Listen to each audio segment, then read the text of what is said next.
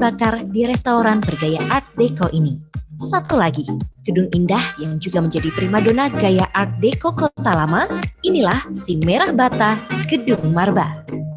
Di balik gereja Belenduk terdapat sebuah mutiara yang tersembunyi, yaitu gedung perusahaan perdagangan Indonesia yang kini difungsikan menjadi galeri industri kreatif. Gairah eleganitas gaya dan budaya dalam memamerkan wastra Nusantara menjadi semangat yang ditampilkan di sini. Berdampingan pula dengan kekayaan khas serta buah tangan dari penggalan masa lampau yang bisa diperoleh di pasar kelitian barang antik.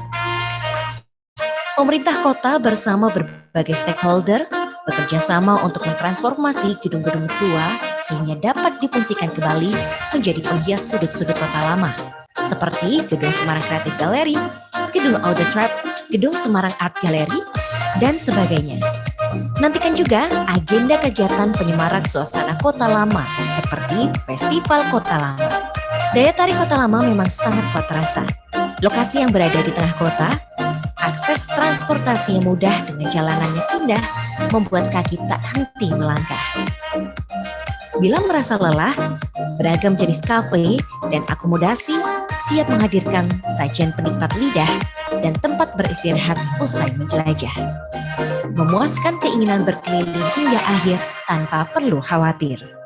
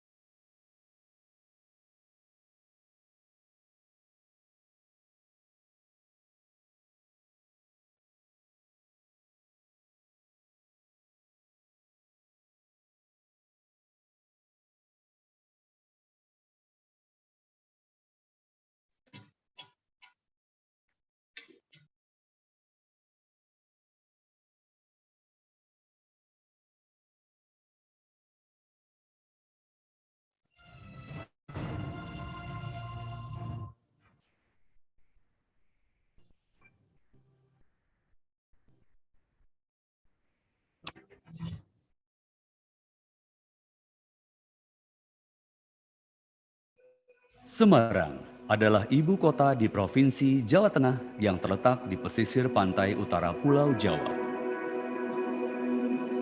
Dengan bangunan-bangunan bersejarah yang masih berdiri tegak, Semarang memiliki suatu keunikan tersendiri yang tidak akan pernah terlupakan oleh pengunjungnya.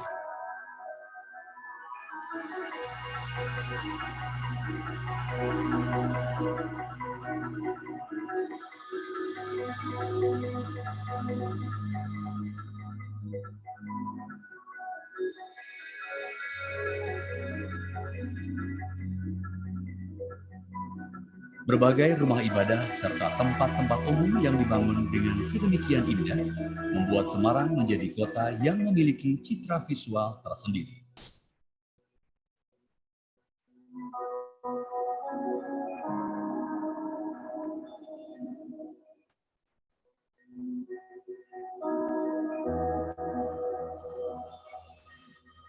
Kendati warganya sangat heterogen, namun kehidupan sosial masyarakat Kota Semarang sangat damai. Toleransi kehidupan umat beragama sangat dijunjung tinggi. Inilah faktor yang sangat mendukung kondisi keamanan sehingga Semarang menjadi kota Indonesia yang sangat baik untuk perkembangan investasi dan bisnis.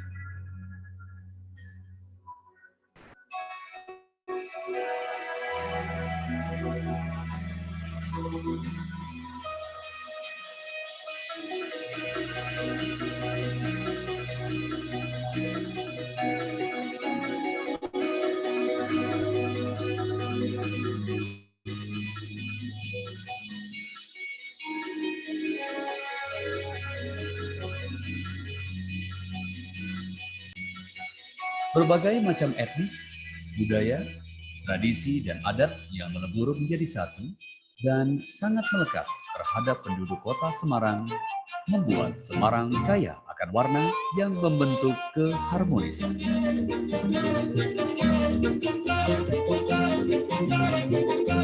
Peninggalan-peninggalan kuno serta cagar alam yang dikelola oleh Dinas Pariwisata Kota Semarang menyajikan suatu pemandangan yang sangat menakjubkan.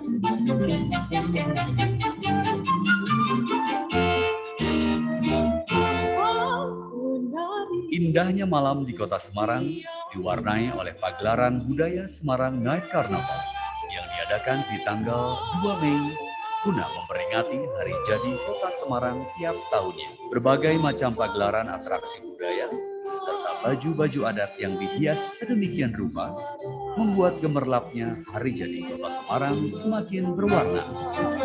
Toleransi serta kerukunan dari berbagai macam etnis dan umat beragama yang terwujud di Kota Semarang membuat kota ini memiliki suasana damai. Terlihat dari semaraknya pawai ogoh-ogoh yang dirayakan tidak hanya oleh para umat Hindu, namun juga dari berbagai macam kalangan dan penduduk di Kota Semarang yang ikut meramaikan meriahnya pawai ogoh-ogoh. Menyambut indahnya bulan suci bagi para umat Islam, Dugderan selalu menjadi tradisi bagi warga.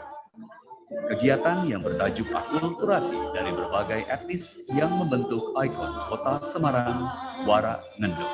Dimeriahkan dengan proses arak-arakan Wara Ngendok, diikuti oleh naga yang mewakili kebudayaan Tionghoa, serta barongan yang mewakili kebudayaan umat Hindu. Tidak lupa, Semarang juga menyajikan kuliner-kuliner khas yang sangat lezat seperti lumpia, bandeng presto, serta masih banyak lagi kuliner yang bisa dinikmati di Kota Semarang.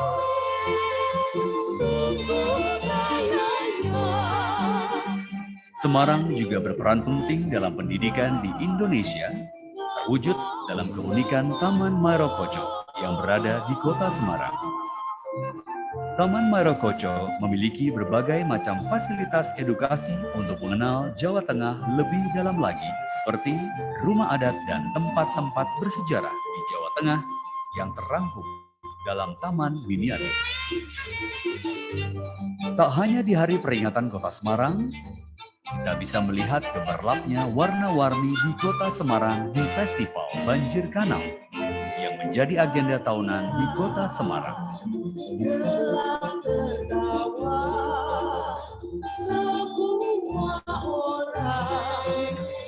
Tempat-tempat peninggalan bersejarah yang tidak lekang dari identitas Semarang yang menjadikan kota ini sebagai suatu tempat yang berkesan dari zaman ke zaman. Terlihat dari kelenteng Sampokong yang menjadi tempat persinggahan Laksamana Cheng Ho yang sempat berlabuh di Kota Semarang.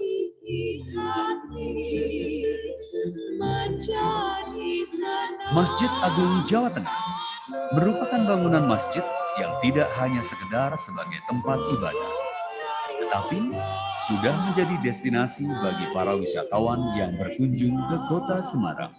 Dengan desain yang unik dan modern, Masjid Agung Jawa Tengah memadukan unsur tradisi Jawa, Arab, dan Roma. Terlihat dari desain dinding luar dengan lengkungan beserta tiang-tiangnya menjadi daya tarik tersendiri bagi Masjid Agung Jawa Tengah dengan keberadaan payung raksasa yang ditempatkan di serambi masjid. Kota Semarang kini tumbuh menjadi salah satu kota metropolitan di Indonesia. Predikat ini tidak menjadikan Kota Semarang lupa akan jati dirinya sebagai kota multikultur.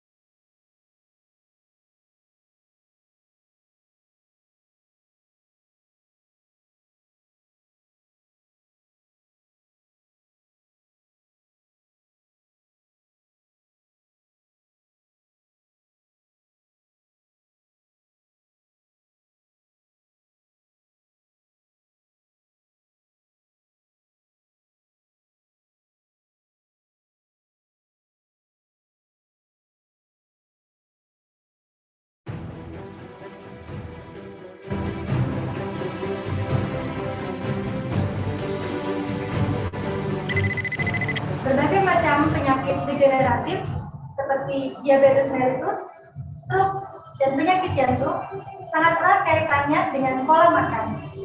Apakah pola makan Anda seperti ini?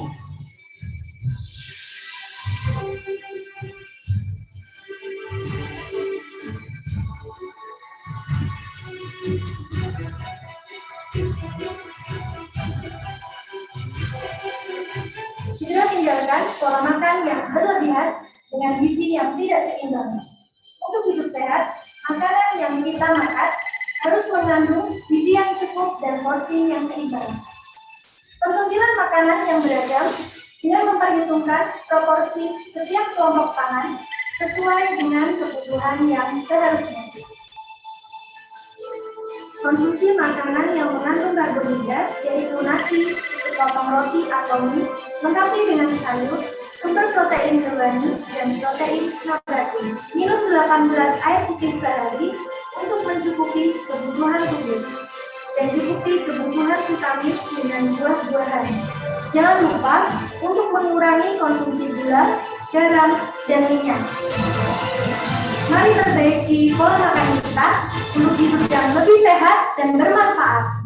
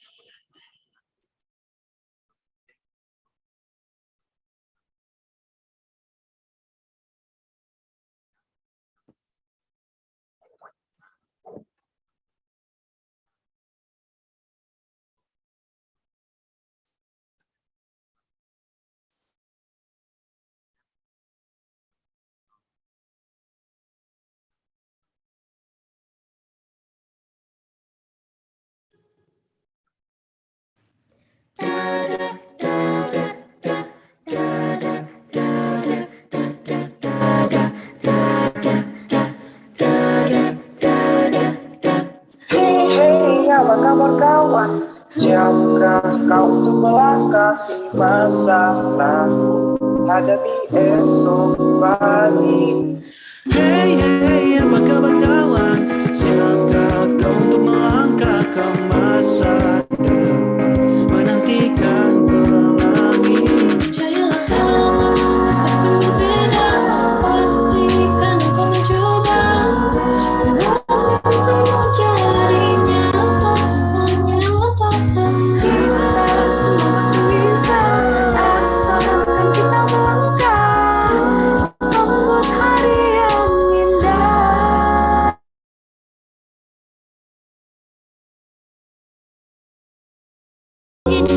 Kita bahagia, kita bahagia, bersama hangat nyaman tadi, nikmati dan lukiskan memori.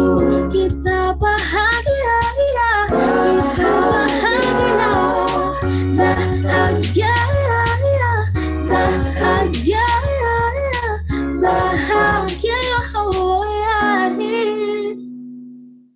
Hey hey, bagaimana kawan? Dapatkah kau menapaki babak baru? Pancarkan semangatmu. Percayalah kawan, esok akan berbeda. Pastikan kau mencoba jangan jadinya. Kita semua pasti bisa, pasti bisa. Kita melangkah sambut hari yang indah. Marilah kita mensyukuri semua berkat dalam hidup ini. Kita bahagia, kita bahagia, bersama hangatnya matahari, nikmati dan lukiskan memori. Kita bahagia, kita bahagia, bahagia, bahagia, bahagia, oh ya. Go clap your hand, this beat gonna make your turn. Gonna clap my hand, so I'm gonna make it burn. Bahagia, Yeah. bahagia, Bet you gonna like this beat, baby, I'm sure. Better make it right, watch guys and you learn. Kita bahagia, oh ya. Marilah kita mensyukuri, nikmati dan lukiskan memori. Kita bahagia, kita bahagia, bahagia,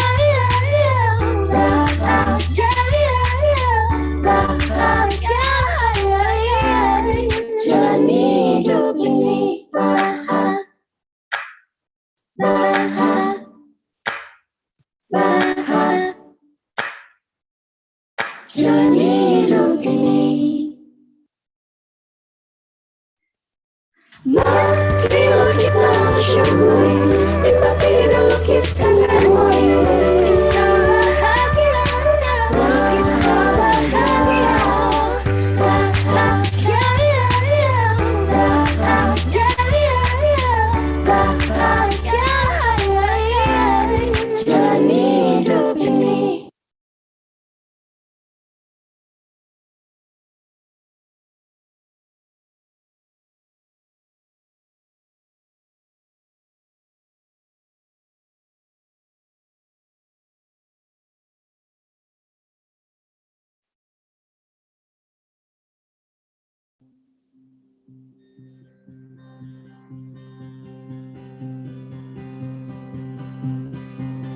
Sandarkan lelahmu dan ceritakan tentang apapun aku mendengarkan. Oh, jangan pernah kau merasa sendiri. Tengoklah aku yang tak pernah pergi. Bagiku kau tetap yang terbaik, entah beratmu turun atau naik. Kadangkala tak mengapa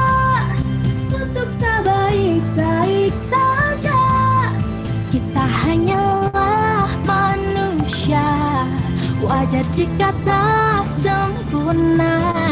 Saat kau merasa gundah, lihat hatimu, percayalah. Segala sesuatu yang pelik Bisa diringankan dengan peluk.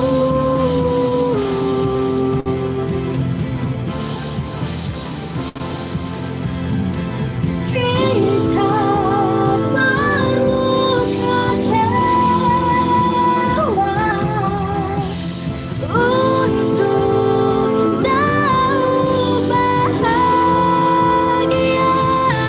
Bukankah luka menjadikan kita saling menguatkan?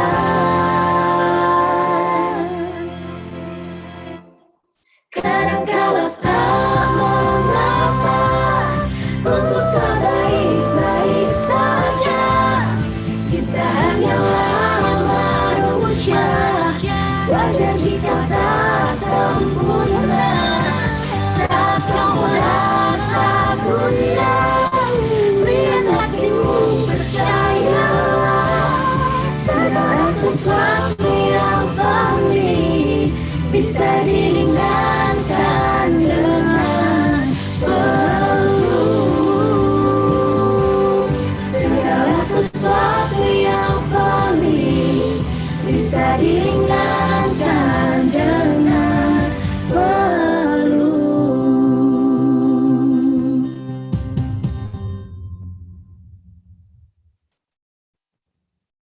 Kadangkala tak mengapa, untuk tak baik-baik saja. Kita hanyalah manusia, wajar jika tak sempurna. Saat kau merasa gundah, lihat hatimu, percayalah. Segala sesuatu yang pelik bisa diringankan dengan peluk. Segala sesuatu yang pelik bisa diringankan dengan peluk.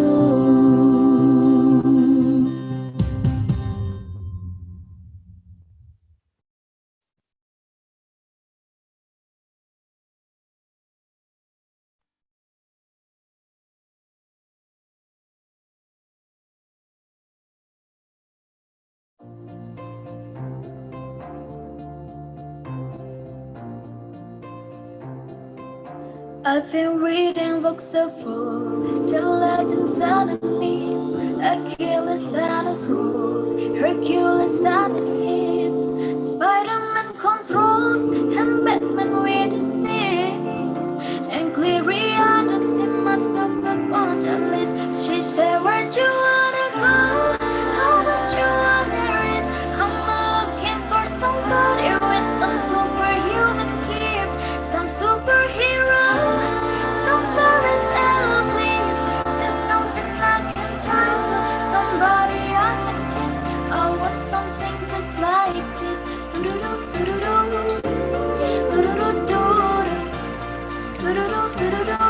Cek I want something just like this. cek.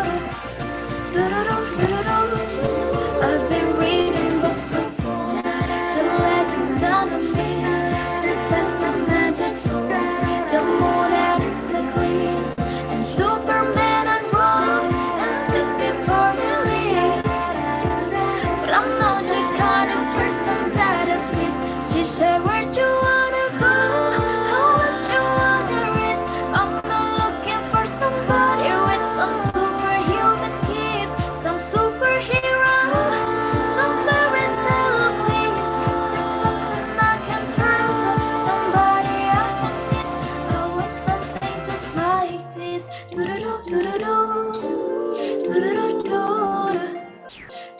do-do-do, I want something just like this. Do-do-do, do-do-do, do-do-do, do-do-do. Where'd you wanna go? How much you wanna risk? I'm not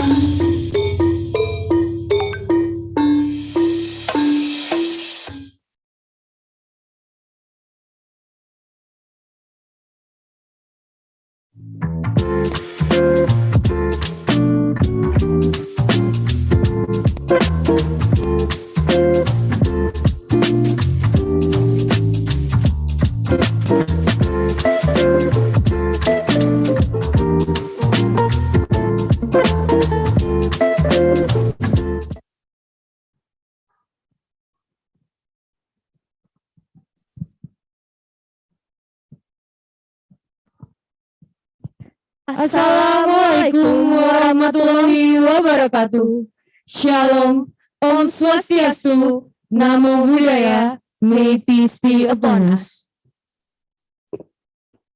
Welcome to the International Nutrition Seminar 2021 with the theme Healthy Food Innovation based on Sustainable Food to prevent non-communicable disease for a better life during the pandemic and the Society Era 5.0.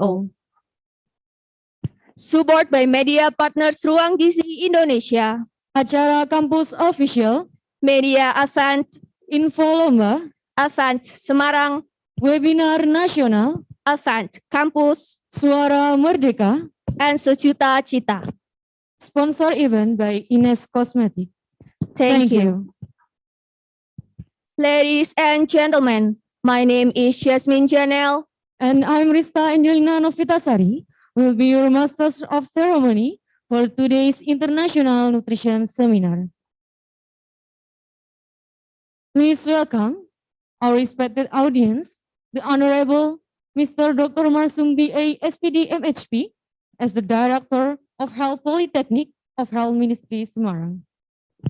Who we respect, Mrs. Susi Dursilawati SKM MSCPH as the Head of Nutrition Department of the Health Polytechnic of Health Ministry Semarang. And please welcome Mr. Febid Wirahmadi, BSGPH MSCPH PhD as the first speakers who will deliver the topic welcoming the new normal era, but to pay attention to nutrition in the Society Era 5.0. Will we respect Mr. Professor Dr. Hadinsyah MS as the second speaker with the material healthy and sustainable local food innovation to prevent non-communicable disease in the Society Era 5.0. Whom we respect Mrs. Erika Barakwit Tabwa, R&D PhD as the third speaker who will deliver the material innovation in food technology for health in Society Era 5.0. Will we respect Assistant Professor Hasna Haron as the fourth speaker with the material identification of frequently available street food to strengthen salt reduction action in Malaysia. And our respect, Mrs. Dian Luvita Prastia Muninger as DZMSG and Mrs. Michelle Laura as moderator in this International Nutrition Seminar. On behalf of the organizing committee that made this seminar possible, I would like to extend a warm welcome to all of you.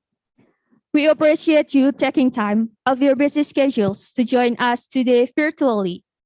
At today's International Nutrition Seminar, hosted by the Student Association of Nutrition Department, Health Polytechnic of Health Ministry Semarang, entitled Healthy Food Innovation Based on Sustainable Food to Prevent Non-Communicable Disease for a Better Life during the Pandemic and the Society Era 5.0. Allow me to read the following schedules for today's International Nutrition Seminar.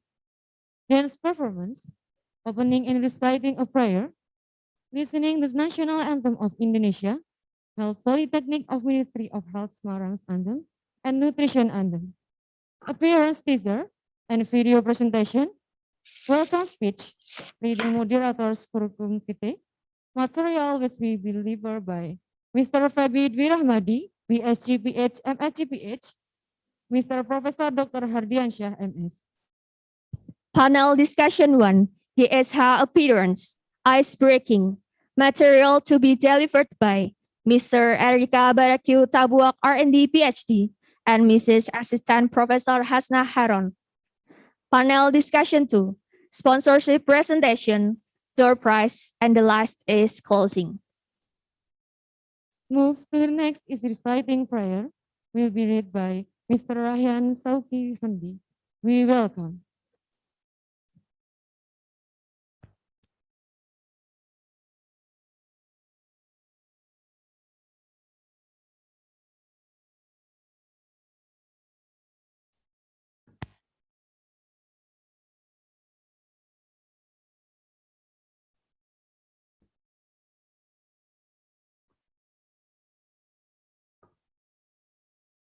Assalamualaikum warahmatullahi wabarakatuh.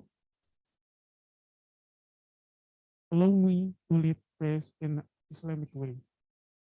Ladies and gentlemen, please be pleased to adjust according to their respectively. A'udzu billahi minasyaitonir rajim. Bismillahirrahmanirrahim. Hamdan syakirin, hamdan naimin, hamdan yuafihi ni'mahu wa yukafi mazidah. Ya Rabbana lakal hamdu kama yang bagi lil jalali wajikal karomi wa azimi sultan. Oh Allah, our Lord, all praise be to you, the preserve of the universe. All praise for the gift and preserve that you bestow on us. Allahumma salli wa sallim ala Sayyidina Muhammadin wa ala alihi wa sahbihi ajmain. Asyhadu an la ilaha illallah wa asyhadu anna Muhammadar Rasulullah.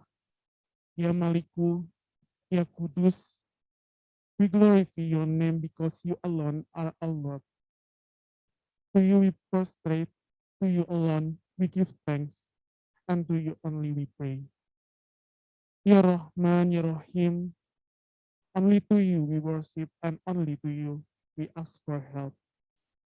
Today, we get help for the International Nutrition Seminar with the theme Innovation to Create a Healthy and Sustainable Food to Prevent Non-Communicable Disease during the normal and the society era 5.0. Therefore, O Allah, fill this meeting with kindness from beginning to end. O Allah, who knows best, will do with your goodness, bless us always with your destiny, and make our hearts always happy with your gift. O my Lord, open my chest and smooth my tongue and make my affairs as Allahumma arinal haqqa warzuqna tiba'ah wa arinal batila warzuqna tinabah. O Allah, so as that what is the right is right and give us the strength and ability to carry it out. And so as that what is wrong and give us the strength and ability to live it. O Allah, give help to us, our families, and our teacher and lecturer, and keep this COVID-19 pandemic away, so that we can gather and do activities like before. Rabbana atina fid dunya hasanah wa fil akhirati hasanah wa qina adzabannar. Wassallallahu ala Muhammadin wa ala alihi wa ashabi ajmain. Subhanaka rabbika rabbil izzati amma yasifun. Wassalamun ala mursalin. Walhamdulillahi rabbil alamin. Wassalamualaikum warahmatullahi wabarakatuh.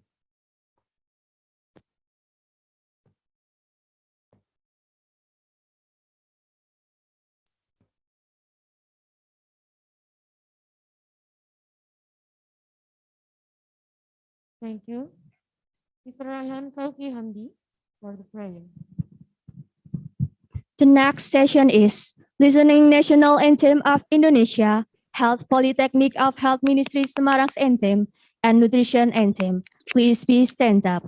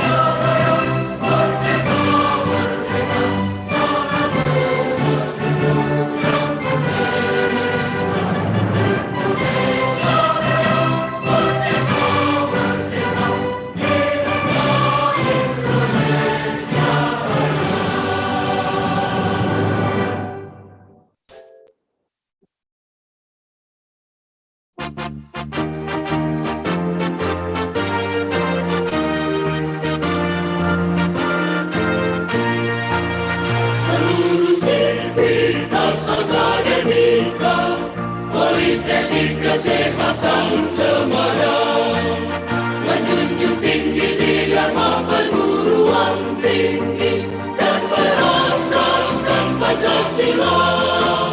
Mari kawan kita bangun negara, kita wujudkan masyarakat sehat. Dalam tubuh dan jiwa sehat akan tercipta negara yang kuat. Rakyat menunggumu, ulurkan tanganmu, bantu saudaramu bersama alma matermu. Tingkatkan ilmumu, gerakkan mampumu, bangunlah negara Indonesia Jaya.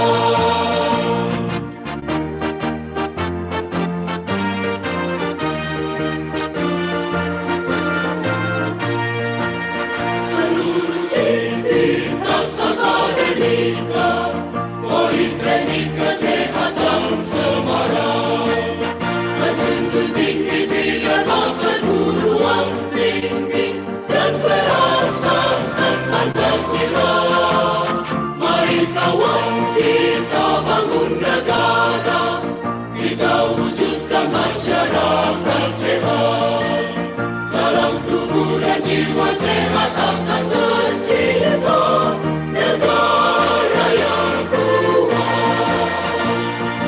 Rakyat menunggumu, ulurkan tanganmu, bantu saudaramu bersama alma matermu.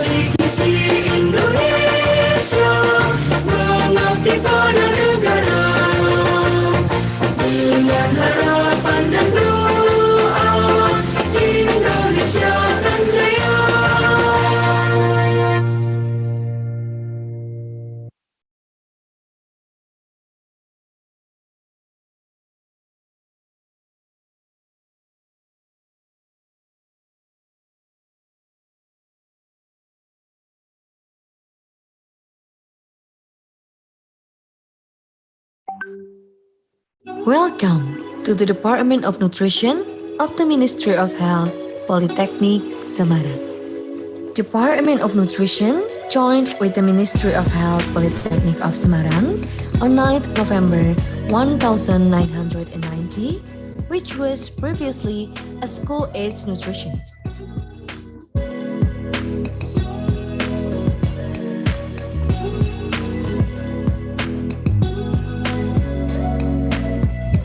The vision and missions of the Department of Nutrition.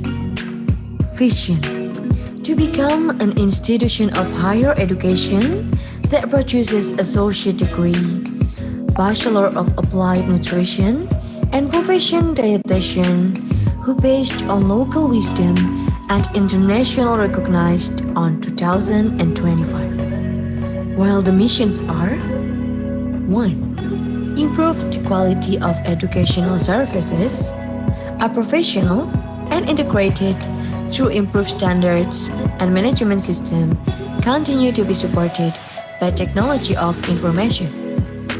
2. Improve the quality of service and public service to meet the needs of the development program in the field of nutrition. 3. Encourage productivity and quality of human resources to improve the implementation of the three dharma of the university. 4. Develop research based on local wisdom and improve the quality of research publications and community service to meet the needs of development programs in the health sector. 5. Organize program innovations through the support of internal and external resources through cross-program and cross-sector collaboration. The campus of the Nutrition Department, that is on Campus 3, is located at Walter Mongin City Street, number 115, Pedurungan Tengah, Semarang City, Central Java. The campus of the Nutrition Department is committed to creating a nutrition expert associate, Bachelor of Applied Nutrition, and the professions of dietitian superior based on local wisdom. The learning environment of the campus of the nutrition is amicable and has supportive teaching and learning activities. Existing the facilities, they are comfortable and air-conditioned classrooms, space faculty and staffs who facilitate the students,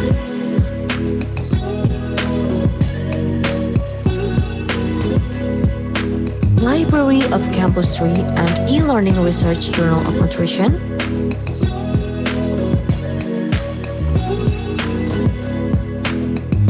mosque,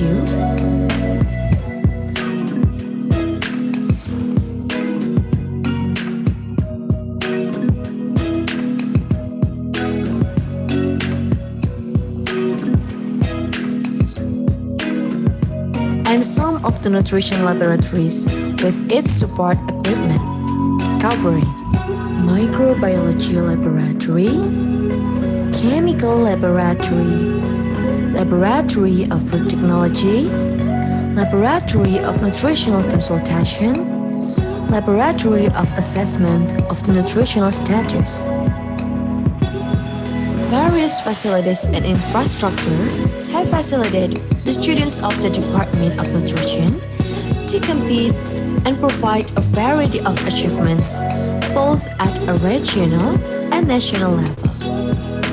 Discussion and interaction between students have also been used today, so that knowledge transfer is running smoothly and effectively. It's a pride to join the health campus with friendliness and superior facilities, making the nutrition department one of the favorite departments of the students of Health Polytechnic of the Ministry of Health Semarang. Welcome to the big family of the Department of Nutrition, Ministry of Health, Polytechnic of Semarang.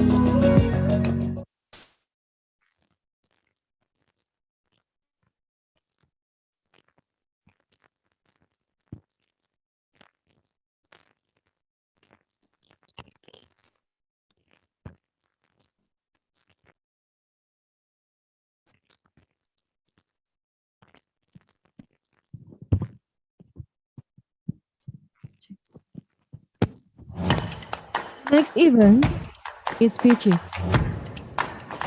The first speech.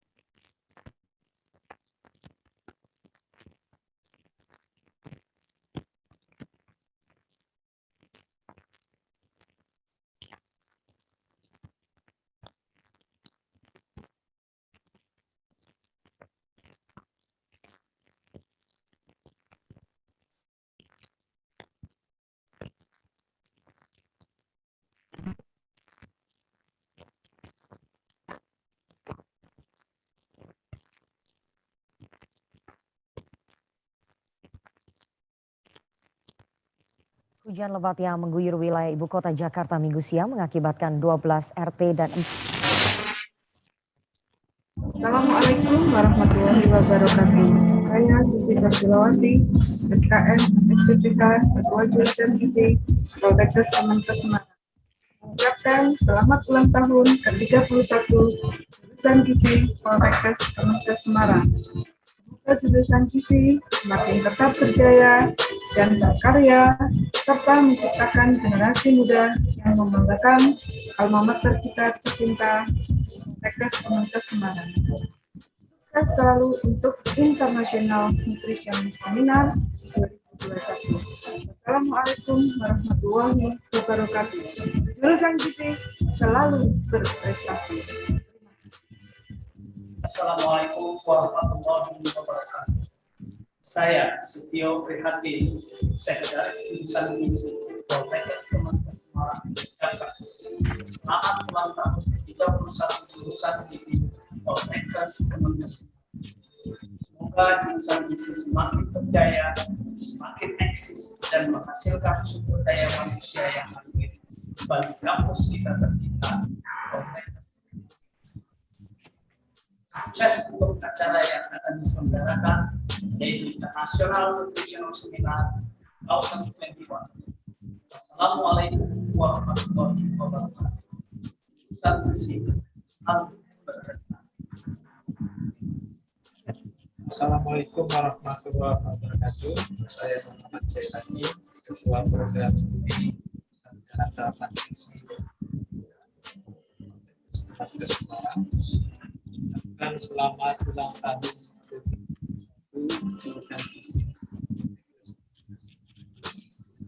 Semoga jurusan gizi semakin unggul, ya, masih berjaya untuk kampus kita tercinta, Poltekkes Kemenkes. Sukses untuk acara yang akan diselenggarakan nasional.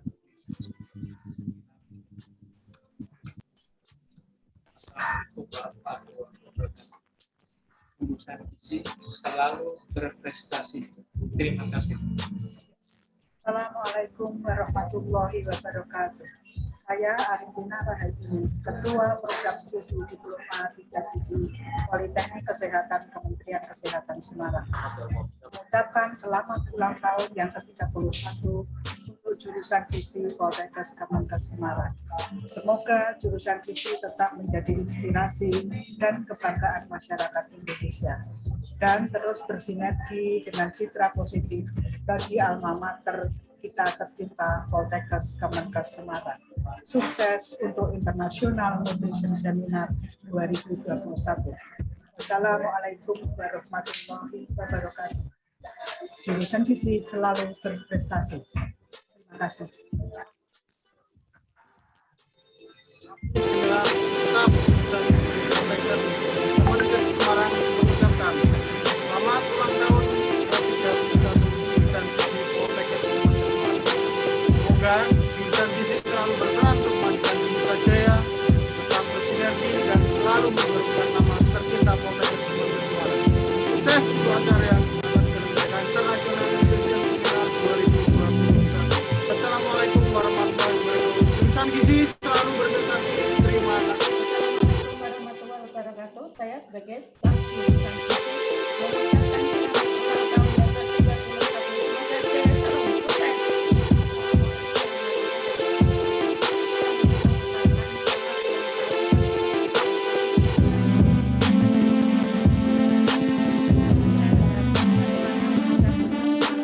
Kami mahasiswa jurusan gizi mengucapkan selamat ulang tahun ke-31 jurusan gizi Poltekkes Kemenkes Semarang.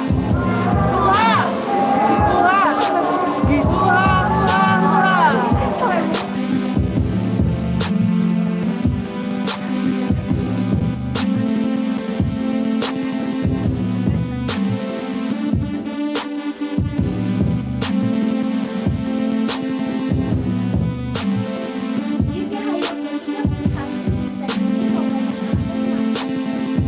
Kemenkes Semarang yang ke-31.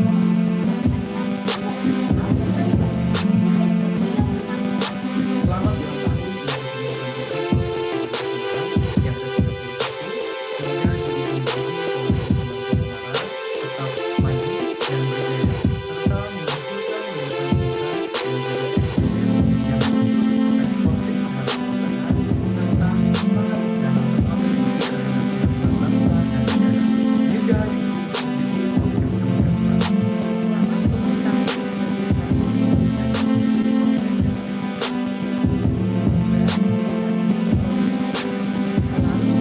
jurusan gizi Poltekkes Kemenkes Semarang. Assalamualaikum warahmatullahi wabarakatuh. Salam sejahtera untuk kita semuanya. Kami, Direktur Poltekkes Kemenkes Semarang, mengucapkan selamat ulang tahun ke-31 jurusan gizi Poltekkes Kemenkes Semarang. Semoga jurusan gizi semakin jaya dan terus maju dengan citra positif, memberikan warna dan prestasi bagi kampus kita tercinta Poltekkes Kemenkes Semarang. Sukses juga untuk acara yang akan diselenggarakan, yakni International Nutrition Seminar 2021.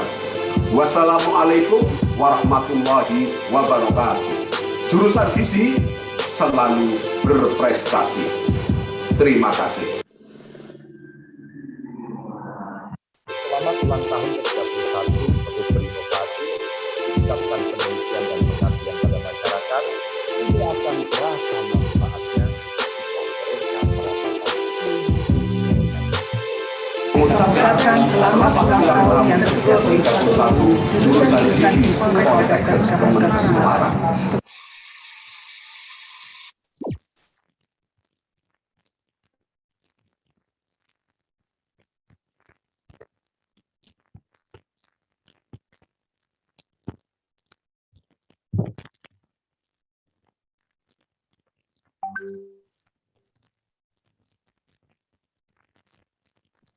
The next event is speeches. The first speech is from the head of committee. Please, Mrs. Ajeng Wahyu Noviana, to deliver your speech.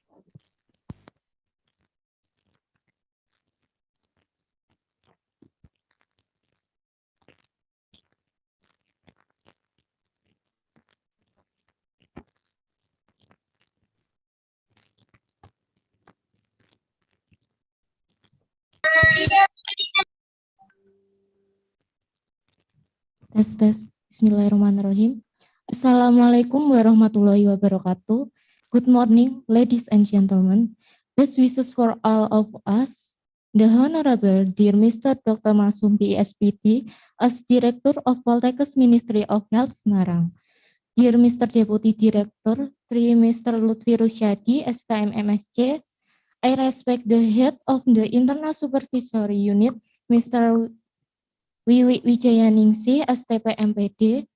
I respect the head of department at Poltekkes Ministry of Health Semarang. I respect Mrs. Susi Tursilawati, SKM MSI PH, as the head of Department of Nutrition.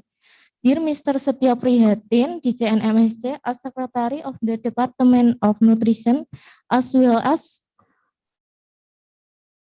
the Honorable Head of the Undergraduate Program in Applied Nutrition, dear Head of the Diploma 3 Nutrition Study Program, Mrs. Arintina Rahayuni, STP MPD. I respect the lecturer and staff of the Department of Nutrition, Poltekkes Ministry of Health Semarang, and the happy participant of IONS 2021. Don't forget to welcome the speakers of IONS 2021, namely Mr. Faibi Dwi Rahmadi, PhD, PH, MSc, PH, PhD, the lecturer in Global Health at Griffith University School of Medicine as the session chair as the first speaker. Prof. Dr. Hedin Shah, MS, the chairman of the Association of Indonesian Nutrition Higher Education Institution or ID as the second speaker. Miss Erika Barakuyota Buak, RND PhD from Laguna State Polytechnic University of the Los Banos, Philippines as the third speaker. Mrs. Prof. Hasna Harun from University Kebangsaan Malaysia as the fourth speaker, serta para tamu undangan yang sudah meluangkan waktunya untuk hadir di sini. Lecturer and staff on the Nutrition Department of the Health Polytechnic of Health Ministry Semarang, and all of our beloved international seminar participants. Alhamdulillah, first of all, let's thanks to Allah Subhanahu wa Ta'ala because of the abundance of grace and joy that Allah gave to us. Now we can gather in this occasion without any obstacle and in a good condition. Salawat and salam be upon our Prophet Muhammad Sallallahu Alaihi Wasallam. May we all get syafaat from him. Amin. Ladies and gentlemen, on this occasion, on behalf of the chairperson of the IONS 2021 and IONS 2021 Committee, I would like to welcome and thank all the webinar participants and speakers who have attended and participated in this activity. IONS 2021 is an annual work program of the Nutrition Student Occasion of the Research and Development Division and coincides with the 31st anniversary of the Nutrition Department 2021 with the theme Innovation to create a healthy and sustainable food to prevent non-communicable diseases during new normal and the society era 5.0. The target of this seminar are students, educators, health observers, and the general public both in Indonesia and abroad. For the IONS 2021 webinar participants report that are two participants who are divided into Zoom and YouTube portal. With the IONS 2021 event, I hope we can take a lot of positive things and useful knowledge. Billahi taufiq wal hidayah. Wassalamualaikum warahmatullahi wabarakatuh. Thank you.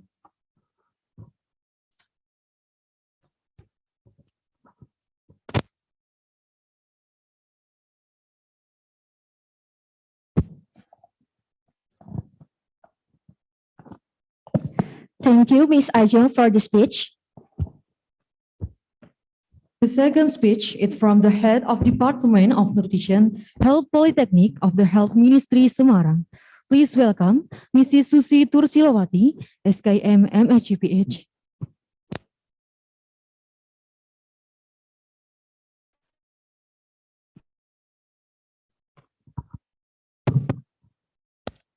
Assalamualaikum warahmatullahi wabarakatuh. Good morning, ladies and gentlemen.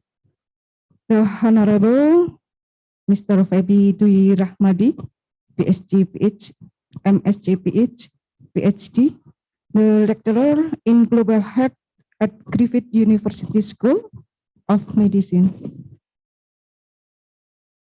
The Honorable Professor Dr. Hardin Shah, MSI, the Chairman of the Association of Indonesian Nutrition Higher Education Institution. Maybe I would say hello. Maybe Prof. Hardin is already joined with us. Thank you. The Honorable Mrs. Erika Barokuil Tabuak, RND, PhD, from Laguna State Polytechnic University of the Los Banos, Philippines. Associate Professor Hasna Harun from University Kebangsaan Malaysia. The distinguished Dr. Marsum, PA, SPD, MHP, as the Director of Health Polytechnic of Health Ministry Semarang. The first, second, and third Deputy Director of Health Polytechnic of Health Ministry Semarang. Thank you very much to Bapak Lutfi.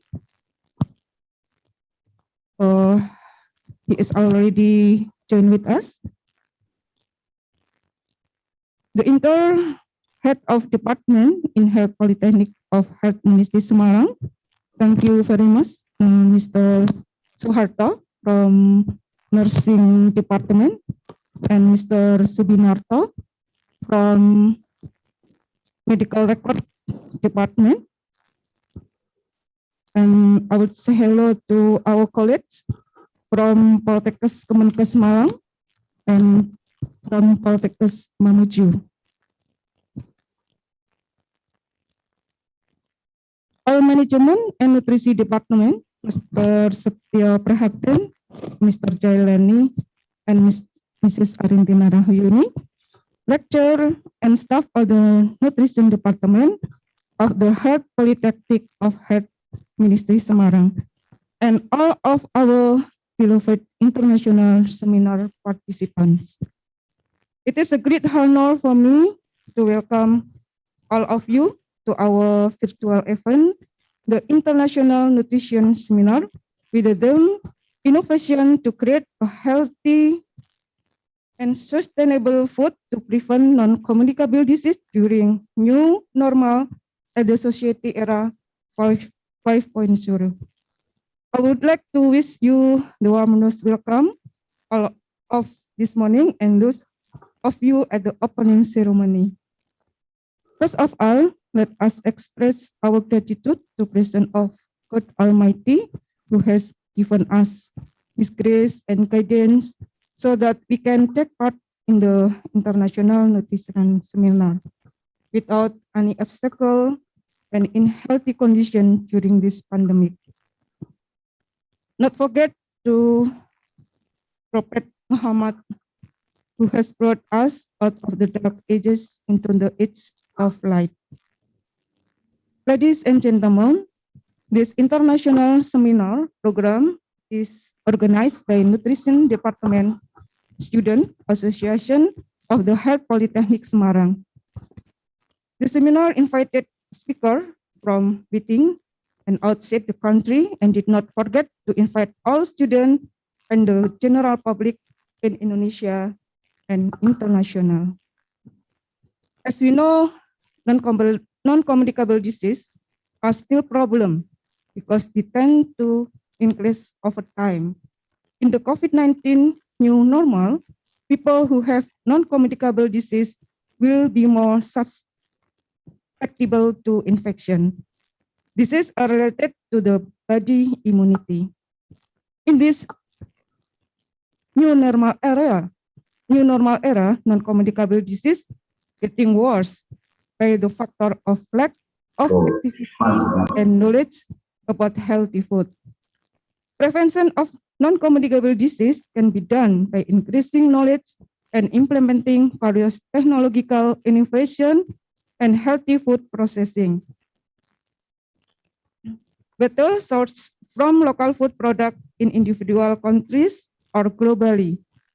COVID-19 that has lasted more than 1 year requires us to adapt and coexist with the current situation and still adhere to healthcare protocols in a new normal situation with technological advance toward the era of society 5.0.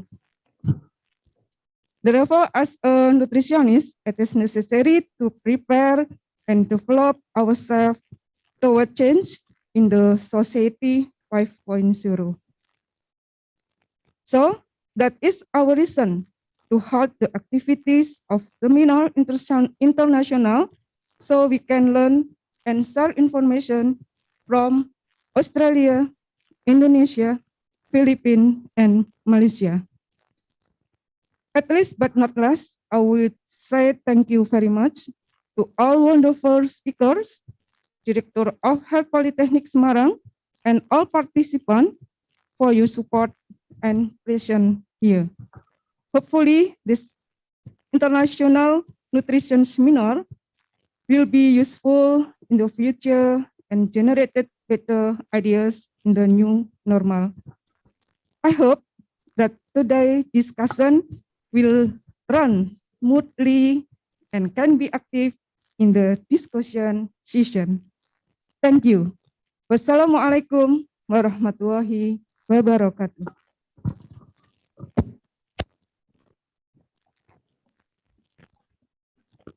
Thank you to Mrs. Susi Tursilawati, SKM MSc for the speech that has been delivered. We also want to say thank you to Mrs. Susi Tursilawati, SKM MSc for joining with us today in this room, and we let you to be able to join with us by virtually. Next is a speech from the Director of Health Polytechnic of Health Ministry Semarang to Mr. Marsum BA SPD MHP, or those who represent. Please give your speech.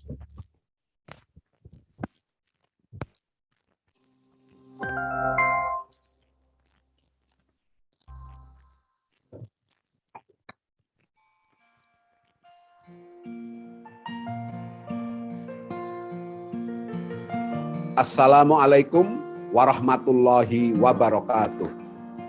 Selamat pagi dan salam sejahtera untuk kita semuanya. Salam sehat, sehat Indonesia, bersyukur. Good morning, ladies and gentlemen. Best regard and best wishes for all of you. The Honorable Speaker, Mr. Febi Dwi Rahmadani, PhD, MSc, PhD from Griffith University, Australia, Professor Dr. Hardinsah, MS from Association of Indonesian Nutrition Education Institution or IB Indonesia, Mr. Erika Barakulo Tabuak, R&D, PhD from Los Banos University, Philippines, and Associate Professor Hasna Harun from University Kebangsaan Malaysia. The Head of Nutrition, Ibu Susi Tursilawati, SKM MPH. The Head of Department in Polkesmar or Representative, Secretary Department, Head of Study Program, and also lecturers, students from Department of Nutrition of Polkesmar, and all distinguished guests, sponsors, and all participants of international seminar. On behalf of the Health Polytechnic of Semarang, I wish to extend warm welcome to all participants who virtually gathered here today. It is a great honor and privilege from me to welcome all participants today International Online Nutrition Seminar. Special session was organized by the Student Association of Nutrition Department Health Polytechnic of Semarang in partnership with Indonesian Nutritionist Association. Ladies and gentlemen, non-communicable disease have become a major public health problem. Globally, non-communicable disease become the biggest cause of death. The prevalent rates of non-communicable disease is still ongoing, and this has been treating since young. One way to prevent non-communicable disease is to eat healthy food. Therefore, the Student Association of Nutrition Department organized the international seminar innovation to create a healthy and sustainable food to prevent non-communicable disease during new normal and the society era 5.0.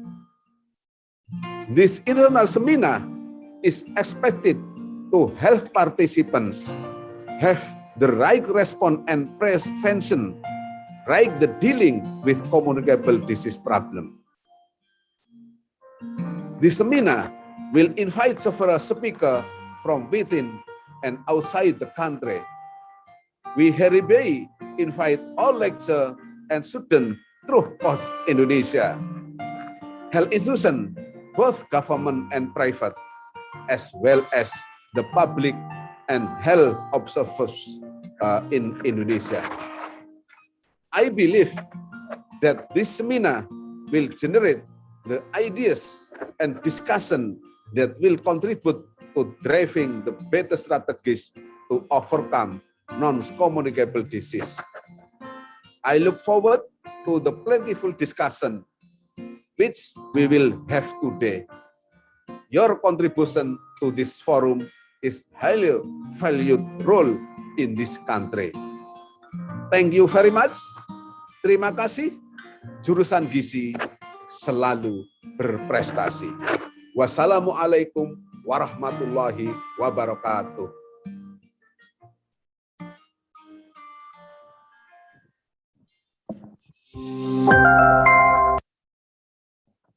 Thank you to Mr. Dr. Marsum BE, SPD, MHP for the speech that has been delivered. Thank you for the energetic opening message for today's International Nutrition Seminar entitled Innovation to Create a Healthy and Sustainable Food to Prevent Non-Communicable Disease During the New Normal and the Society Era 5.0 from the Director of Semarang Health Polytechnic. Hereby, this International Nutrition Seminar by theme Innovation to Create a Healthy and Sustainable Food to Prevent Non-Communicable Disease During New Normal and the Society Era 5.0 officially opens.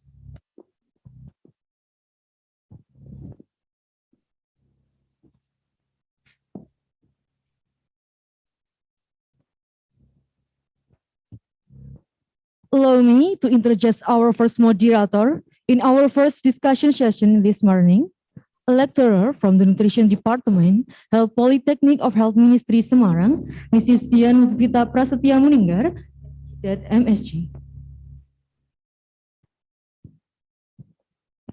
Dian Lutfita Prasetya Muninggar, MSc, Educational History, Health Polytechnic of Health Ministry Semarang, Diploma of Nutrition, 2020. University of Gajah Mada, Yogyakarta, Master of Science in Basic Medicine and Biomedical Science, 2016. Brawijaya University, Malang, Bachelor of Science in Health Nutrition, 2012. Work experience, Assistant Research IPED, Studi Pediatric Research Official, FK UGM, RSUP, Dr. Sajito. Halal Auditor LPPOM, MUI, Jawa Tengah, Lecturer Nutrition Department, Health Polytechnic of Health Semarang. Editorial Team Jurnal Riset Gizi, Health Polytechnic of Health Ministry Semarang.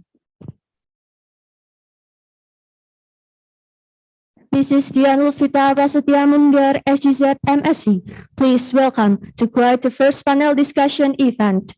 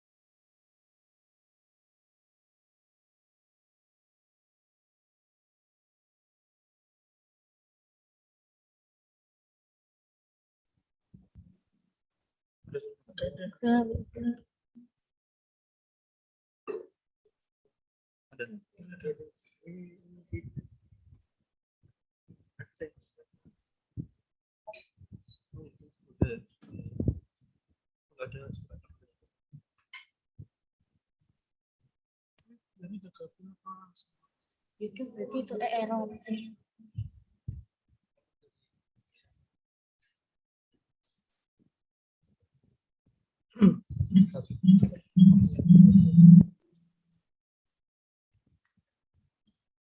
Usah. Nih, langsung.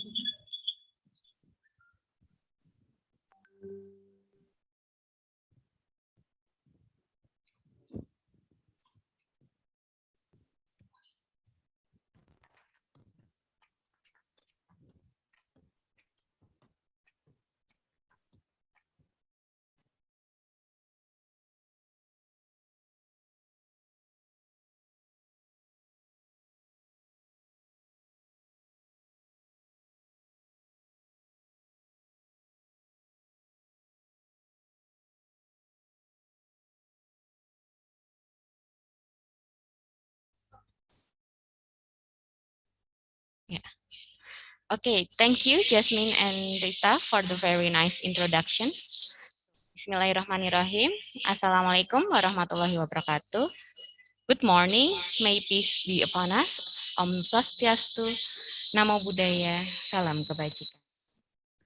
Greeting and good day for all honorable speaker, distinguished guests, valued colleagues, and participants, whether who join in the Zoom meeting and those in YouTube.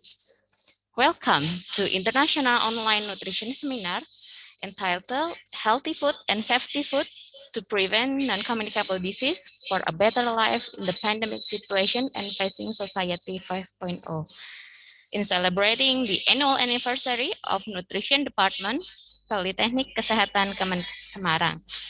And this international online seminar was organized by Nutrition Student Association of Nutrition Department of Politeknik Kesehatan Kementerian Kesehatan Semarang. And we are very thrilled to have you join us online. And thank you for taking your time and participating in this online nutrition seminar. My name is Dian Lutfita Prasetya Muninggar, and I'll be your moderator for the next hour. As you can see from my CV, I'm also the very proud alumni and currently working as a lecturer in Nutrition Department Politeknik Kesehatan Kemenkes Semarang. And this year marked as 31 annual anniversary of Nutrition Department Politeknik Kesehatan Kemenkes Semarang, with a long and very proud history of Nutrition Department.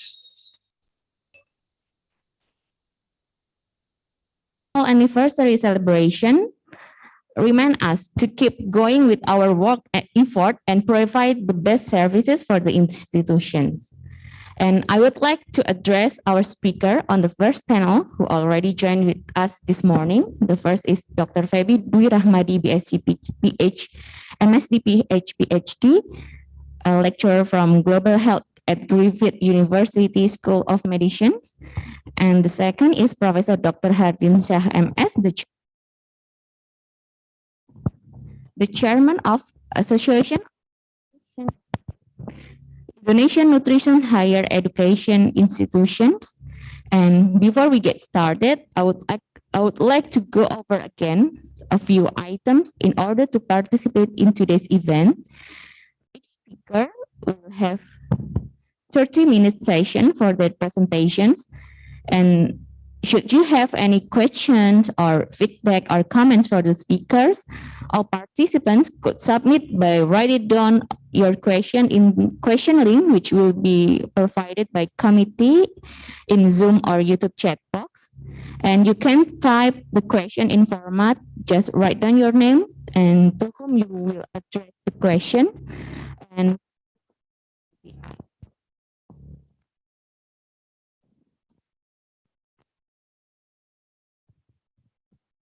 the participant can write down the question by write down your name and to whom you will address the question and the question that you will be asked. And you may send the question anytime during your presentations, and we will collect the question and convey them to the speakers at the end of the presentation. And as an effort to provide participants with timely topic and interesting speakers, we also appreciate if you will fill the evaluation card, which will be provided at the end of the seminar. And now let's moving along and get started to our seminar sessions. Let's proceed to our very first speaker. It is a great pleasure to introduce Dr. Feby Dwi Rahmawati, BSc-PH, MSc-PhD from Global Health at Griffith University School of Medicine as the first keynote speaker in today's International Online Nutrition Seminar. He will be talking on his expert opinion on welcoming the new normal era, what to pay attention to nutrition in the society era 5.0. And Dr. Feby has a long many experience in the field of global health, emergency response operations, disaster risk reductions, climate changes adaptations, health program planning and evaluations, and also community participation and development since 2004, and he's currently working as a lecturer in Global Health School Medicine in Griffith University, Queensland, Australia since 2016, and also a program coordinator in Center for Environment and Population Health since 2015. And he has with honor and recognized internationally on various occasions, and as you can see on his CV. And Dr. Feby also actively has a role as a several project investigator and also has published for many journal publications. And without further ado, I will turn the session over to Dr. Feby Dwi Rahmawati, BSc-PH, MSc-PH, PhD, to begin the presentation. And Dr. Feby, you have 30 minutes to present your presentation. The time is yours. Thank you, Mbak Dian. Thank you for the introduction as well. First of all, please allow me to share my screen if that's possible. Can you please allow me to share my screen so that I can control my own presentation? Yes. All right. Okay. Thank you. Yes.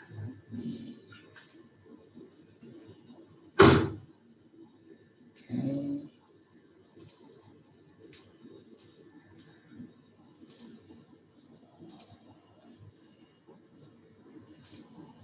All right. Yes. Okay, can you see my screen? Yes, we can see clearly your screen, Dr. Feby. Thank you so much. Okay, so thank you so much for having me. It's a pleasure for me to be in this conference. I think this conference is very important and the topic is very timely as well, especially in the context of COVID-19 and also post-COVID-19. And also it's a pleasure for me to be here because I also have one of my senior, Ibu Susi, because she did her master at Griffith University as well. So thank you so much, Ibu Susi, for inviting me to be in this conference. So, because I am the first speaker, so what I'd like to do, I'm going to provide you with the backgrounds. Okay, so it is very important for us to understand the problems before we try to identify what will be the potential solutions, which is, so we are hoping new normal to be the solutions, because we don't want new normal to be another problem, right? And also society 5.0, what is it? Okay, is it going to be another problem for public health and also particularly in the context of nutrition? Or is it going to be lots of opportunities, lots of, good things that we can get from that society 5.0? But before I talk about that, I would like to talk about the problem that we are facing at the moment. Can you hear me quite clear? But yeah, so I just want to make sure before I continue my presentation. Yes, we can hear your voice very clearly. Okay, so first of all, I'd like to introduce my university. So I would like to welcome you all to visit us at Gold Coast campus. So I'm currently sitting at Gold Coast campus, which is about 80 kilometers from Brisbane. So Brisbane is the capital city of Queensland. So this is Queensland. Australia is like this. It's like the whole continent, like the whole island. It's a very, very big island.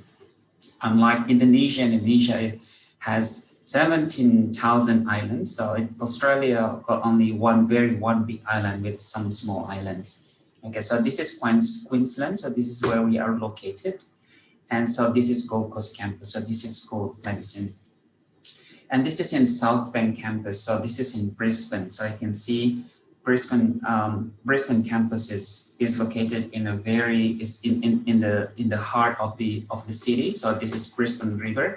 So if you go to Brisbane, you have to visit this place. So this is like the landmark, which is the South Bank. Okay. Just want to introduce for those who haven't been to Brisbane or to Griffith University. So if you plan to come to Brisbane, so just contact me. Okay. Okay, so first of all, as I mentioned earlier, so we need to understand what are the problems that we are currently facing. So if you look at this one, so I took this from the latest global risks report that published every year. So this is actually from the World Economic Forum. So this was the one that was published in 2020. So if you look at this, so they're looking at, because they are economists, right, businessmen, right? So they need to understand what are the problems, what are the threats. So before they're doing business, they're very good in terms of impact analysis, likelihood, so looking at the risks. So this is about risks management. So if you look at this one here, so this is the X and Y. So we have impact and livelihood. So the green color is those related to climate. And then we have the orange color. So orange color is related to human activities. So here we have weapons of mass destructions, right? That's going to be a very big impact if that happens. But the likelihood of this event happen is quite small. Okay, so if you look at this one here. But if you look at this one here, we have climate action failure, we have biodiversity loss, human environmental damage, which is also related to human, actually, not only climate change, extreme weather events, natural resources crisis. So the likelihood is more than 3.2, which is quite possible to happen. Okay, and the impact, if you look at this, so the impact if this thing happen, so the impact is going to be very high. So if you look at this one, the other, we can see digital inequality. So that is going to be discussed as well in the context of society 5.0, and etc. So interstate conflicts. So fortunately in Indonesia, we don't have much like this. Hopefully we don't have much social conflicts, because that could also add to the problem. Okay, so hopefully we, as a nation, so we are, peaceful. There is no interstate conflict or ethnicity conflicts. So that is very important for us to make sure that we live in a peaceful, peaceful environment, so that we will be able to deal with the other threats. Okay, so these are the things that we are currently facing. If you look at this one here, this is epidemiological study in climate change era. So if you look at this, this is the similar to the epidemiological triad: host, pathogen, or pathogen and environment, or transmissions. So with these three things, interact each other between host, pathogen, transmissions, or environment. So that can, lead to a particular disease or illness, right? So like now we have COVID-19. In the future, maybe we have another, infectious diseases we don't know yet at the moment. However, if you look at this, climate change has a very, very close, connection with all this, epidemiological triad. We have temperature, precipitations, wind and dust, others. Okay, so we have pollutions, like pollutions in the context of Indonesia, we have PM 2.5, for instance. So those things need to be also considered as the underlying factors. Okay, so with these ones here, so that will create, things like, vector-borne disease, waterborne disease, foodborne, airborne, and etc. Okay, so we have human society here. So the human society will be impacted with all these things. With the system there, so here we have the red color there, the red box. So this is where human, will has contributions. So if there is any like unsustainable development, so let's say we build houses in very close to the wild forest, or we change wild forest into human settlements. So that could also create a very, a serious problems, which is, influence the balance, the habitats will be broken. So that could create systemic failure, and that could lead to a potential disease coming or disaster. So I'm sorry if it is a bit blurry. So this is, I took this from the Lancet report. So this is more about the telling us that human activity has dominant influence. Okay, dominant influence on the environment. Let me just turn off my WhatsApp because it's beeping. Where's my WhatsApp? Okay, sorry for the interruption. So you can see here. So, and we are currently living in the age of Anthropocene. So age of Anthropocene. So that is the age of the world.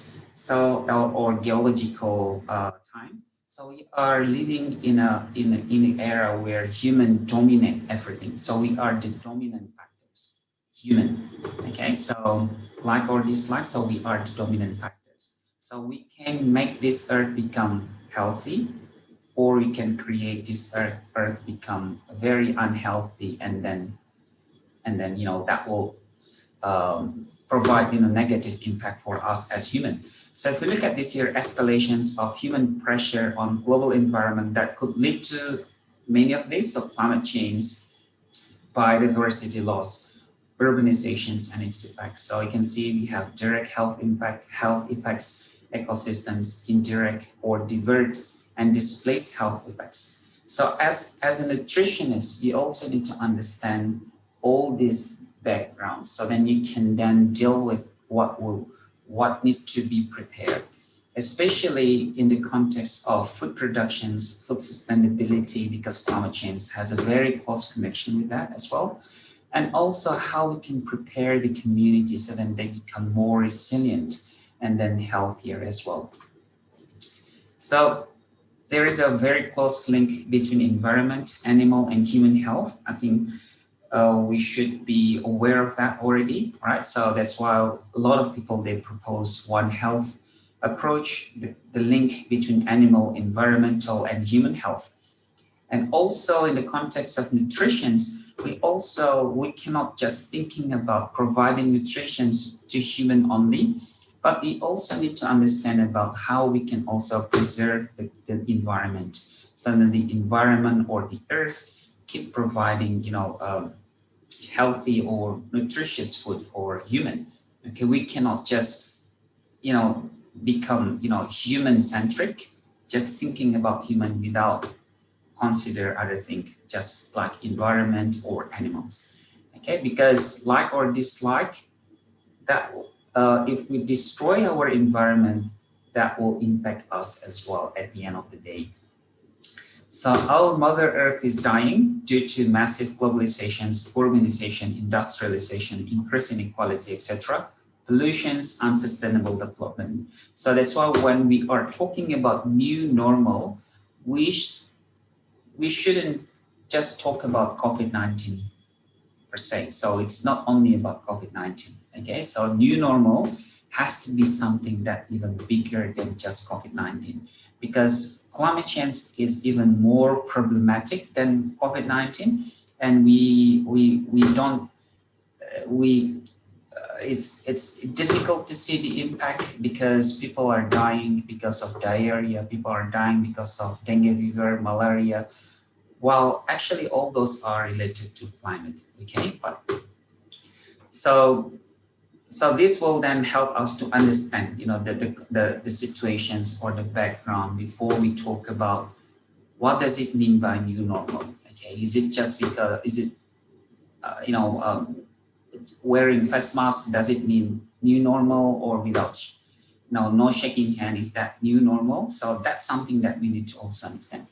So in addition to these public health gaps, I believe in Indonesia, to some extent, we still have this as well. Digital inequality, so especially in the context of COVID-19, now we have lots of things happen virtually, like we are currently having this conference. I think when I look at how many participants, it was about 400, so which is actually quite many people. So maybe some of us, we sit down in our living room, in our bedroom, we don't know it, right? So in a park, like at the moment I live, now I'm talking in Queensland, in Gold Coast, but digital inequality, so those people who don't have access to internet or gadget like laptop, computers, so that will also create, problems. Educational disparities, unemployment may also create social, frayed social cohesions or create conflict between populations. So now let's look at COVID. So how good are we actually as humans dealing with this COVID-19? So COVID-19 is a virus, as we all know, so the SARS-CoV-2. But however, if you look at this, so there are lots of publications. If you go to Google Scholars and you put COVID-19 and plastic waste, so there are tons of literature has been published related to increasing medical waste, okay, related to plastic, materials, not only in the context of health sector, but also in the context of domestic. All right, like in even like airplane, for instance, now they use plastic, like one single-use plastic. Or if you go to, I don't know, like my younger brother, I think a couple months ago, he had COVID-19 and he went to Wisma Athlete, and then he said everything made from plastic, single-use plastic, like the plate plastic, the cup is from plastic, the spoon from plastic, and it's single-use, so they will throw it to the bin or to the rubbish bin, right? So that will also create problems. So this is just from the biomedical way. So this is a bit dilemma here, so our problems here. So at some point we want us to be safe, but at some point we also threaten our environment by plastic. All right, so there must be some other way, other way that we can think about. I think a lot of people, they are currently doing research about all these kind of materials that is more environmental friendly, that can be, biodegradable, reusable, recycled and stuff like that, right? So, but this is what is happening at the moment. So as I mentioned earlier, so when we destroy our environment, at the same time, we actually destroy our health as well. So there are a lot of publication. I'm not going into detail. So this is more about how much pollutions that we have produced. So, and also I think if I'm not mistaken, hopefully you don't have to do that anymore, but in Indonesia we have to use double masks, double face masks. In Australia, in Queensland particularly, we are going to achieve 80% COVID coverage, vaccine, I mean. So if we achieve that 80%, then the Premier will say we are no longer, we can go out without face masks. So that is the regulations that will be launched very soon in Queensland. So this is also something that we have to think about. We cannot just thinking about saving the human being, but also we have to save the environment. So in a nutshell, in the context of problems, so what happens to the planet next is up to us. So this is the cover of Time magazines that was published in August 2021. So it's very recent and very relevant to what we're currently talking about. So it's actually up to us. Now, when we look at society 5.0, okay, so now we understand that we have those problems, okay? So now we are currently living in a 4th industrial revolution. So we are not yet in 5.0, I would say. Okay, so probably Japan, because Japan, it was launched by Japan. So if you go to Google Scholars or Google, so if you click Society 5.0, there are lots of things happen in Japan because Japan is very technology advanced country, as you know. But this is what we are,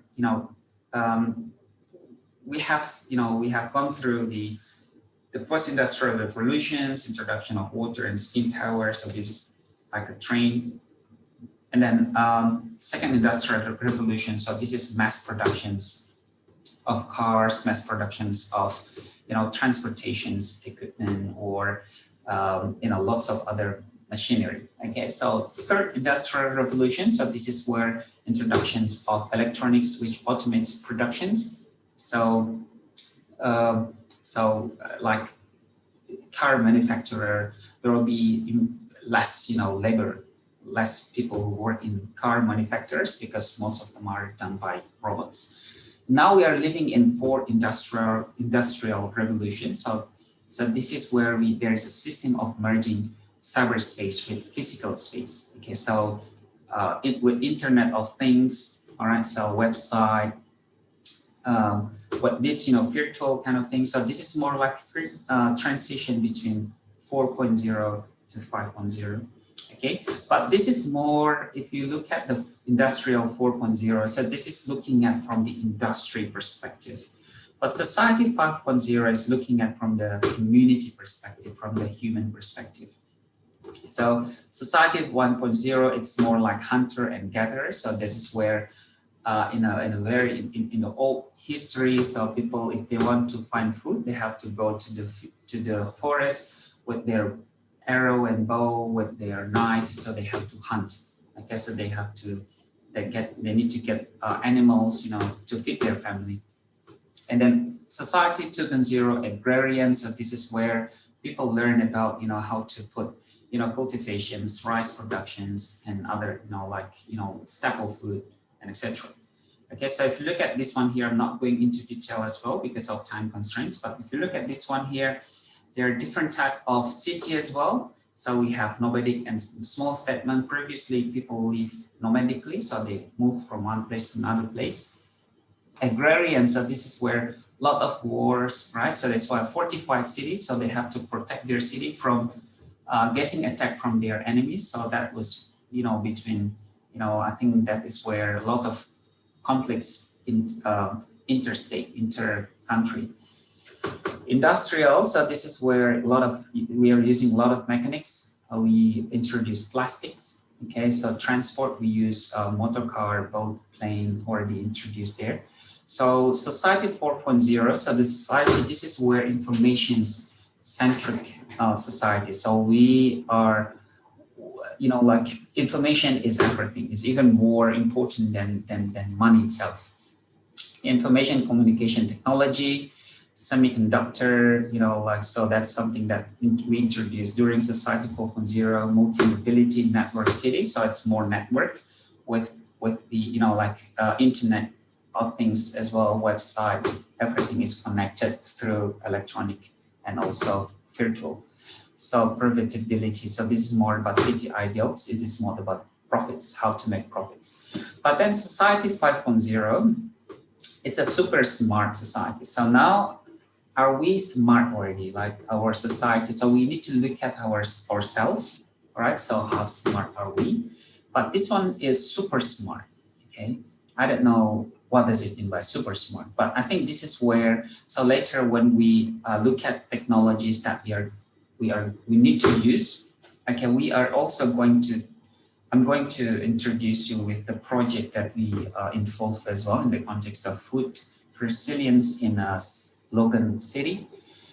And if you look at this one here, autonomous driving. So here in Queensland, we don't have, this is not popular at the moment still.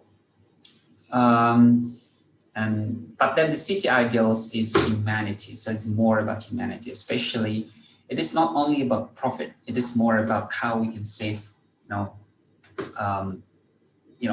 humanity, how we can be a better person. So this is actually a very good concept in terms of, comparing between the other societies, so society 5.0. So, but we need to, this is, in society 5.0, there will be lots of social innovations. Okay, so social innovations requires data, information, and knowledge. So these are three things that is important. Without this, it cannot be super smart society. If there is no data, there will be no super smart society. It just, it won't happen. That's why here, just to give you a perspective, what does it mean by data, information, knowledge. So this is the hierarchy of knowledge in terms of reality. So we have here, so data is the basis, because it's the very basic foundations of informations. For data to be informations, we need to involve human. Okay, like when you do research, you collect data and then you interpret them, and then you analyze them, and then you write your conclusions. So that become informations. Information become intelligence. Intelligence become knowledge, because if your research useful for the city council, they will use your research, and then they will, based on your research, they will decide something. So that become knowledge. And then another one is wisdom. So that will make us, we can have a wisdom. But in terms of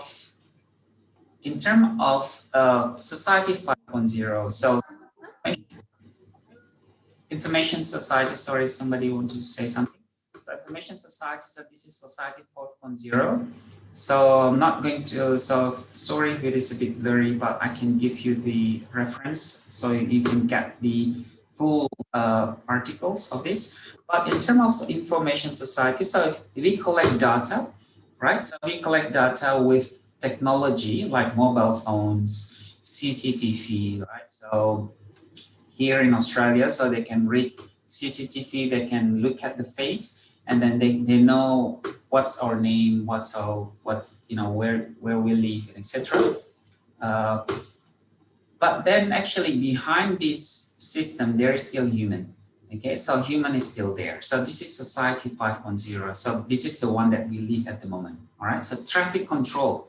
Okay, so traffic we control, we look at from the CCTV, right? And then there is still human. Somebody still sitting behind the desks or in front of laptop or computer, and then he make decision. However, in terms of data-driven society, which is society 5.0, so there will be no involvement of humans. So human just, they need to be the one who set up the system, of course, but then the system will run themselves. So no human is needed. Okay, so this is what we call by data-driven society, which is society 5.0. So this could be scary, this could be opportunity. It's very much depending on what aspect.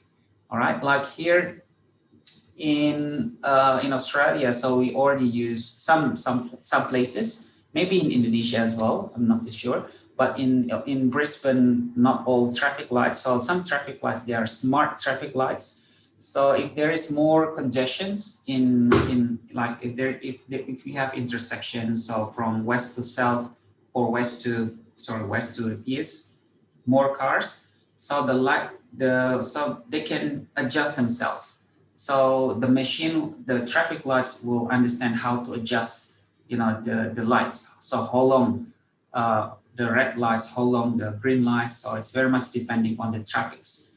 Okay, so that's what they call smart, smart traffic lights, something like that.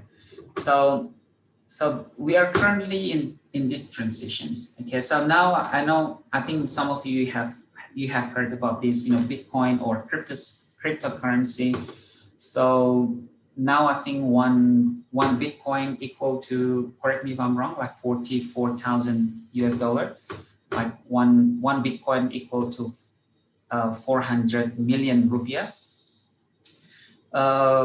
With this Bitcoin, so like in some places, like in Australia, they already received Bitcoin. So with this Bitcoin, we don't need central bank anymore. So like Bank Indonesia, the role will be reduced because if a lot of people using this Bitcoin, because they are not the one who control the currency anymore. So technology enablers for society, I'm not going to read this in detail, but this is something that we need. I'm not sure, like in Australia ourselves, not every place has got 5G network. Okay, although maybe the mobile phone has already capable of 5G, but if there is no network 5G, so you cannot use 5G. Okay, so 5G is, I think, 400 times faster than 4G, something like that, all right? So we have augmented reality, virtual reality, mixed reality. Now in Logan City Council, which is next to Brisbane, they already use drones to send foods. So it's like Gojek or GoFood, right? So, but they use drones. So this is this is in the roof of the shopping mall. So if you need coffee, if you need food like chips, so they can send it through drones. So it's very fast and it's very accurate as well. So you can get coffee and also food. So it's very interesting. So this is also one of the technology in Society 4.0, using drones for transport.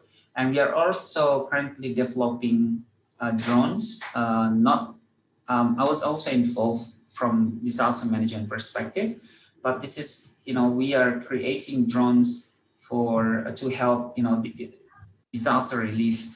So to send medications, to send first aid kits, so using drones.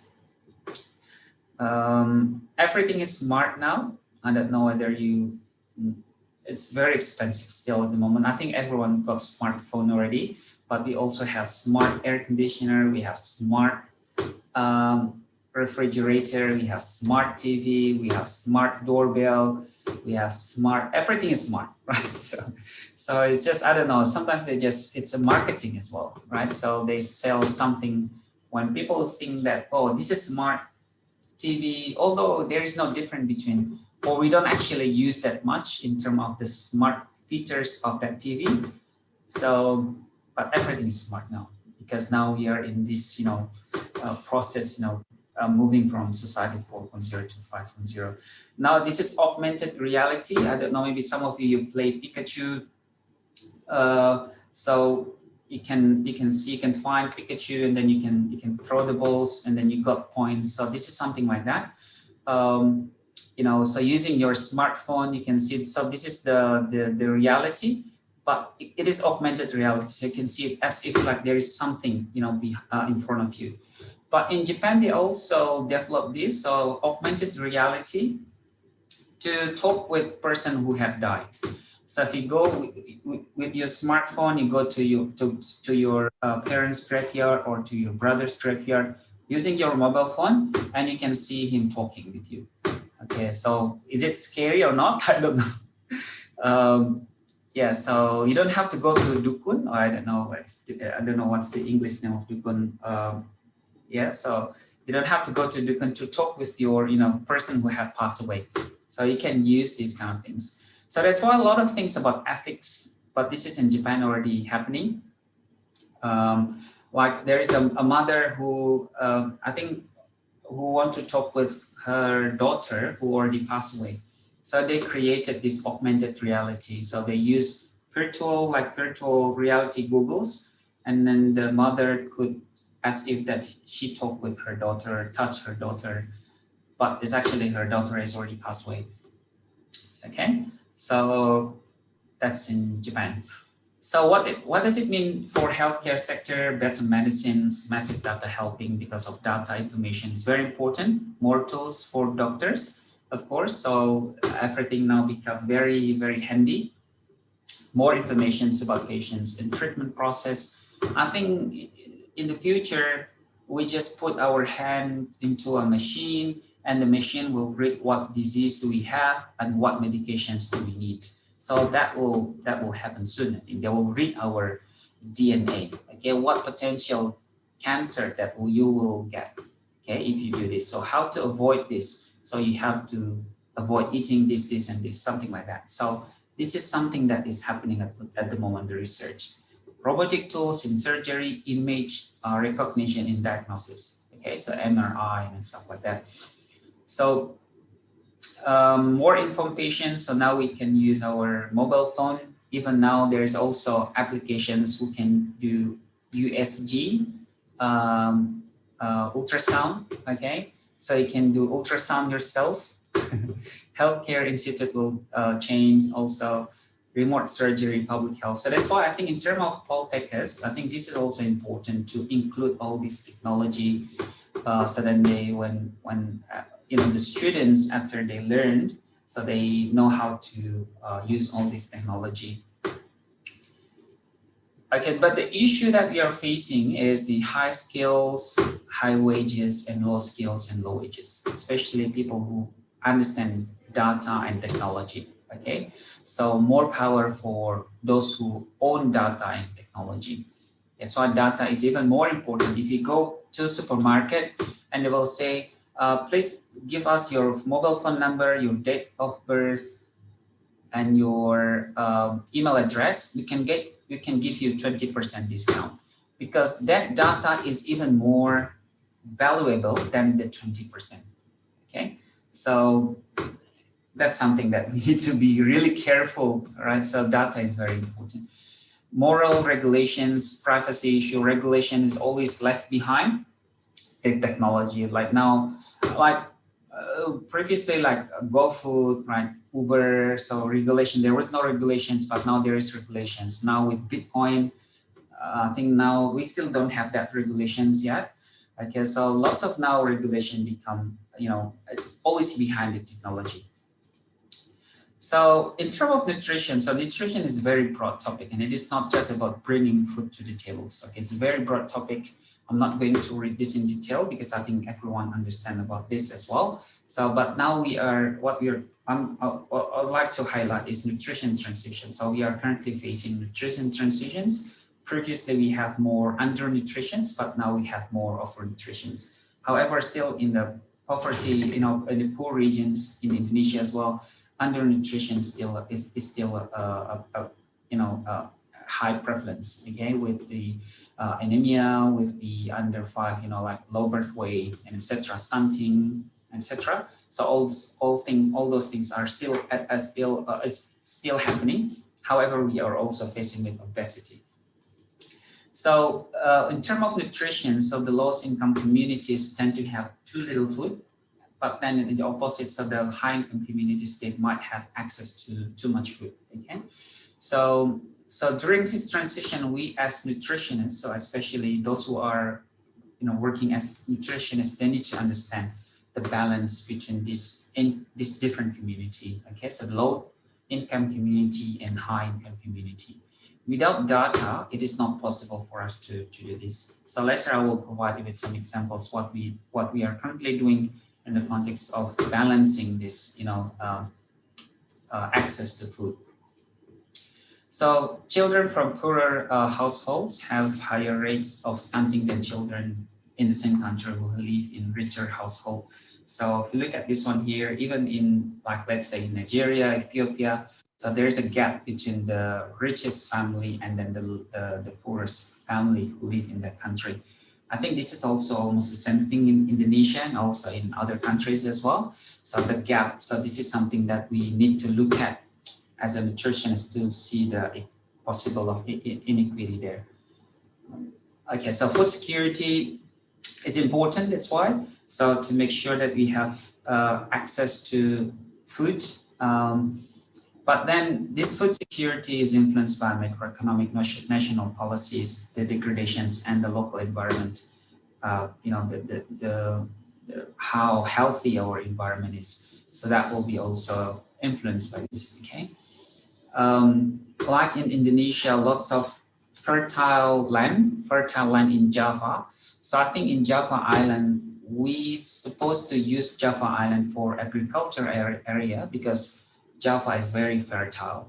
Okay, but then because of foreign direct investment, lot of industries in Java that will pollute the land, and then they move the agricultural area in eastern part of Indonesia, which is less fertile than in Java.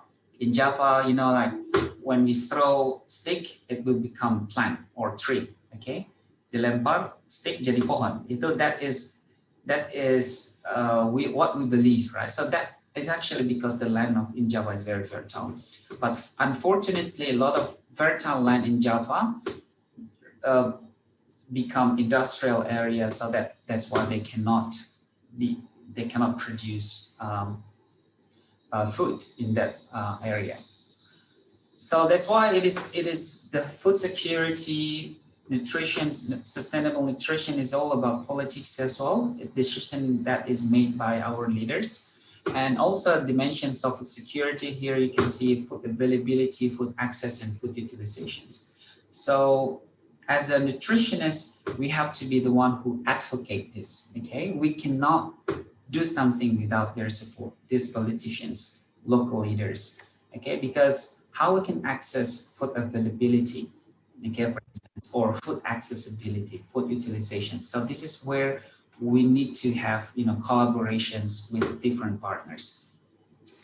So in terms of building sustainable nutrition, because now we can understand if we destroy our environment, we can then destroy ourselves. So we cannot just thinking about, you know, like to be able to produce rice. Let's use fertilizer. Let's use genetic modified, you know, kind of food, so then we can fulfill the need of the people. We cannot just thinking about that. So that's why the first thing that we need to do before we change our normality, before we have new normal, we need to change our visions. So to change our visions means we need to understand that there is a close connection between what we are doing with the environment and the animal. That's why it is important for us to look at the global society. Okay, so new normal is not just about the new fashions like wearing face masks, but also about the new visions that we need to think about the global society. So what, you know, if I have a coffee cup here, for instance, if I throw this into an environment, so we need to believe that that will impact the environment. And we need to believe that if we impact the environment, sooner or later that will also impact our family, for instance. So we need to think about that. Everything is interconnected at the moment. So smart food chain. So this is published in Japan. So from breeding, productions, harvest and selections, primary processings, transportation, secondary processings, storage, sales and consumption. So smart food chains, it is not just about bringing food into the table, which is just at the end of the chain. Okay, so consumptions. But this is not ending. What about the food waste?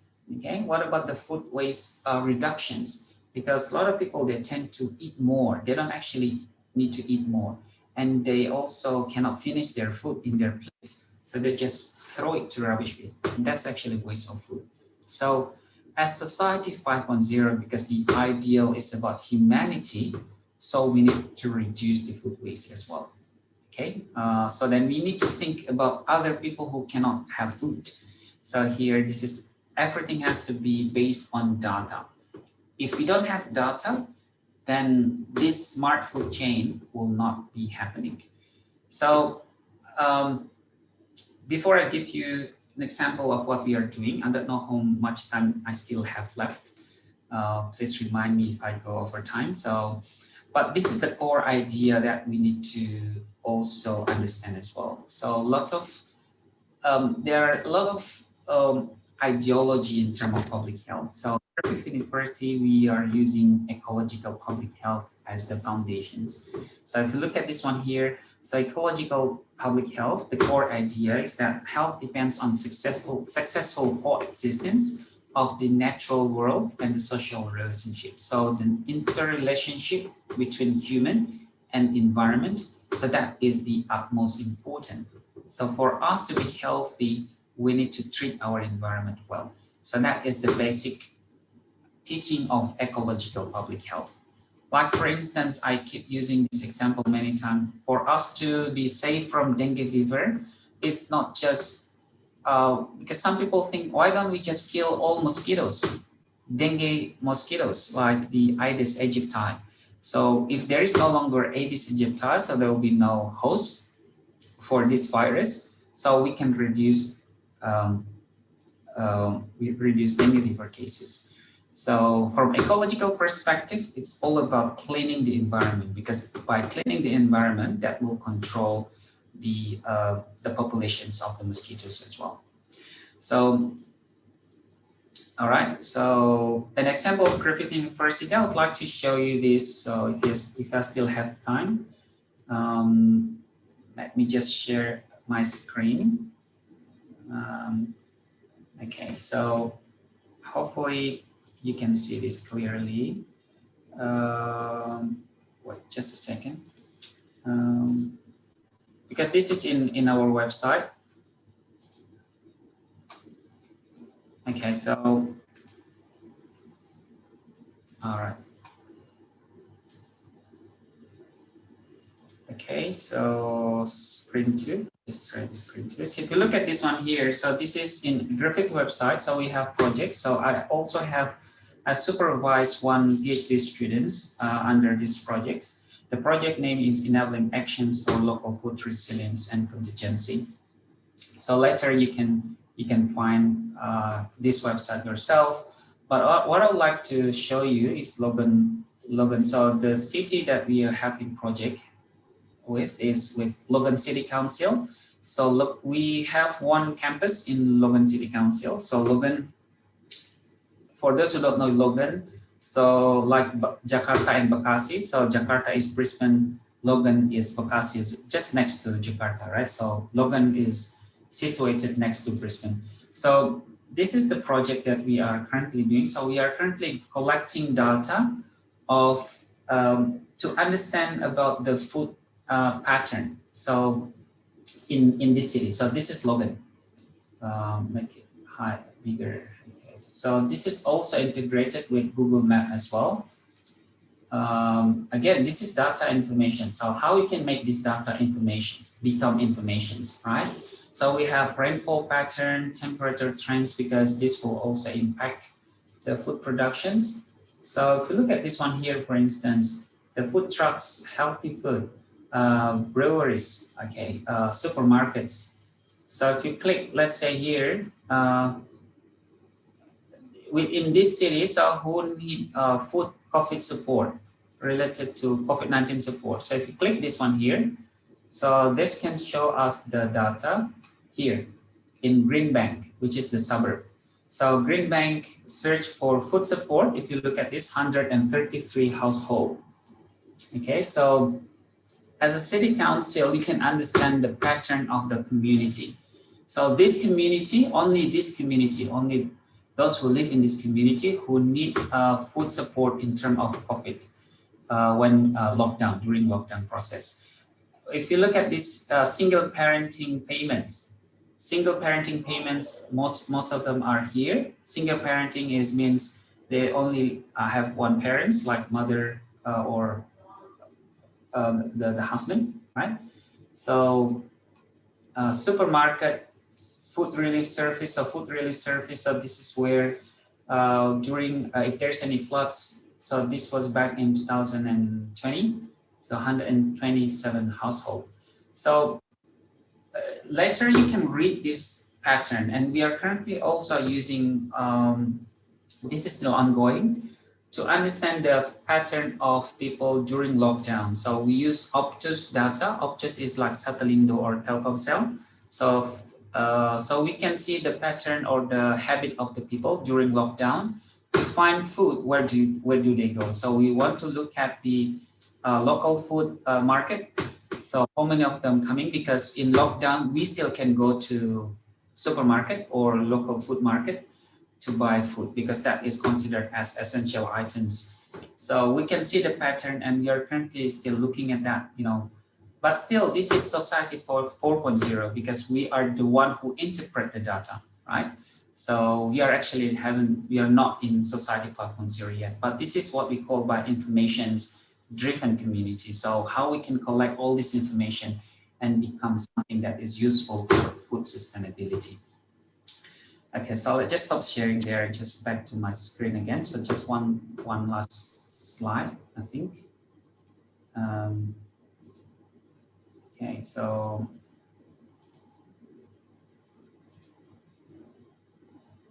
okay, I believe you can see my screen. Okay, so maybe not this one. Okay, Dr. Feby, you have 5 minutes left. Okay. For the presentation. Actually, at the end, yeah, I'm actually at the end of my presentations. Okay, sorry guys. Can you see my screen? No. Let me stop sharing first. We're talking about Society 5.0, but sometimes we are still having difficulties using Zoom. Okay, so that was the example of Griffith University. We can talk about that in question and answer sessions, or maybe after the sessions. Okay, so new normal is not only about wearing those masks, but it is more about we have to be more healthier, more resilient. Resilient means we have to be able to adapt to the changes, okay, able to even now they use another word which is future-proof. Okay, one of my PhD students, she is currently doing a project in Taiwan about future-proof hospital. So dealing with climate change related disasters, because Taiwan is very, it's not only climate, so disaster risk reductions and climate change adaptations in the context of hospital. We have to be more friendly to environment and also more kind to other people.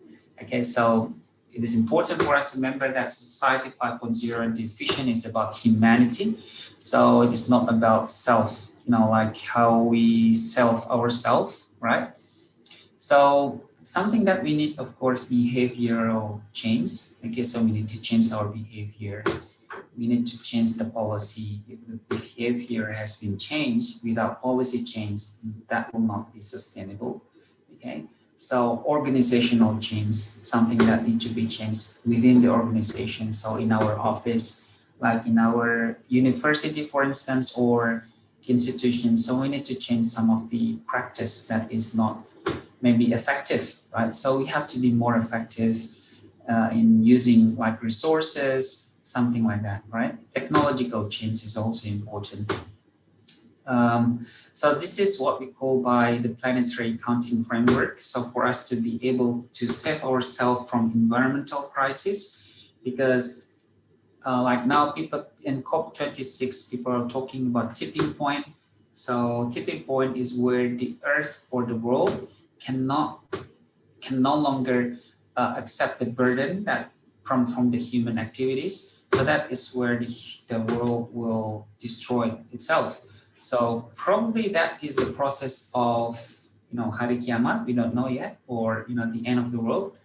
But as a human being, we are trying our best to basically to save ourselves from the environmental crisis. So that is what we call by new normal. So in the context of nutrition, so we have to be also aware that nutrition that we provide for our populations, we need to be also safe to the environment and also to the animals and who live in that, in that ecosystems. Thank you so much for your attention. So sorry if I go for, maybe beyond the time that I was given, but if you have any questions, I'm more than happy to answer that. Thank you so much. Okay, thank you very much, Dr. Feby, for addressing this interesting topic. It is indeed the society 5.0 has beneficial for health, especially for nutrition sector, and the utilization of food security and technology could help to build the sustainable nutrition, which could over the combination of health, environment, and also society and culture.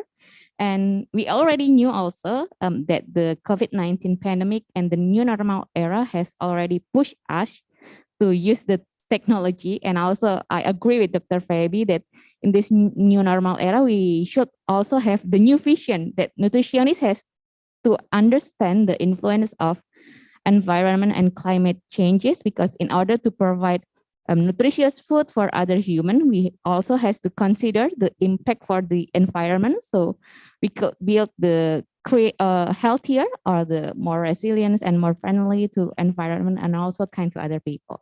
But a very enlightening speech, Dr. Feby. And I hope you can stay up to until the next session from our second speaker. Yes. And of course, before we begin our next speaker sessions, I would like to remind again for the participants, and if you have question and feedback or comment for Dr. Feby, you can submit the question through a question link that already submitted by committee in your Zoom or YouTube chat box. Just write down your name and to whom you address the question, and also the question that you will be asked. You can ask in Bahasa and also in English. And now let us proceed to our second speaker. It is very great pleasure to introduce Professor Dr. Hardinsyah MS, the chairman of the Association of Indonesian Nutrition Higher Education Institutions, as our second keynote speaker. And he will be talking on his expert opinion on healthy and sustainable local food innovation to prevent non-communicable disease in the society era 5.0. And Professor Hardinsyah has a long many experience in the field of nutrition. He's currently as a professor of nutrition science in Faculty of Human Ecology, IPB University, and also the chairman of the Southeast Asia Probiotic Scientific Regulatory, and also president of Federation Asian Nutrition Society. And he has with honor and recognized globally and various occasions, and for many times, even I cannot mention them all. And as you can see on his CV, and Professor Hardinsyah also has published for the great amount of book and also journal publications and many more achievements that he has accomplished during his career. And now please welcome Professor Dr. Hardinsyah MS, who will be speaking to us on healthy sustainable food innovation to prevent non-communicable disease in the society era 5.0. And without further ado, I will turn the session over and to the one and only Professor Dr. Hardinsyah. The time is yours. Yeah, thank you very much, Ms. Dian. Do you hear me? Yes, I can hear your voice very clearly. Yeah, thank you very much. Very good morning. Assalamualaikum warahmatullahi wabarakatuh. Salam, Om Swastiastu, Namo Buddhaya, Salam Kebajikan. Honorable Director of Poltekkes Semarang, Pak Dr. Marsum, and the head of the Department of Nutrition, Poltekkes Semarang, my respected partners and speakers today, Dr. Feby, how are you? Dr. Erika and Prof. Hasna. And also, as Dr. Feby presented, I really love to your photos presented the South Bank River, the South Bank of Brisbane River. It is very nice because I was there about how many years ago? Yeah, nearly 40 years ago. I was I was there to get my PhD for 5 years. So a lot of things and getting better. there is a chance for me to Brisbane about 10 years ago, and hopefully in the near future we'll meet Dr. Fabi there, yes, at the Griffith University. In my mind, it is the very green campus, Griffith University, in the area look like man-made forest in a Griffith area of Brisbane. Respected leaders, professor and doctor, and also lecturers and guests, as well as moderators, Ibu Dian, and the committee, my beloved students, and all participants of the international online nutrition seminars called IONS.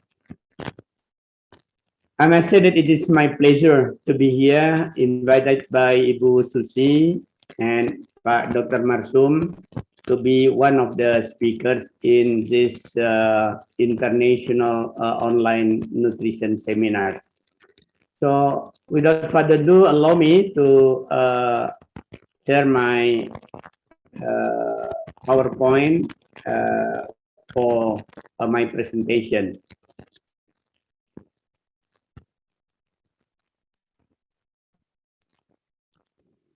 Wait just a moment.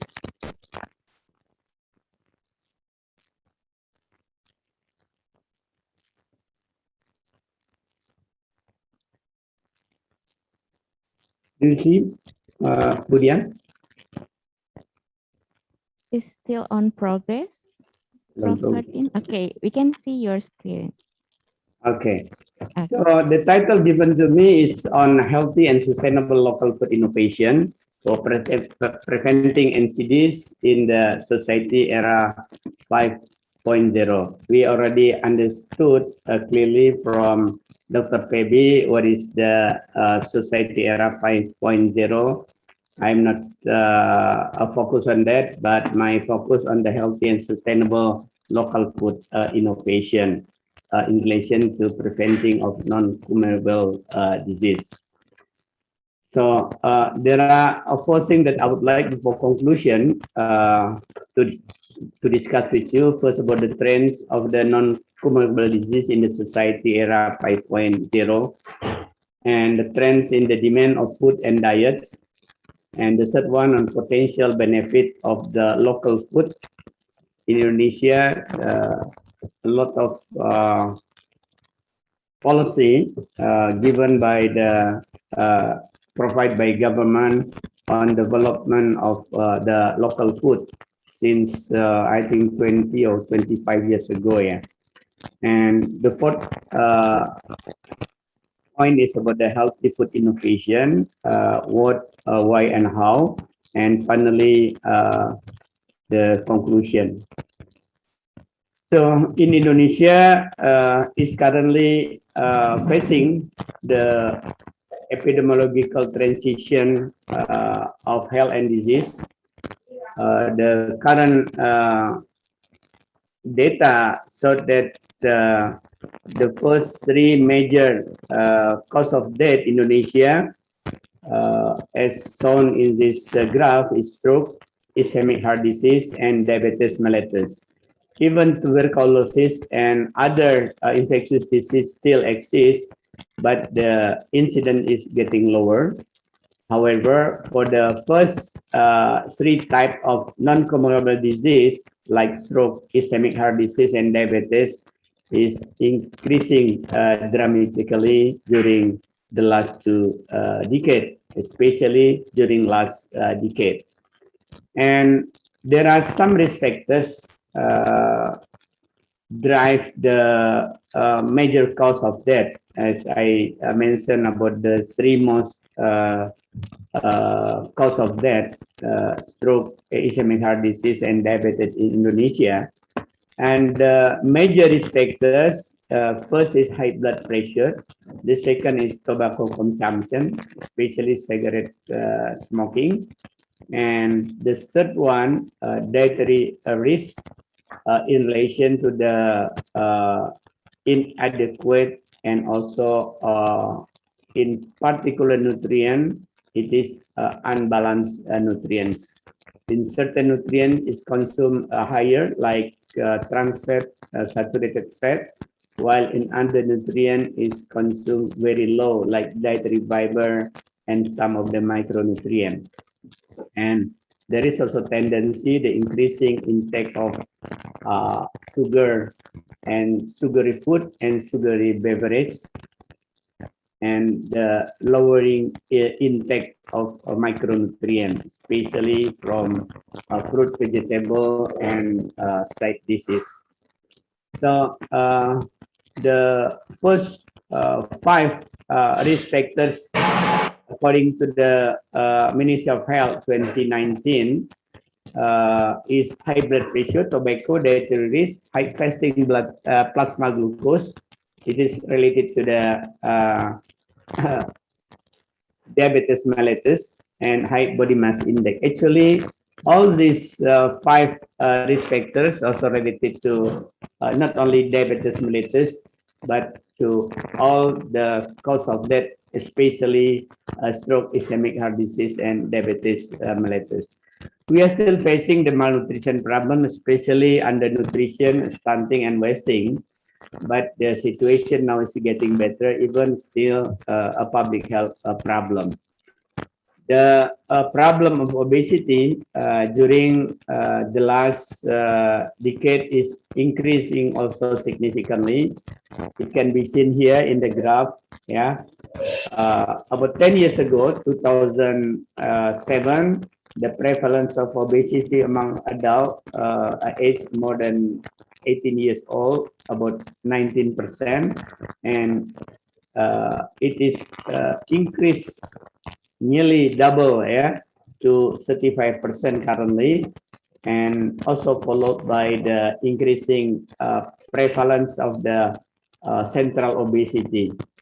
In Indonesia, banyak orang yang buncit gitu ya. It's not only about gemuk, but also buncit, abdominal obesity instead of central obesity, the terminology. And it is in line also with the other countries in the world, but there are 2 countries in the world, especially Korea and Japan. They can maintain at the low level of the obesity under the 10%. Yeah, especially Korea. It was projected to be higher, close to 10%, but actually up till now, 2021, they able to maintain, yeah, less than 5%. So we have to learn, yeah, the success story of Korea and Japan to maintain, not increasing the obesity, and maintain at the lower level, not maintain at the higher level, like Australia, USA. It is still increasing, yeah, the prevalence of obesity. Nearly 40% to 50% of the adult in those developed countries suffering from obesity.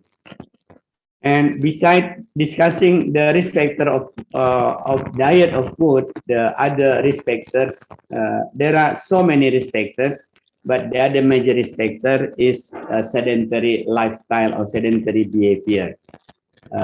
It can be seen here, about 1/3 of the Indonesian adult categorized as sedentary behavior. And in relation to the society 5.0, since the focus of development in the society 5.0 later on, if Indonesian adopt what is already adopted by the Japan government, it will increase the wellness of the society. It is also the way to prevent from non-communicable disease in the near future. Hopefully, during the next 5 or 10 years, Indonesia will also adopt the society 5.0 concept to be implemented as the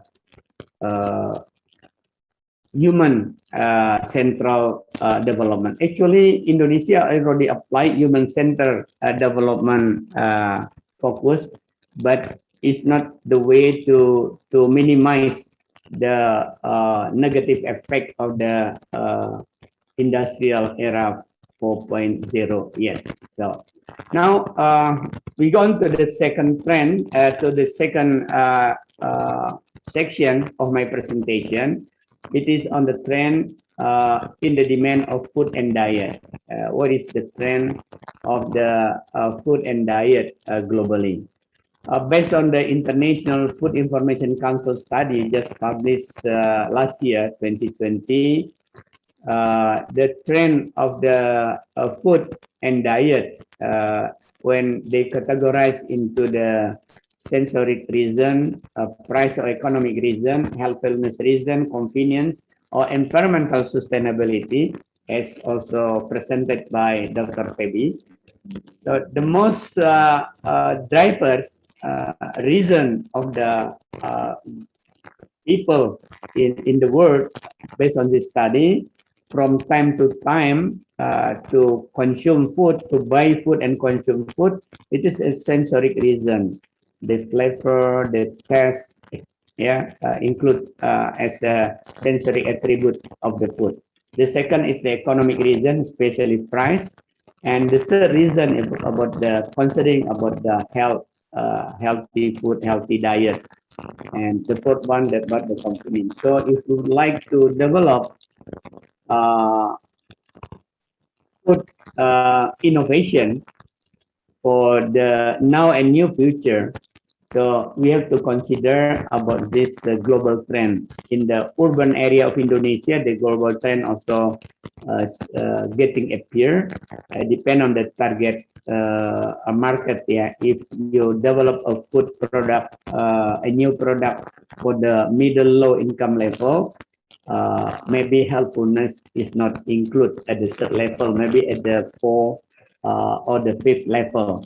But test still, even at the lower income level, test or sensory criteria of the food always in the first. And the price, it depends on the social economic group. Yeah, the price for the lower income level can be the second and the first reason. And EFIC study also revealed that during the first year of the pandemic, what is changed in the food preparation related to the COVID-19. So I already marked this in the red arrow. There are the first 5 red arrow. It is related to the risk of increasing risk of obesity, like snacking more and thinking about food more than you usually do. So it feel hungry maybe, so they're thinking more about the food compared to the previous year before the pandemic. And then eating more than you usually do, if it is not healthy, it will be result in obesity and risk of NCDs also. And then eating more pre-made meals from my pantry and freezer. It may be better, these things, if they choose the good raw material for cooking, and getting more meals delivered from take out food. Yeah. So the good thing is they washing fresh produce more and also eating healthier than usually do. It is about 22%. Some studies, there is no global study yet, and there is no also national study, but some local study include my study in Indonesia through the online study, so that during the pandemic, during the first year, because the study we did it at the beginning, at the end of the 2020. So most the adult respondent feel that they are getting fatter. The body weight increase, and because of they eat more and less active. According to small scale study, the sample size is only about. There are 2 small scale study that we did about 2,000 subject, and through the online. The other one about 600 subject also through the online and the different months. And there is a study done by Food Industry Asia, the Indonesia Consumer Attitude Toward Healthy Eating. So about 1/4 of the consumer, is adult consumer in Indonesia, said that they always eat healthy. So it is a good news, yeah. The problem is what they said healthy is really healthy or not. Now, hopefully 100% what they thought healthy is healthy. What they eat healthy is actually healthy by health science or nutrition science or by the nutritionists and dietitians. So according to this data, nearly 60%, yeah, of the subject said that they agree the cost is very to eat healthy. So this means, yeah, this is from the middle low income level. So the cost, the price of the food is the barrier. So if you like to develop a new food product or food innovation, so you have considered the target market of your product. Is it your product for the upper income level or to the middle down level? So the price is quite sensitive if the product you targeted for the middle lower income level. And these two studies, one studies in the right side is from the Polak Communication. Polak Communication is the agency running by dietitian in US conduct studies. So according to Polak Communication, from this year and next few years, from 2021, there are 6 consumer nutrition trends in US, and they saw that it is also in developed country and the urban area of the developing countries like Jakarta, Surabaya, Semarang, Medan, Bandung. It will be also affected as this trend. What is the trend? The health revolution is moving forward at lightning speed. I mean that the people that would like to be healthy is growing up, yeah, and then even with the lightning speed. And healthy nutrition has a cost limit. Again, about the price, the cost of the healthy diet or healthy food that we produce or we sell, we would like to sell, still considered by the consumer. Yeah, according to the ethics study, it is at the second reason of the consumer to have a food there. And comfort is a key mental health and wellness. So if you would like to sell the food, is also the convenient food and the way to sell, the way to pack, also will consider by the consumer, especially at the middle up income level, and the place to enjoy the food like cafe and a nice canteen, etc. And snack, particular snack will be the new meals. I think nearly in Indonesia it's already occurred. Like bakso, actually it is snack, but it's already can now be by some it's already as a new meal there. So to replace the lunch, to replace the dinner through makan sepinggan. Previously we regarded it is as snack, even it is makan sepinggan. And the way to manage the body fat will be choose intermittent fasting. It's not only consider about the religious value, but will consider about the scientific value behind the intermittent fasting. And social media still the main source of nutrition information. And in the left side, it is based on Vita Food study. Last year, there are also 6 trends in nutrition in terms of the nutrient content. So carbohydrate with the low glycemic index, especially dietary fiber, will be increasing got attention. And then personalized nutrition include nutrition counseling through the online platform. and then plant-based innovation. Now, vegetarian and semi-vegan also getting popular in Indonesia. Yeah, actually the gizi seimbang, it is plant-based diet. Yeah, because about 70% of the quantity of the gizi seimbang is plant-based, and keto also will be whatever the negative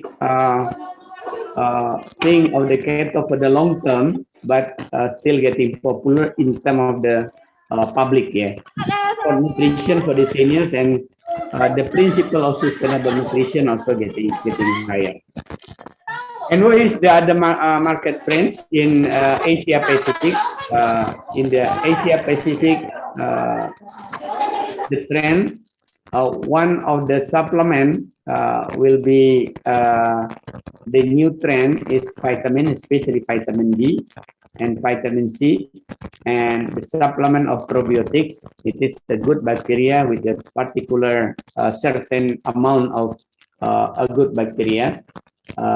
Should be based on the high quality study that BPOM or your Indonesian FDA usually assess can be claimed or not. Yeah, it is also getting popular. Minerals, especially magnesium, zinc, and iron, still a popular mineral as a supplement. And it can be seen here that the global probiotic ingredient increased significantly from year to year, and will be estimated up till 2026 also is getting higher, especially in the Asia Pacific region in the green color, include Indonesia. This is based on my study with my colleagues from University of Veteran Jakarta. I'm from the Bogor Agriculture University.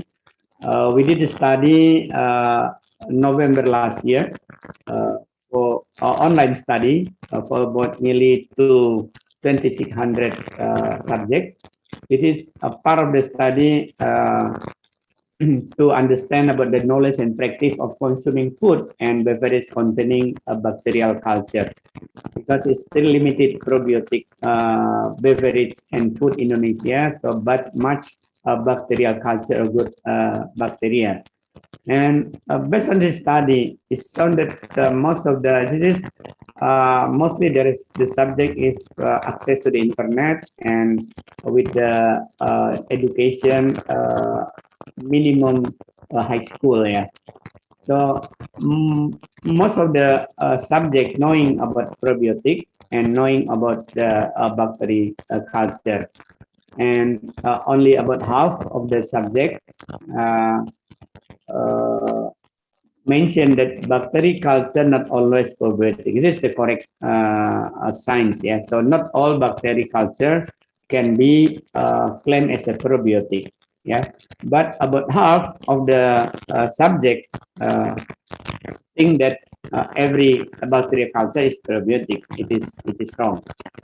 And about 61% they consume bacteria culture during the last month, and they consume in terms of beverage is more prevalent compared to as a supplement. So a beverage containing bacteria culture is getting popular, as also in the Asia Pacific region getting popular.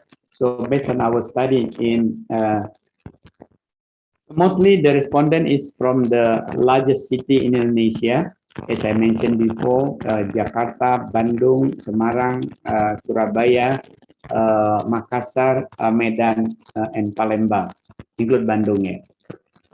And what is the potential benefit of local food? Because the topic given for me is about the innovation of the local food in terms of health and sustainability. So the quality local food, yeah, it can be as a raw materials for the small, medium, or largest industries, food industries, and for the household, it is mostly a sort of green vegetables. Yeah, because it's easy to locally grown the green vegetables in nearly all provinces of Indonesia. So raw materials are from locally grown food, that means fresh. So the recipe may be from local or overseas. So I try to differentiate what is the difference between local food and traditional food. Yeah, traditional food, the raw material may not be from the locally grown. Yeah, it can be from imported food such as tempeh. You consume tempeh, it's about 30% of the tempeh Indonesia is from the locally soybean, but about 70% is from imported soybean. And we know one of traditional food in Aceh is mie Aceh, you know. So the recipe developed locally and the method of cooking developed locally from the maybe several hundred years ago, but the raw materials can be from locally grown or not from locally grown. So the local food is not mentioned about recipe. Traditional food mentioned about recipe. So the local food recipe maybe from the local recipe, maybe from Western or overseas recipe. So a potential benefit of local food before discussing about the food innovation. The first one is fresher. The second one is no change in taste because it's fresh. Is maybe the distance from the farmers to the consumer maybe only 10 kilometers, maybe only 20 kilometers. So during the same day, during the same harvest day, the consumer can enjoy the food they produce locally. And minimum loss of nutrient and vitamin because it is only in a short while during several hours from the farmers to the consumers. And less logistic, less transportation, and also usually less pesticide in terms of the preservation during the transportation and more available.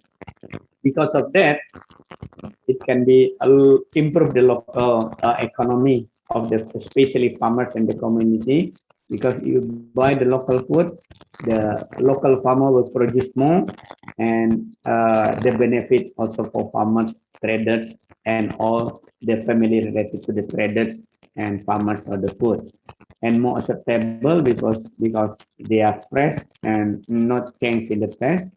And since it is less logistic, less transportation, it should be less emission.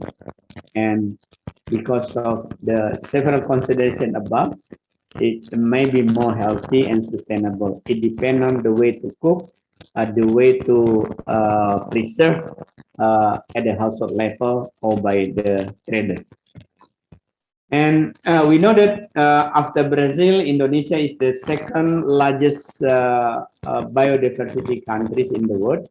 And then certain local food showed that contains a unique health benefit compound, include the polyphenol and also several carotenoids that contain high antioxidant. Yeah, so we know the local beans and nuts with the hundreds of colors, which reflect hundreds of unique health benefit compounds inside the very beautiful color. Also the local fruit, especially tropical food that we have, and also herb and spice. And according to my study several years ago, clove and then curcumin, it is contain high antioxidant, and also what we call that kayu manis is wait, I forgot the English of kayu manis. Contain high antioxidant compared to the other herb and spicy. So now we continue to the fourth section of my presentation on the healthy and sustainable food innovation. It is one of the keywords in the topic. Yeah, there are several dimensions of food innovation. Yeah, the innovation of food can be in the food production, as shows in the picture here. The creativity, the innovation in the producing fresh food at the household level, family level, at the home gardening, or even as a plantation. And innovation in the food processing, it means the method of cooking can be using uh, the traditional technology by improving in the speed with the lowering emission, or can be using the new technology by reducing, for instance, how to reduce the number, the volume of water, the number of the volume, the energy use, the water use, and also how to minimize the packaging materials, how to minimize the several raw material required in the food processing through developing a method of processing and cooking. And innovation also in terms of a combination of certain food with others. We call in Indonesia with how to produce a common complementary food, how to produce a supplementary food by combining the several advantage foods to be one new food product or a new diet. And innovation and new recipe, yeah, only about the recipe from the one that the test is not really good, now getting better, the test will be accepted more, the test by the people, or innovation in terms of also packaging. Even the food is the traditional food, we know exactly the food is already produced since 100 years ago, but now the way to pack and the way to preserve, so the food can be transported to the neighboring district, neighboring cities, or even can be transported to overseas for a better trading, for instance. Here also a study by the Petrus DC 2019, the majority of the consumer mention about the quality, the high quality of food is depend on the appearance, yeah, depend on the color, the size, the shape, the taste include, and the price is the second, the ingredient is the third, the traditional value from particular country, like from Korean, it is at the fourth level, about 30%. The taste, it is also a combination with the appearance, will be the first a reason for the people to buy and to mention about the quality of the food. If I'm asking you, what is the best food that you thought, and then based on this study, it is the appearance and the taste. The second was the price. So if we develop a new food product for the market, so we have considered about the consumer insight, the consumer need, the consumer demand, and also the second thing about the what has happened in the community, any change in the income, any change in the way to eat, any change in the way to get the food, and also the science and technology to produce the food, to how to minimize water, how to minimize raw material, how to minimize energy, how to minimize the time of production. The production time is usually 1 day, now how to minimize it is into 4 hours or 3 hours, like that. And we have to consider also to whom the food product will be sold. Yeah, so for the market segment, is it for the baby, for the children, for the adolescent, for adult, for the elderly? Because in terms of health, they have special needs related to nutrient content of the food. And also The market segmentation also, it can be based on the problem. The people would like to reduce the body weight or the fat content of the body, or the people would like to reduce caffeine, the people would like to reduce lactose, maybe the people would like to minimize the heart attacks, people would like to have halal food, yeah, no non-halal one. So we have to consider the specific needs, the specific demand of our potential target consumer. So in terms of sustainability food innovation, we have to consider about to utilize locally fresh with less emission. What does it mean, less emission? Minimally use of water, energy, and resources in the production of the new food product. So this should be counted together with the economic dimension to have the final price of the food. It will be competitive or not with the similar food available in the market. So while using also variety of food, variety of color, it will be effect on health. It will be effect also on using variety of biodiversity, means to have less emission and more sustainable.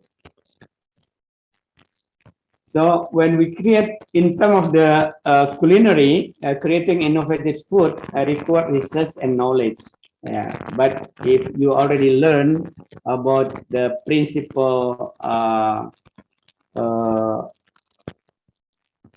food product developments, and then you can easily study about the consumer need, consumer demand, and then you can classify the consumer to be what special food or what special need they would like to have, and how to deliver, how to market, how to promote, and then you can divide, yeah, what sort of innovation you will develop. Innovation in the role of the food, innovation of the lunch, food for lunch, or innovation for the food for the dinner, or innovation for the snacking food, or innovation for the appetizer food, or what sort of innovation you like to develop. Or maybe in innovation in the type of food. You choose the drink because now the beverage is the beverage business is increasing dramatically, or maybe you just come back to the paleo principle with the less cooking food. So please consider about what is the consumer need, consumer demand, and the trend of the consumer insight have to be learned as a main consideration when you develop a kind of food. And in relation to the non-communicable disease, there are several risk factors that we can consider for developing a new food innovation. If we discuss about the hypertension as risk factor of NCDs, and then how to develop a new food innovation product with the lower content of salt. What sort of recipe, what sort of ingredient to be used to develop the food that will be result in lower content of salt, for instance. If we would like to address the hyperglycemia, which is related to the diabetes mellitus in the long term, so how can we develop a product with the low glycemic index, for instance, increasing the dietary fiber content, increasing protein content, or increasing a good fat content that will be decrease the glycemic index of the food. So this should be considered when we would like to address, to develop a new food product to address, to maintain, to control glucose level of the targeted consumers. And if you like to produce a product that could help people to boost their immunity, to improve the immunity during the pandemics or during non-pandemics, we have to consider this is reviewed, published last year by Ingrid. I forgot to mention the reference there. So the nutrient in the green cycle, it is positively affect, could boost the immunity, while the nutrient with the red cycle, it is decreasing the immunity. So how to combine this sort of nutrient put into the traditional food or into the local food with the new ingredient or with the new test or with the old test, but with the new look, we can develop a food or beverage new innovation product. It depends on our first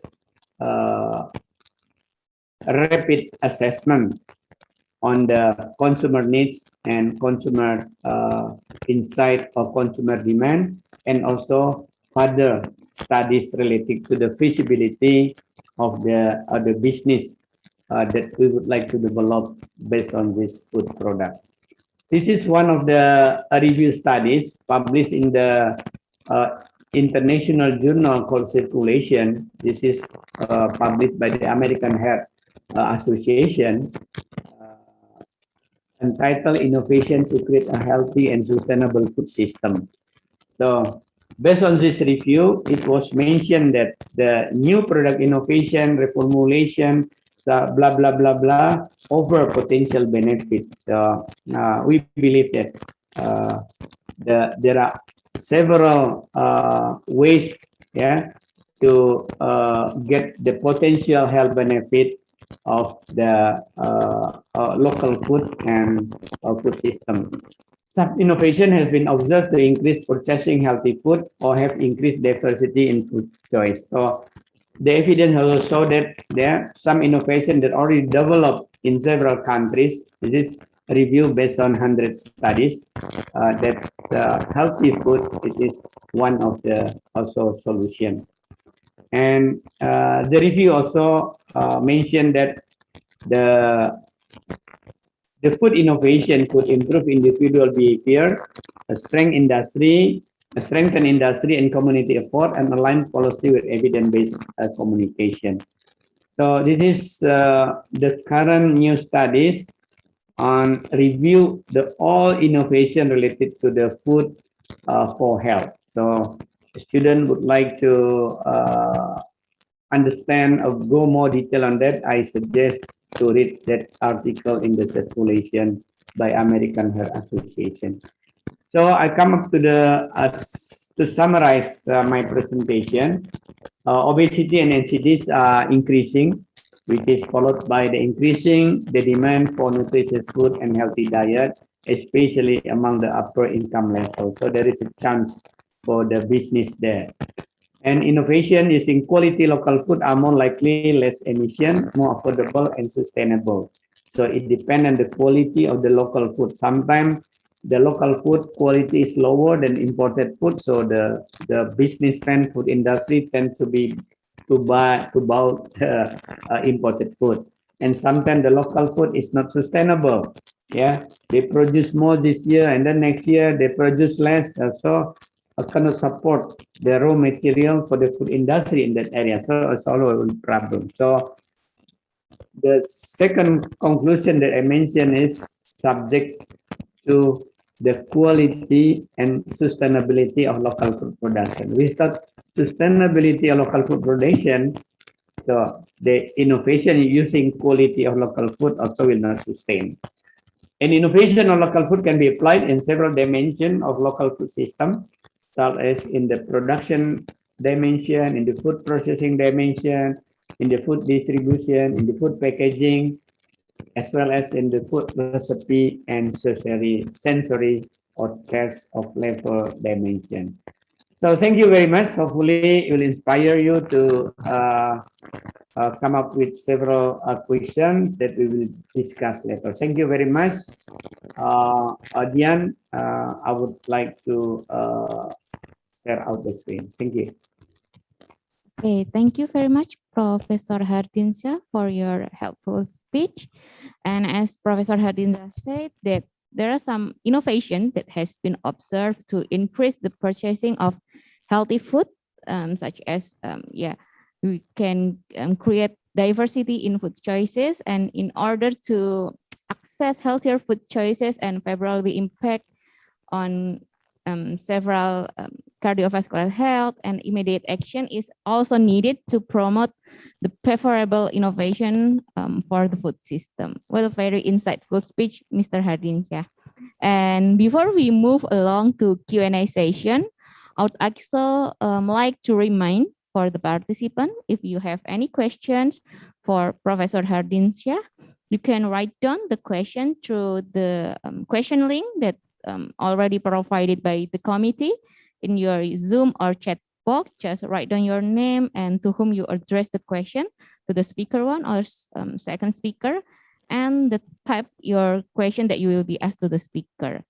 And now I'm going to take some question from the participants, and maybe the committee could help me to show the question in order the speaker could read the question. The first question is from Mr. Agung. I think it is for our first speaker, Dr. Feby. Okay, how to improve nutritional status and food security when a climate changes occur?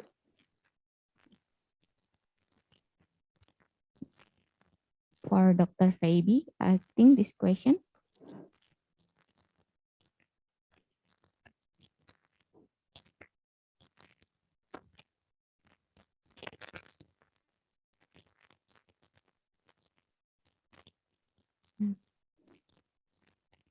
Excuse me, Dr. Feby, could you hear my voice? Or Oh, yes. Okay, so I thought we're gonna compile all the questions. Okay, so you want me to answer this directly? Yeah, you can answer directly. Professor Hardian, so you're actually my senior, so hopefully we can meet sometime soon in whether in Brisbane or maybe in Indonesia or in Jakarta or in Bogor. So also I'd like to probably collaborate with you, Prof. Hardian. I didn't know that you actually graduated from YouTube. So I just look at your profile. So yes, so I look forward to meet you in person in Brisbane, hopefully, Prof. Thank you. Okay, so this looks like a very simple question, but the answer is actually not simple, because if you look at from the upstream, downstream levels of public health approach, so climate change is more at the upstream levels, okay, which is interact with the underlying factors or underlying determinants or socio-economic determinants of health, while nutritional status is actually at the lower level of the upstream downstreams. So nutritional status is like the outcome, right? But then climate change is like the driven factors. So to answer this question is actually it's not very simple. So you really need to understand how climate change impact your health determinants. So climate change probably impact the food productions, or it could also because of prolonged drought, for instance, right? So or so climate change itself, we need to really understand about. There are so many other factors that might be, lead to potential hazards like environmental degradation. So that could also related to changing of climate variability. So in this context, if you want to look at improving nutritional status and food security, so if you look at the food availability, accessibility, and utilization, so those are three factors of food security. So you need to really look at what is the problem first. So how does climate change impact the food availability, food accessibility? For instance, here in Queensland, so we have we have floods. I think Prof. Hardin also know that Queensland, we are actually prone to floods. So some places, like for instance in rural Queensland, so they are very dependent from different regions in terms of that food supply. So if the road is flooded, so they have no access to that regions. So that can be, like lack of supply of food in terms because of transport problems. So that is more about food accessibility, but also in the context of food availability and also food utilizations as well. So it is a very complex questions, I would say. But for sure, we need to really understand what is the problem. So how climate change impact the nutrition itself, and then by having those kind of details, and then it will be easier or a better position for us to answer these kind of questions. All right, so that is actually, I'm not sure whether I can answer your questions, Agung. However, my short answers will be, so we should, it is something that could be, but there is no shortcut for sure, because climate change is something that is happening for a long year. So let's say for us to be able to understand the trend, we are advised to collect at least maybe 20, 30 years data. So that's what we are talking about. So, but if it is something about extreme events, or how, to improve nutritional status during climate extreme events, so that is more about food relief, like to provide ready-to-eat meals to affected population. So it's very much depending on which one that you're actually asking. But this is a very good question. So hopefully we can, of course, dealing with this, climate change impacts, especially in Indonesia. Thank you, Agung. Return back to moderator. Okay, thank you, Dr. Fabi. And maybe it's also still related about the food chain. Is also the question from Aida or Dr. Fabi also. What are the concerns to the society when they are trying to use the technology in the food chain? What is it? What is your opinion? Okay, this is another question from Aida to Dr. Fabi also, related to the food chains. What are the concerns to the society when they are trying to use the technology in food chains? Okay, so the concern, if you remember the one that I put in my screen, so there are some opportunities and there are some challenges, right? So technology, supposedly technology, with technology that will make us, easy or help us to do the business. Like with technology of Zoom, so we can do this conference. Without Zoom, it won't happen, right? Because I cannot fly to Indonesia because the border is still closed in Australia. So with Zoom, so we can do this business, or we can do this conference. So the concern will be, there will be potential inequity. So for those who cannot access this technology, because technology is not cheap, right? So for them to be able to use this technology, they have to do research. So like rich country like Japan, especially in technology, like Germany, Japan, not so much Australia. So Australia is also technology users, I would say. But applications like Korea, South Korea, they are very advanced in context of developing software technology. So the concern will be, there will be potential of disparities. So looking at from the global health perspective, for those who can access this technology, so they can produce better or a proper food, they can have a better food chain. Like for instance, the one that I just showed you before, the examples of food sustainability, local food sustainability in Logan area. For us to be able to create those maps, we need the data. If there is no data, we won't be able to create those maps. So the concern will be, how good are we in collecting this data? So if there is no data collections process, then it won't happen. Okay, the technology is there, but it won't be useful. Okay, because we cannot use that technology for us to make decisions, because we are currently using that that technology for machine learning, artificial intelligence, in terms of making decision if there's any floods. So which population will need food supply? Okay, because we can understand the pattern of the community in that particular city. Okay, so those kind of things. So those are some of the concern in terms of using the technology. And of course, the other concern will be the readiness of the people who will use this technology. So for instance, city council, so they have to be able to use this technology, and without proper maybe trainings, building capacity, the technology is there, but no one will use that technology because maybe it's too complicated.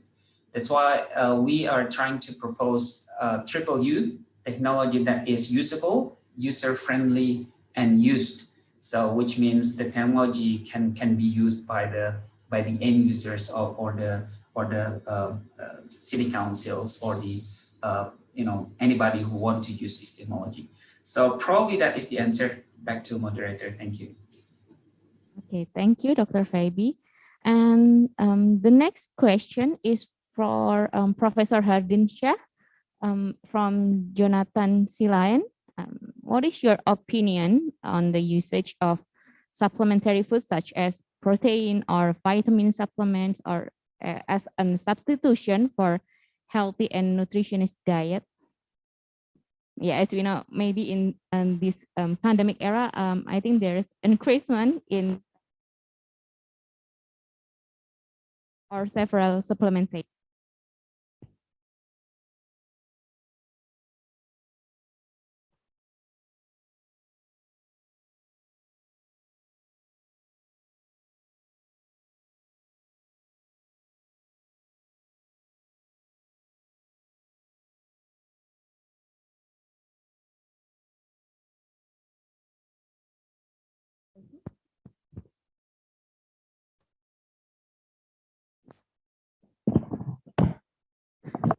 I'm sorry for facing some difficulty. There's question from Jonathan Silayan about what is for Professor Hardinsyah about what is your opinion on the usage of supplementary foods such as protein or vitamin supplement as a substitution for healthy and nutritious diet? Yeah, as we already know that the COVID-19 pandemic has also make an increasing consumption of several supplements from protein or also vitamin supplements in order to prevent the COVID-19 pandemic. Okay. Okay. Yeah, let us just waiting Prof. Hardin to connect the audio. Halo, saya pakai Yes. HP sekarang ya. I use my handphone because there is a problem in my computer. Do you Okay, hear Prof. me? Hardin, yeah. Yeah, and so the question is about The usage of supplementary foods. Supplementary foods such as protein supplement, vitamin pill, etc. Substitution for healthy and nutritious diet. Yeah, the position of supplement for the nutrition is it depend on the adequacy of nutrient from our daily diet. If our daily diet not enough, and we already try to improve from the daily food, but still difficult to fulfill because the increasing requirement for particular person, and in that case you can use a supplement. But as long as you can fulfill your requirement from the daily food, variety of daily food, and then no need the supplement. So it's usually when you are just sick and the time for the recovering from sickness, and it's the time for you also to get supplement. Or maybe when you are sick and it's difficult for you because the problem of selera makan, and then you can take supplement. Or maybe you are in the hard working situation, lembur terus several days, yeah, and then you cannot afford, yeah, from your daily food, and then you can enrich your vitamin, mineral, or protein with the supplement. Or in the case you need to increase your body muscle during the next 2 months, since the protein requirement, for instance, 1.5 gram per kilogram of body weight, you cannot afford from your daily protein source. In that case, you can complement. You can get from the protein supplement. But the good thing is you can understand about yourself nutritional status by consulting to dietitian or nutritionist, and based on that, you can easily know you need or not the supplement. Thank you very much. Okay, thank you, Professor Hardinsyah. And maybe the one last question about the affordable nutritious food. Yeah, as we know, it's also from Jonathan about on your presentation, you say that for a low-income household is also one of the barrier for people to access the healthy food. Yeah, and how or what is the market options that the nutritious food is could access by the low-income market segment, maybe for affordable nutritious food? Yeah, you don't need to develop a new food innovation for the low income level. You just educate them, increase also the access economically to the local various food. Yeah, no need to introduce the new food product, because new food products mean using the technology, it is a cost.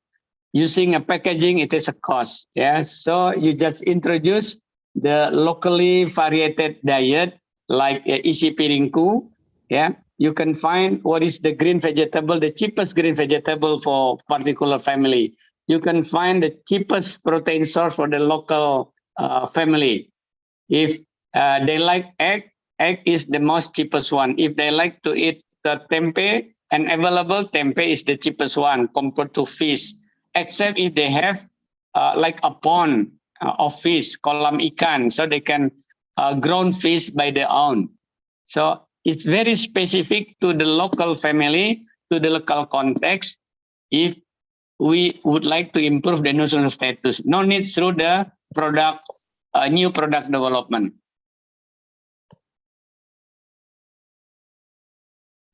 Okay, thank you, Professor Hardinsyah. And now I think we have come to the end of the first session because we are just running out of time. And thank you for the very insightful and valuable presentation from the speaker. And it is such an eye-opening that we have so many opportunity to prepare for the society 5.0. We said we have to understand the influence of the environment and climate change in order to provide nutritious food which more accessible. We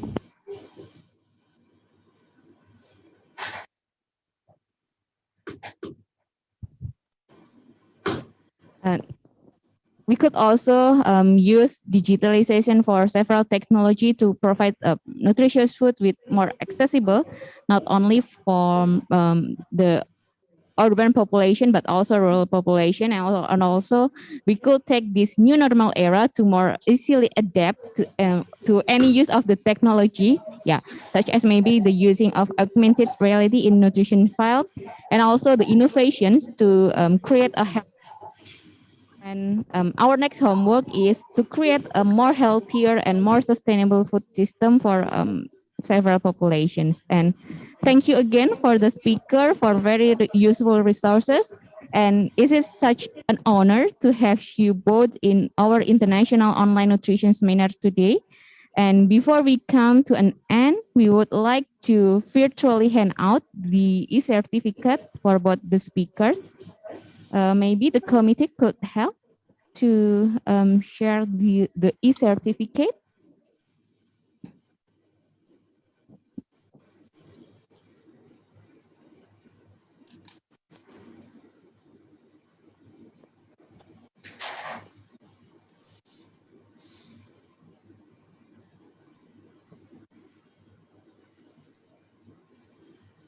Okay, the first for Dr. Feby.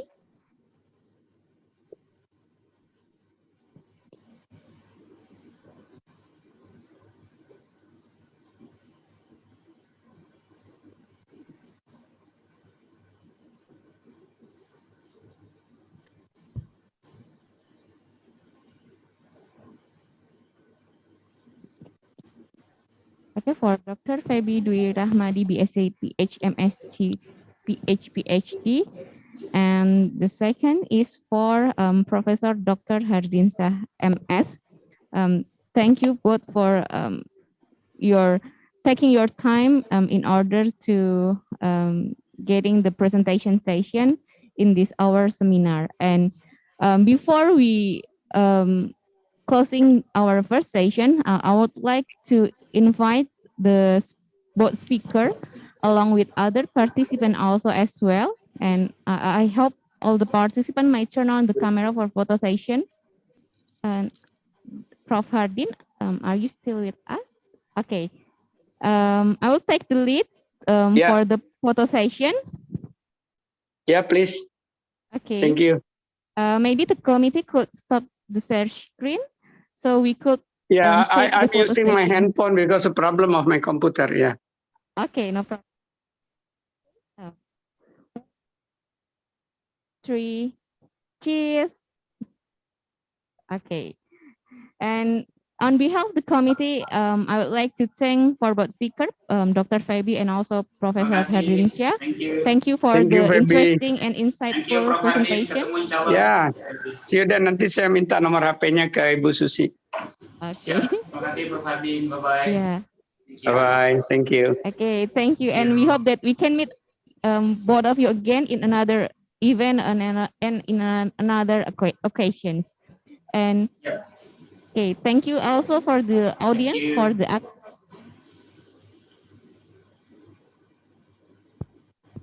and I hope to see you again in the okay. And thank you again for the audience for the active participations, and I hope to see you again in the future. I'm Diana Vita Prasetya Meninggar, sending out as moderator for International Online Nutrition Seminar. Wassalamualaikum warahmatullahi wabarakatuh. Waalaikumsalam. Waalaikumsalam. Terima kasih. Ya, Dr. Feby, sampai jumpa. Bian. Saya kontak ya Prof. Hardin ya. Ya, makasih. Kangen sama Gold Coast. Oh iya, jalan-jalan sini Prof. Ya. Waalaikumsalam.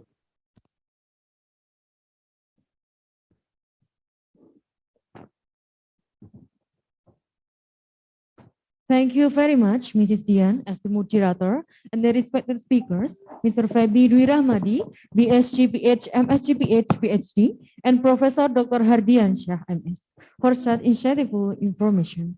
Let's put our hands together. Before we participate in the next event, I would like to invite all of us to watch the performance from Gita Swasta Harina Choir, Nutrition Department, Health Polytechnic of Health Ministry Semarang. Please enjoy Gita Swasta Harina Choir performance.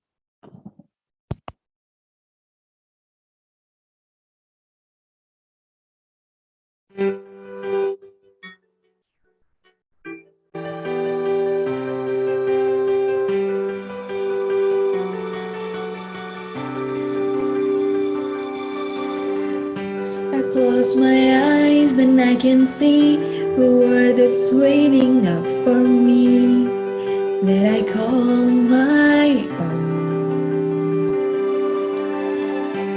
Through the dark, through where no one's been before, but it feels like home. They can say it all sounds crazy. They can they can say I've lost my mind. I don't care, so call me crazy. We can live in a world that we design. 'Cause every night I learn that the brightness colors fill my head. A million dreams are keeping me awake. I think of what the world could be, a vision of the one I see. A million dreams is all it's gonna take. A million dreams for the world we're gonna make.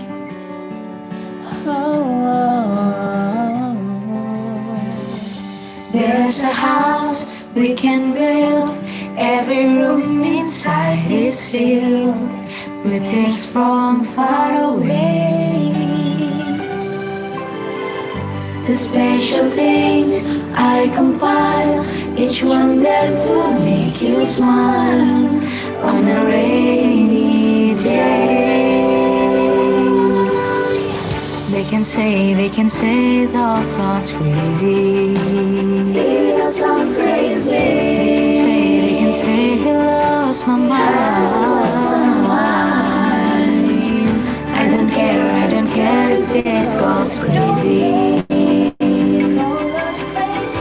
Run away to a world that we design.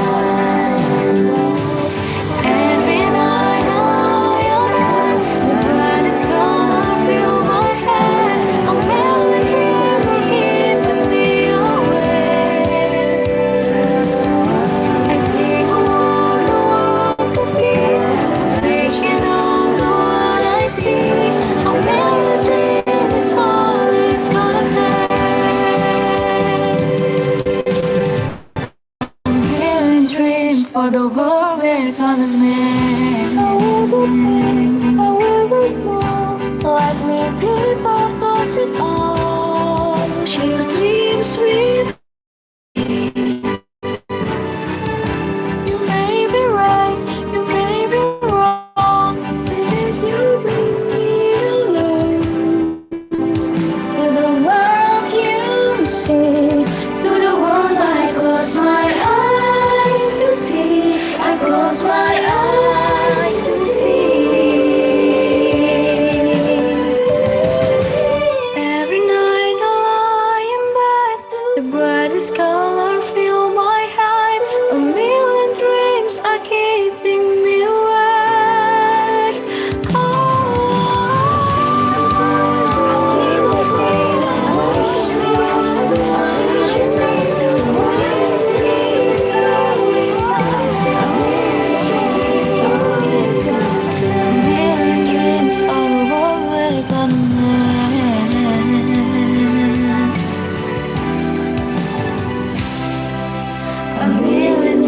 For the world we're gonna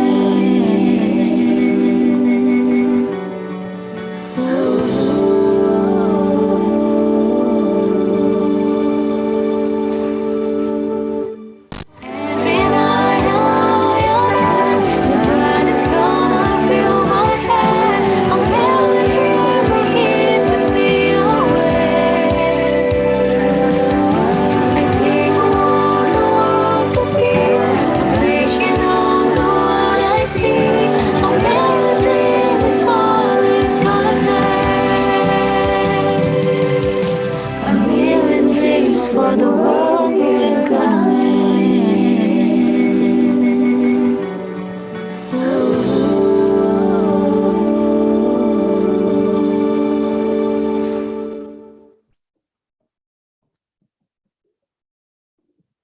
Ladies and gentlemen, the second discussion session to begin with. Allow me to introduce our second moderator, Ms. Michelle Laura Sundak, AGZ-RD. Educational History, Health Polytechnic of Health Ministry Semarang, Registered Dietitian, 2021. Loma Linda University, USA, as Bachelor of Science in Nutrition and Dietetics, or A&D. Works as experience, healthcare assistant at PT Dan Liris from February 2019 until May 2019. Arrange daily meal planning and responsible to inform outside activities regarding allergies and dietary modification, administer medication, and monitor expiration of medication. Maintain a clean, healthy, and safe environment and equipment. Schedule medical appointments. Volunteer experience. Dietetic student 2015 until 2016. California School Nutrition Association 60th Annual Conference. Pathway to Health Free Medical, Los Angeles, California. Nursing Home, Loma Linda, California.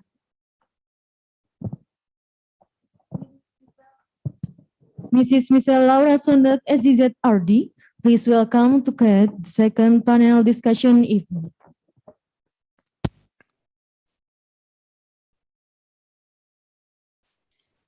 Thank you very much. Assalamualaikum warahmatullahi wabarakatuh. Good morning. Shalom. Om Swastiastu. Namo Buddhaya. May peace be upon us. Hello, everyone. Thank you very much for joining us virtually in today's international online seminar. My name is Michelle, and I will be serving as your moderator for the second panel. It is an honor to welcome all of you to today's international online seminar entitled Innovation to Create a Healthy and Sustainable Food to Prevent Non-Communicable Disease During New Normal and the Society Era 5.0. This international online seminar is organized by the Nutrition Student Association of Nutrition Department of Health Polytechnic Ministry of Health Semarang. Now, I would like to address our speakers for the second panel, in which already joining us this morning. Our first speaker is Ms. Erica Barakio Tabuak, R&D PhD from Laguna State Polytechnic University of the Los Baños, Philippines. Welcome, Ms. Erica. And will be followed by Assistant Professor Hasna Harun from University Kebangsaan Malaysia. Welcome, Prof. Hasna. Before we get started, I would like to go over again a few items for the participants to follow, so you will know how to participate in today's event. Participants will have the opportunity to submit text questions to the presenters by typing your questions into the question link, which will be posted by committee in Zoom or YouTube chat box.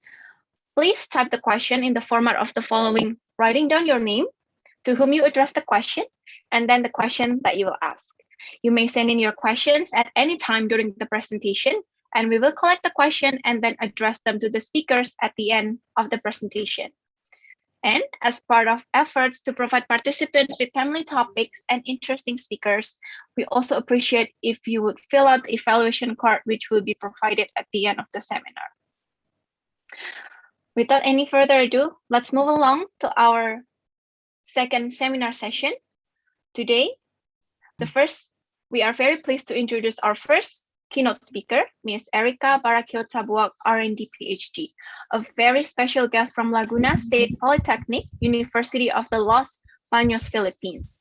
She is an associate professor at Laguna State Polytechnic University of the Los Baños, Philippines since '98, and also the Dean of College of Food Nutrition and Dietetics. She recently graduated with the PhD in Human Nutrition, minor in Environmental Science from University of the Philippines Graduate School of Los Baños College, Laguna.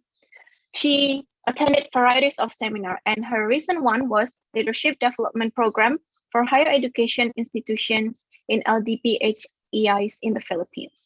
And then her recent research was done in 2020, entitled The Effect of Rice Corn Misconsumption on the Biological Markers of Growth Among Malnourished Children in Los Baños, Laguna, Philippines. She is also currently the project leader of the establishment of LSPU Clinical Nutrition Management Services, specifically Nutrition Clinic, as extension service to the community in Los Baños and nearby barangays since 2018.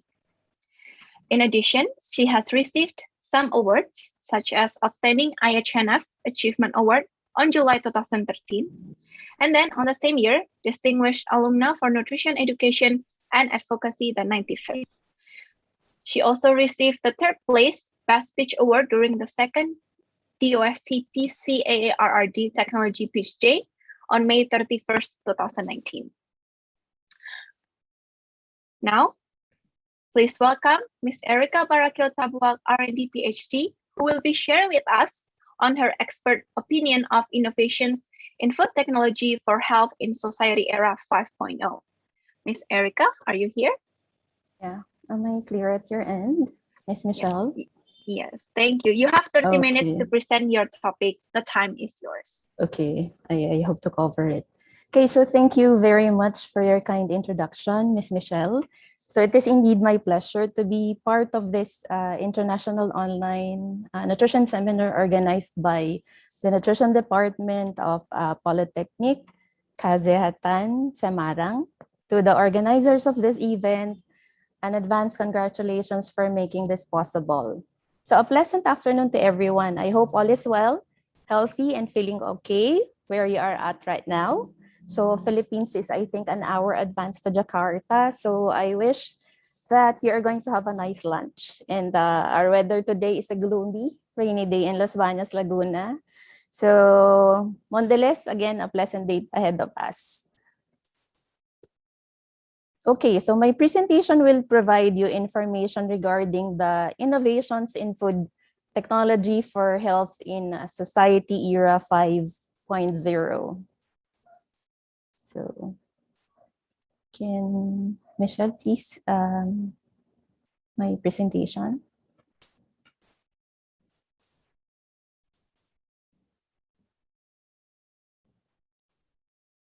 So since it's a rainy day today, we usually experience intermittent connections during this period.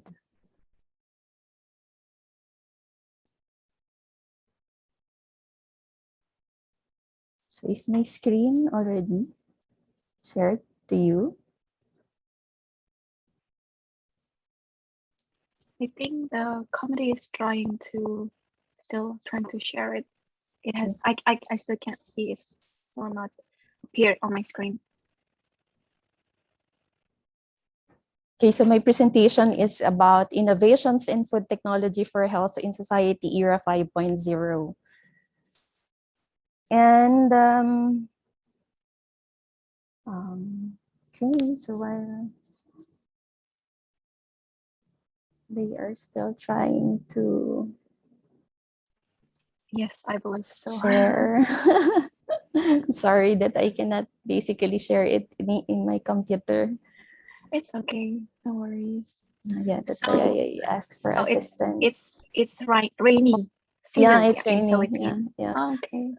Not the rainy season, but cannot tell the weather. Yesterday it was sunny, and then last night it rained so hard until early this morning, and then a bit sunny, and then it rained again. Yeah. Same here. We experience the same weather, so it's pretty.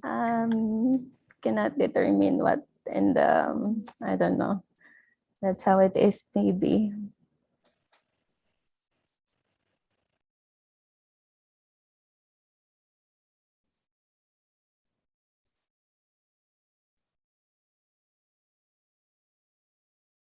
So I am actually in my office in the university. How's the condition of the school system? Because here in Indonesia we still offline. Well, some still doing online and offline. Yeah, we also are having our online, but we are trying to do the limited face-to-face. All But right, same here. yeah, but we are still on the preparation of the many things that we need to for a requirement. Of course, we need safety. We need so we need to assure the safety of our students before they come to the university. Okay, I think my slide is there. Okay, so for today, I am tasked to discuss, not to discuss, but basically to provide information regarding innovations that are right at our fingertips, no, food technology for health in society era 5.0. So next slide, please. Okay, so my presentation will have this outline. First, I will give some overview on Society 5.0, food technology and innovation, in particular the relationship between innovations based on science, technologies and changes in society. And then secondly, which is the heart of my talk, I will provide a bit of information on some of the technologies related to food and health. I actually gathered information from different literatures or references from different websites and picked up some which I believe related and would have an impact on health, food, and nutrition. So I don't have any conflict of interest to declare. As such, are basically all the resources are reflected or shown in the slides intended for discussion purposes only. So, and to give you some final words, I will provide you with a summary or some takeaway about this topic. Okay, so moving on. Next slide, please. So in this figure, it shows the relationship between innovations based on science, technologies, and the changes in society, as discussed very well by our speaker, the first speaker, Dr. Feby. So during the transition from one society to another, changes occur at all social levels. So for this reason, societal changes generally subsequent to industrial revolutions, as shown in this figure. So the historical description from hunter-gatherer, which is the IR 1.0, agrarian society, which is the IR 2.0, the industrial society or 3.0, or several industrial revolution denotes how in the first three industrial revolutions, the process went from mechanization actually. In the steam engine, so as you see in the slide, to assembly line production, power and automation. So seemingly, the data capitalism of Industry 4.0 basically marked by, I think, the velocity of disruptive changes by cyber physical systems. So smart industry, automatic knowledge, deep knowledge, big data, and the IoT or information society. Well, in this chronological period in the history of humankind, future technological advances are, some are restated, some are actually there, which led an approach whose goal is the well-being of all individuals. And actually the alignment, no, of the Society 5.0 actions and objectives with the SDG goals. Okay, so from the UNDP SDGs, it's basically the universal, still not the universal call for ending poverty, protection of the planet, and to guarantee the enjoyment of peace and prosperity by all people in the year 2030 and in the future. So basically, we all now live in a one touch away, right at our fingertips, and voila, all informations or data are available for us to digest. We all agree, I guess, that technology and innovations are an integral part of our modern society. And in our modern society, people desire both good health, of course, and longevity. So therefore, demand for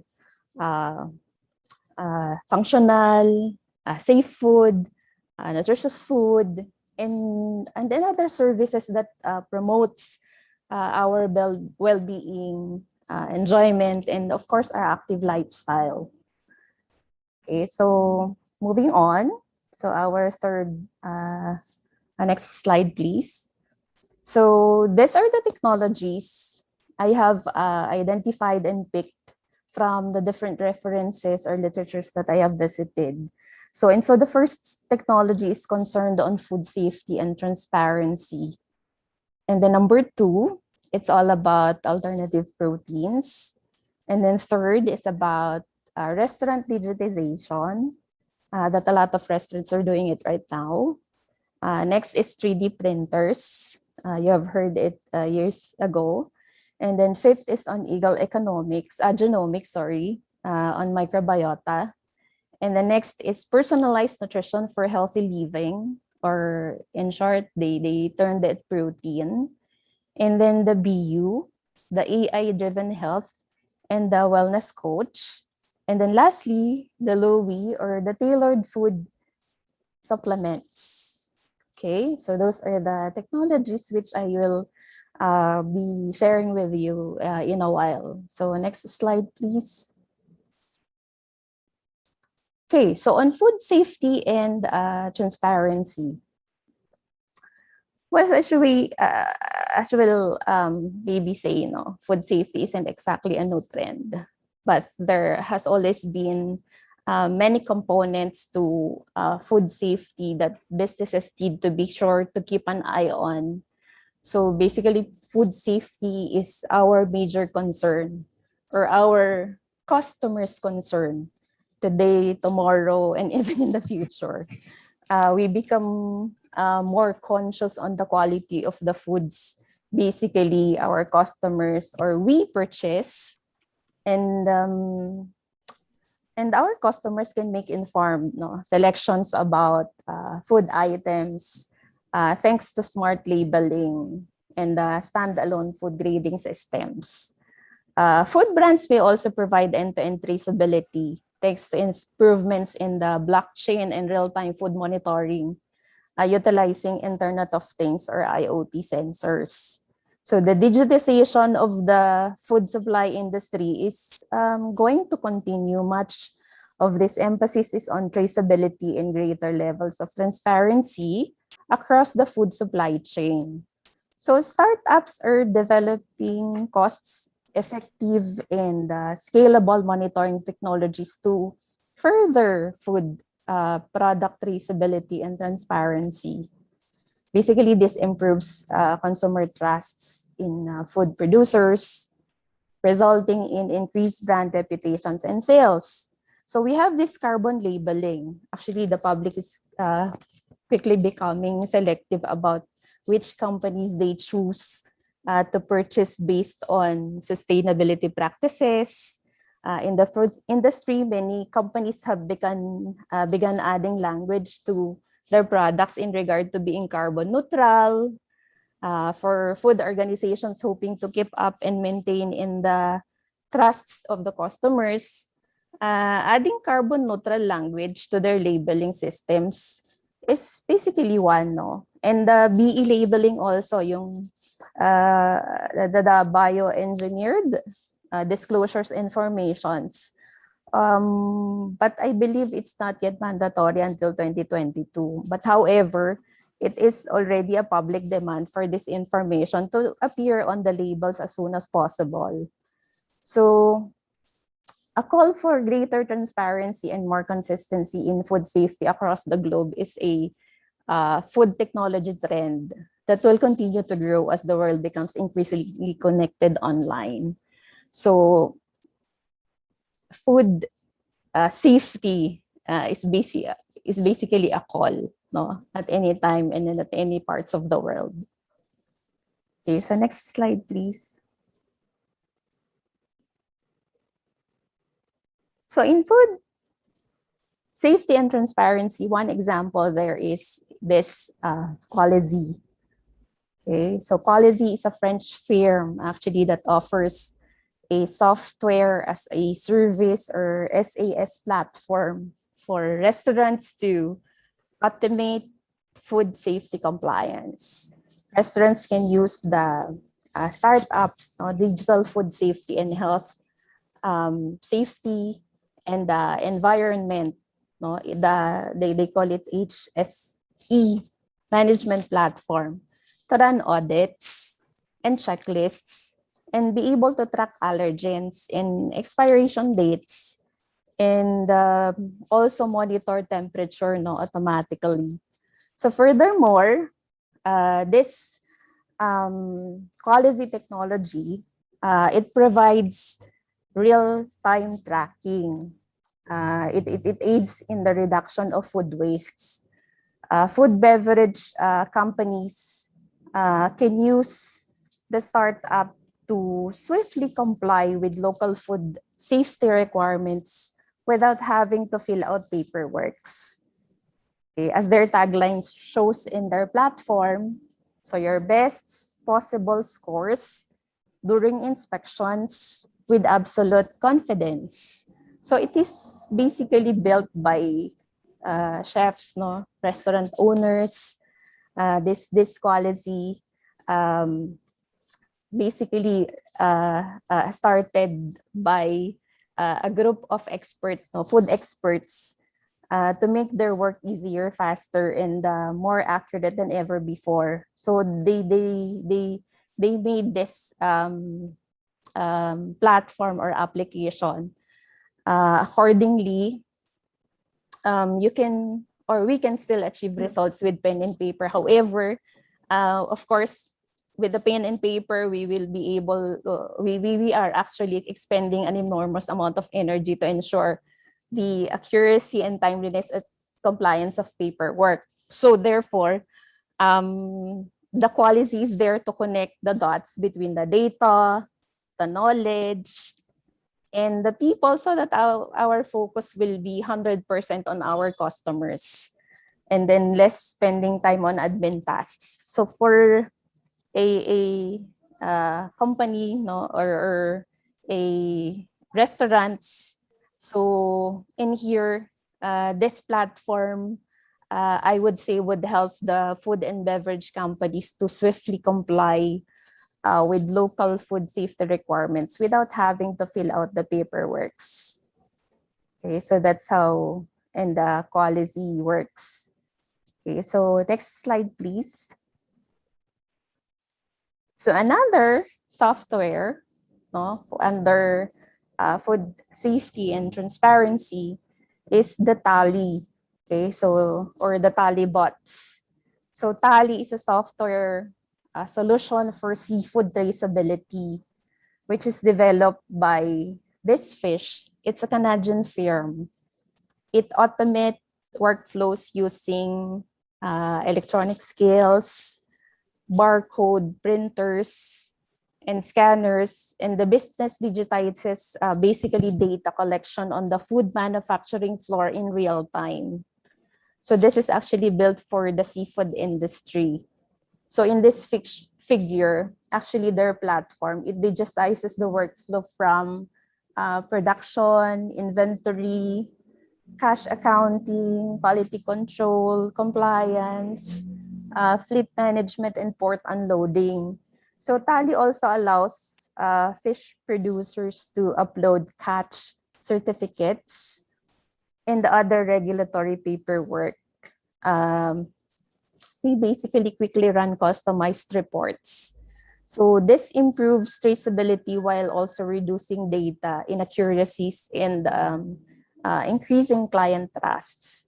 So furthermore, this fish, from fleet management and port unloading to production and quality control, it aids the seafood manufacturers in optimizing their operations for basically total costs reduction. Okay, so next slide, please. All right, so second technology is on alternative proteins. So as you may recall, okay, so Dr. Hardinsha mentioned on the shift to alternative proteins. So consumers are basically switching to alternative sources of protein for both health and environmental reasons. So making it also a major trend in food technology. So there is this raised meat, plants, edible insects, and microprotein-based foods that are now major alternative sources of proteins. So hence, niche market on such, and some unique food products have boomed. So for example, pastas made from lentils or beans or quinoa provide an opportunity to introduce more protein, nutrition, and fiber into the diet. And so many rapidly growing range of plant-based, basically foods and beverages. Okay, so further, recent advances in edible and non-edible 3D printing, like the one I will be also mentioning, the Savor It platform or site, fermentation and molecular bio, basically allows startups develop sustainable alternative solutions in protein production. This enables food companies offset the usual ethical concerns in the footprints or sustainability of industrial meat production. Okay, so next slide, please. So yeah, this is one concrete example of technology on alternative protein. So this is a Dutch startup. It's called Protein Brewery, which is developing fermotine. It's a protective, abuse-free alternative protein source. The production of fermotine involves brewing non-allergic plants and mushrooms with essential amino acids and fiber. So the startup alternative protein has 10 tons of water binding properties, which basically contributes to meaty tastes according to them.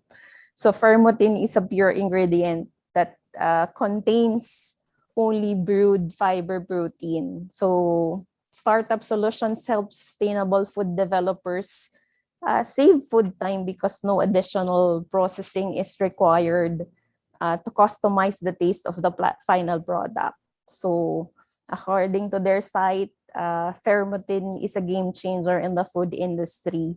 As their page says it all, the Protein Brewery or fermotine, developing a future-proof proteins as they claim for sustainability, etc., health, and also economy.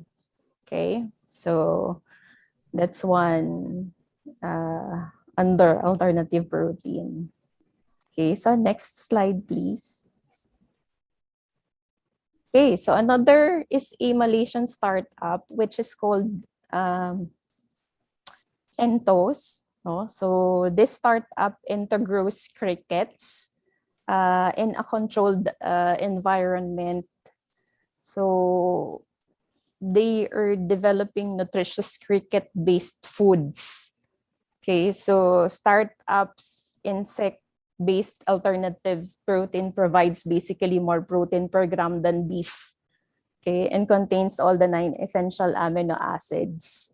And in addition, the Entos cricket farming solution, they say requires less land, water, and food than traditional livestock.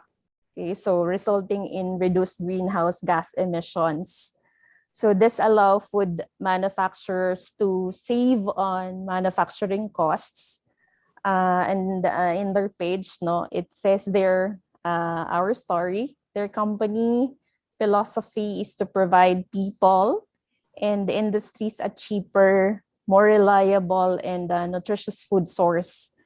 We are presented with a problem like the unprecedented growth of population and economic development, which has led to an ever-increasing demand for food. So, and as the population gets richer, there has been a shift away from plant-based to a more meat-based diets and their solutions. So packed, whole, roasted crickets, and in barbecue or in Korean kimchi. So basically, those are the products of Entos. Okay, so next slide, please. Okay, so another technology is the digitization of restaurants. So this basically improves customer experience and enables smooth operation. It also helps restaurant companies collect data points at all stages. This enables data-driven decision-making throughout the business.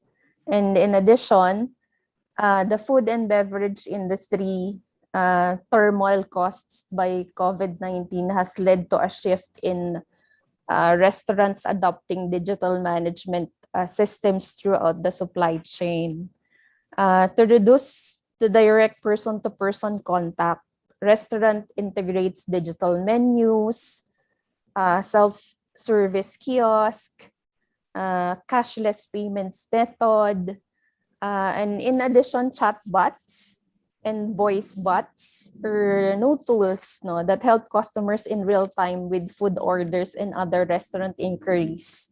So AI-enabled tools use customer preferences and behavioral data to provide customers with recommended foods and then develop new recipes. Okay, so that's basically depending on the demands, or even in the customer preferences. Okay, so next slide, please.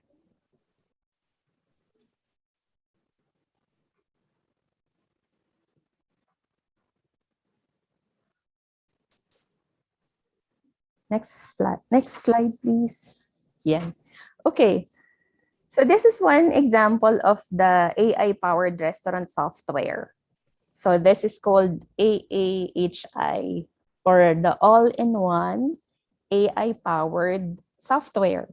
So this is designed basically to process online orders and delivery. So they also manage guests' feedback, what else? Create content and attract new customers while optimizing operational costs. So it's more of the marketing of the different menus that are being in the software. So AAHI is a Czech startup that provides customers an engagement platform for restaurants. So a contactless ordering platform using QR codes, supports multiple languages. So even if it's not in English or in different language, they can basically get their orders. And it's tailorable to brand specifications. So this offers a unique interactive experience for customers, along with minimizing direct contact between personnel and customers. Also, this platform optimizes customer restaurant interactions, thereby increasing order frequency. So they say that the AAHI's ecological marketplace connects restaurants with customers interested in sustainability and promote special offers to turn unsold and less popular items to revenue, reducing food wastage. Okay, so next slide, please. Okay, so this is also one example of restaurant digitization services. Okay, so Lean Restaurant is a Kuwait-based startup that basically offers end-to-end restaurant digitization services, shopping assistance, and data-driven metrics. So the kitchen app and waiter, the kitchen staff and waiters can monitor order flow in real time and basically serve customers efficiently. So the e-menus and e-payment support customers with contactless payment during meals and bring back digital menus and QR codes. So in addition to Lean Restaurants offers Also a variety of tools, the cashier point of sales, online ordering system, shipping systems, and other accounting and also management documents. No, so in their site, it says there the details of the services the app is offering. So basically, it is for the restaurants used in the operation for the customers to be given an efficient and effective services.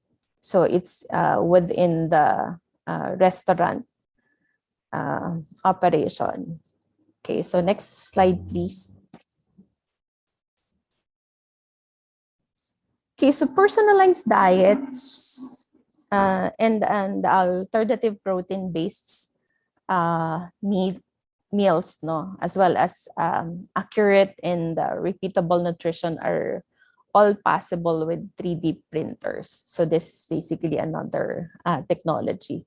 So despite the fact that material extrusion is the most frequent food printing method, companies are developing food items employing laser and inkjet food printing as well as bioprinting. So 3D printing, usually this one is used in medicine, producing living tissues for the bioprinting. So these methods are aimed at improving 3D printed food products quality and precision. So more study on 3D printing for large food production is ongoing. So businesses who would want their products with exact specifications and excellent reproducibility. Okay, so the complexity and expenses of food production are reduced as a result of these methods. So furthermore, 3D printing allows food companies to tailor their products. Okay, so next, please. Okay, so one example is the Savor It. So Savor It is an Israeli firm that uses a combination of chef robots, proprietary 3D printing, and non-GMO ingredients to basically create plant-based meat. So currently the company makes meatless burgers, and they hope to expand to steaks, kebabs, and alternative seafood in the future.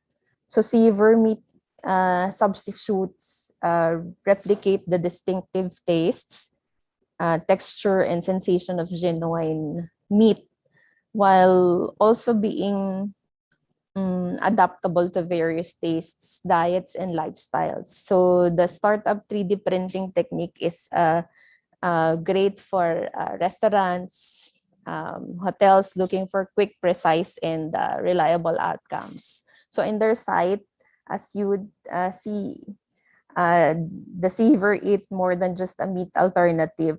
They say it's a game-changing platform where innovation meets sensation. So that's Savor It. Okay, so next slide is a Spanish startup. It's called Cocus. No, it uses 2D and 3D laser printing. So big bioprinting and robotics to produce plant or cell-based animal protein analogs.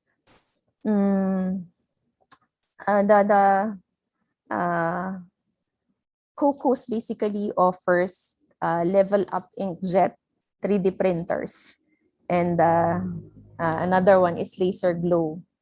Okay, so the laser glow basically adapts to the design and specs and supports the 3D geometry and hyper-personalization, while the level up printer is suitable for product adaptation that fills a full-scale area. So startup printers allow restaurants and grocery brands to basically personalize their products. Okay, so next slide, please. Okay, So this is another technology which is called Eagle Genomics. It's a microbiota-based solution to personal care, a partnership between UK, Eagle Genomics, and the Erlang Institute. So the aim of this partnership is to gain deeper insights, which will then support the global microbiome research and development community while shaping the furniture of metagenomics. So you'd see the combined genetic material of microorganisms like human, animal, and environment, which is as important as the human genome. Okay, so shaping the furniture of metagenomics, the genetic material recovered directly from the environmental samples actually are the ones that they are into. Okay, so next, please. Objectives of the agreement are also focused on investigating new pipelines and directions, specifically in the classification and reconstruction of genomes in complex environments. So another objective is that they also include global patterns of antimicrobial resistance found in microbes and investigations into the persistence and evolution of human-associated microbes. Next slide, please. Okay, so for this one, the Eagle Genomics platform or e-data scientists, they basically combine AI or artificial intelligence, data evaluation engine, and visualization. So they also aims to advance the knowledge of links between microbiome and the digestive and immune system. So partnership may enable the researcher identifies link in any between the microbiome and the conditions such as, like, for example, depressions and autism. So maybe that's how deep, going from coming from the genetic level down up to the health conditions that according to them, once they have understood those relationships, it will and they will basically enable us to improve the health of human beings and our ecosystems. Okay, next slide, please. Okay, so also this platform basically shares or allows scientists to share their research more widely and then establish new connections and then use it as test site for querying and integrating new data sets and make further progress. And so they be able to develop tools and pipelines for the research and biotechnology industry. So that's how they are in the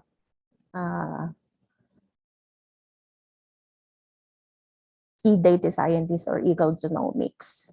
Okay, so next slide, please. Okay, so another technology is the protein.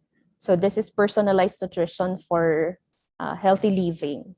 So this protein project is funded by European Union's Horizon 2020 research and the innovation program involving 20 patterns in the industry and the R&D sectors from 11 different European countries.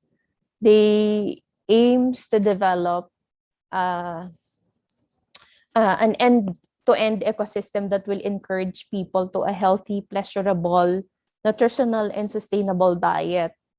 They offer daily programs that are adapted to their clients' personal preferences, physical and physiological characteristics, as well as their health status.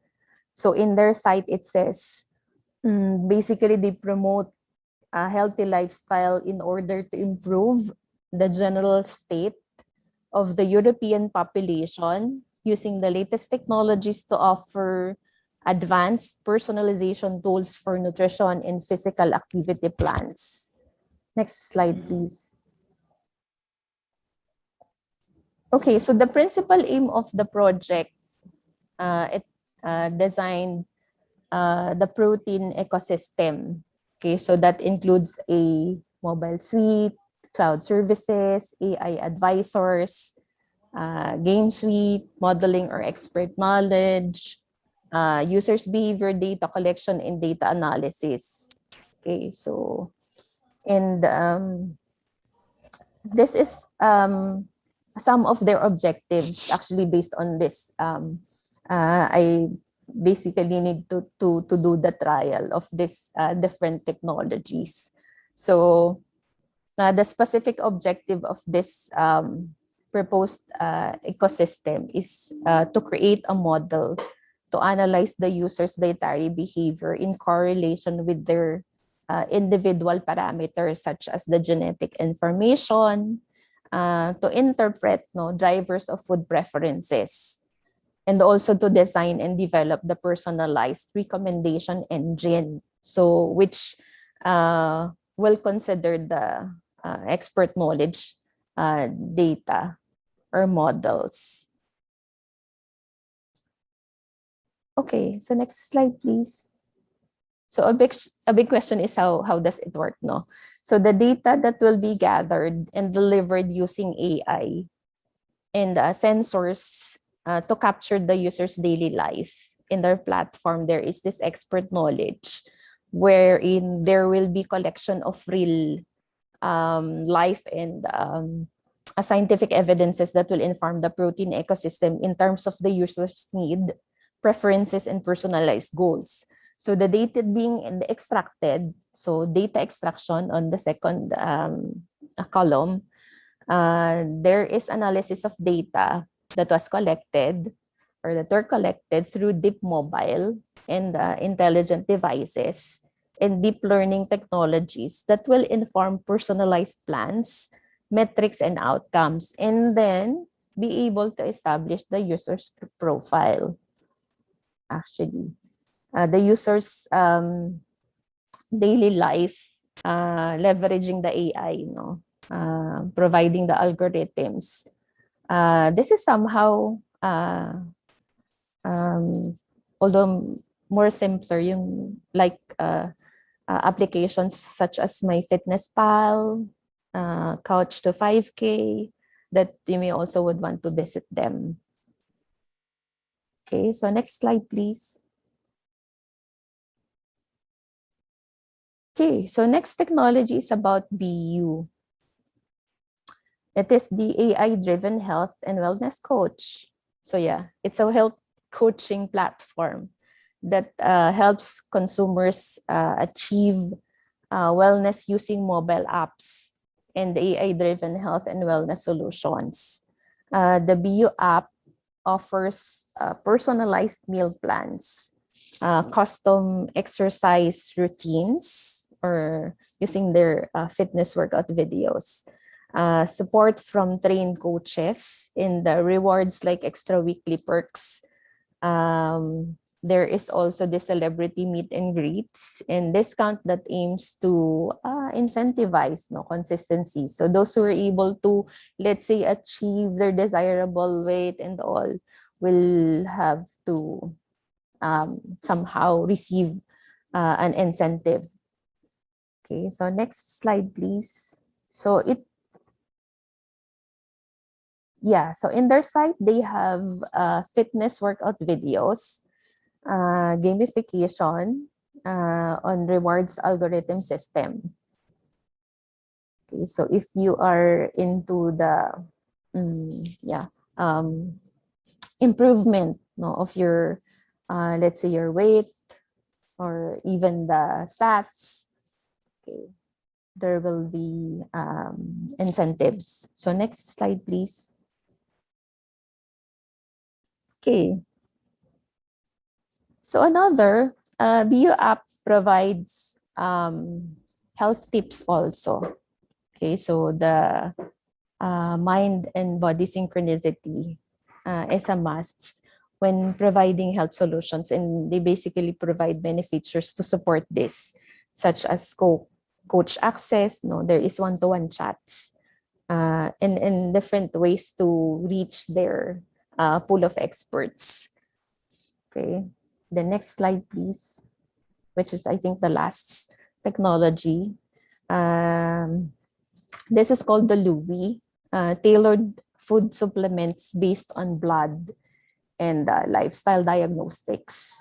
So it was founded by Adrian Capsalis, who is also a CEO, a previous Ferrari employee. So then he noticed that the top Formula One athletes were able to optimize their performance using blood tests to measure the improve their nutrition. So they decided to create 100% personalized food supplement by using high quality blood and lifestyle diagnostics. They use this data to determine the ways to preserve an individual's health using personalized diets and supplements. So next slide, please. So how does it work? So upon ordering the Louis Home Kit, the customers will receive the paraphernalia for collecting a small blood sample. So more or less a bit invasive. This blood sample will then be analyzed for 28 nutrient markers to construct the customer's in-depth health profile. So the customers are continually doing blood tests in order to track improvements using the nutrition markers. So countries such as India, US, actually they decided to store medical data in the cloud to monitor the population current health status. So this Lowy actually more of like an invasive, because you basically need to collect a blood for them to be able to trace the profile of a customer or a client, and then from there they will personalize a sort of supplements, okay, for that particular health status. Okay, so next slide, please. I think that would be the end of my presentation. And then to give you the summary, in the Society 5.0, food technology, innovations through AI or artificial intelligence, Internet of Things or IoT, and the management of big data, it does improve food safety and traceability. There is also reduction of wastes by automation of the food stock management, management improvement in terms of production orders, menu digitization, and inventory in accordance to customers' needs. Comfortable meals based on individual or family preferences or health conditions in place. There is this tailored health services, and also making purchasing of food more convenient. So next slide, please. So these are the references which I have visited, and you can also consult for you to be able to at least get the details of how basically those technology works. So thank you for your time. Thank you for listening, and that would be all for my presentation. So thank you. Thank you very much, Ms. Erica, for addressing such informative topic. I think we can all relate to this because as Ms. Erica has pointed out, that we live in an era where development of technologies as well as new innovations has created possibilities of changes. And thanks to different platforms, softwares, and applications that Ms. Erica has shown earlier during presentation, we may have found possible answers and solutions for the cases such as alternative for proteins, availability of food safety, transparency, and even food labeling, even genomic 3D food printer. And I really like this one, application for home workout and wellness coach, because I think it's very inspiring, because when we stay at home during this pandemic, we were looking for activities at home because we can't go out, obviously. Yeah. And then the one thing that we can relate to during this pandemic also is the restaurant digitization, like using barcode to access the menu, because Indonesia has also done that in some of the restaurants. And then purchasing food online. This one is, I think all of us can relate to, because we have actually 2 companies that provide, or even more, I think, in Jakarta, that provide a lot of options for purchasing food online. And then I believe we need to reach out and share this information to communities, to people around us who may not know about this software application and platform, and apply these changes in the hope for conveniently improve our health and then nutrition care. What a very enlightening speech, Ms. Erica. Thank you very much. And as a reminder for the participants, if you have questions for Ms. Erica, you can submit questions through the questions link on our Pigeonhole, which already been posted by the committee in Zoom or even YouTube chat box. Don't forget to write down your name, to whom you address the question to, and then the question that you will ask. Feel free to ask in Bahasa or in English. Thank you, Ms. Erica. Next, for our second seminar session, let me briefly introduce to you our second keynote speaker, Assistant Professor Hasna Harun from University Kebangsaan Malaysia.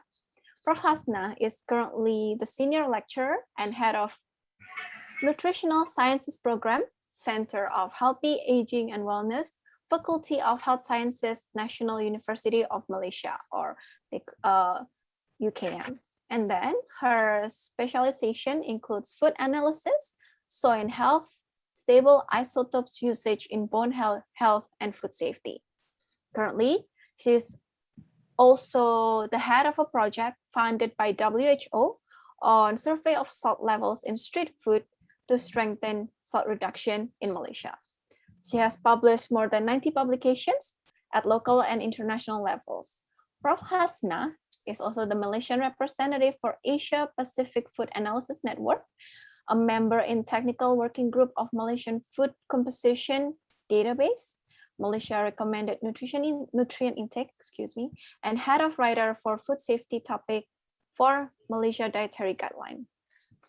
Now, please welcome Assistant Professor Hasna Harun, who will be speaking to us with the topic of identification of frequently available street food to strengthen salt reduction action in Malaysia. Prof. Hasna, are you there? All right. Welcome. I'm sorry, I think you're still muted, so it's still on mute. Can you hear me? Yes, clearly. Thank God. Thank you. You have 30 minutes to present your topics. The time is yours. Okay. All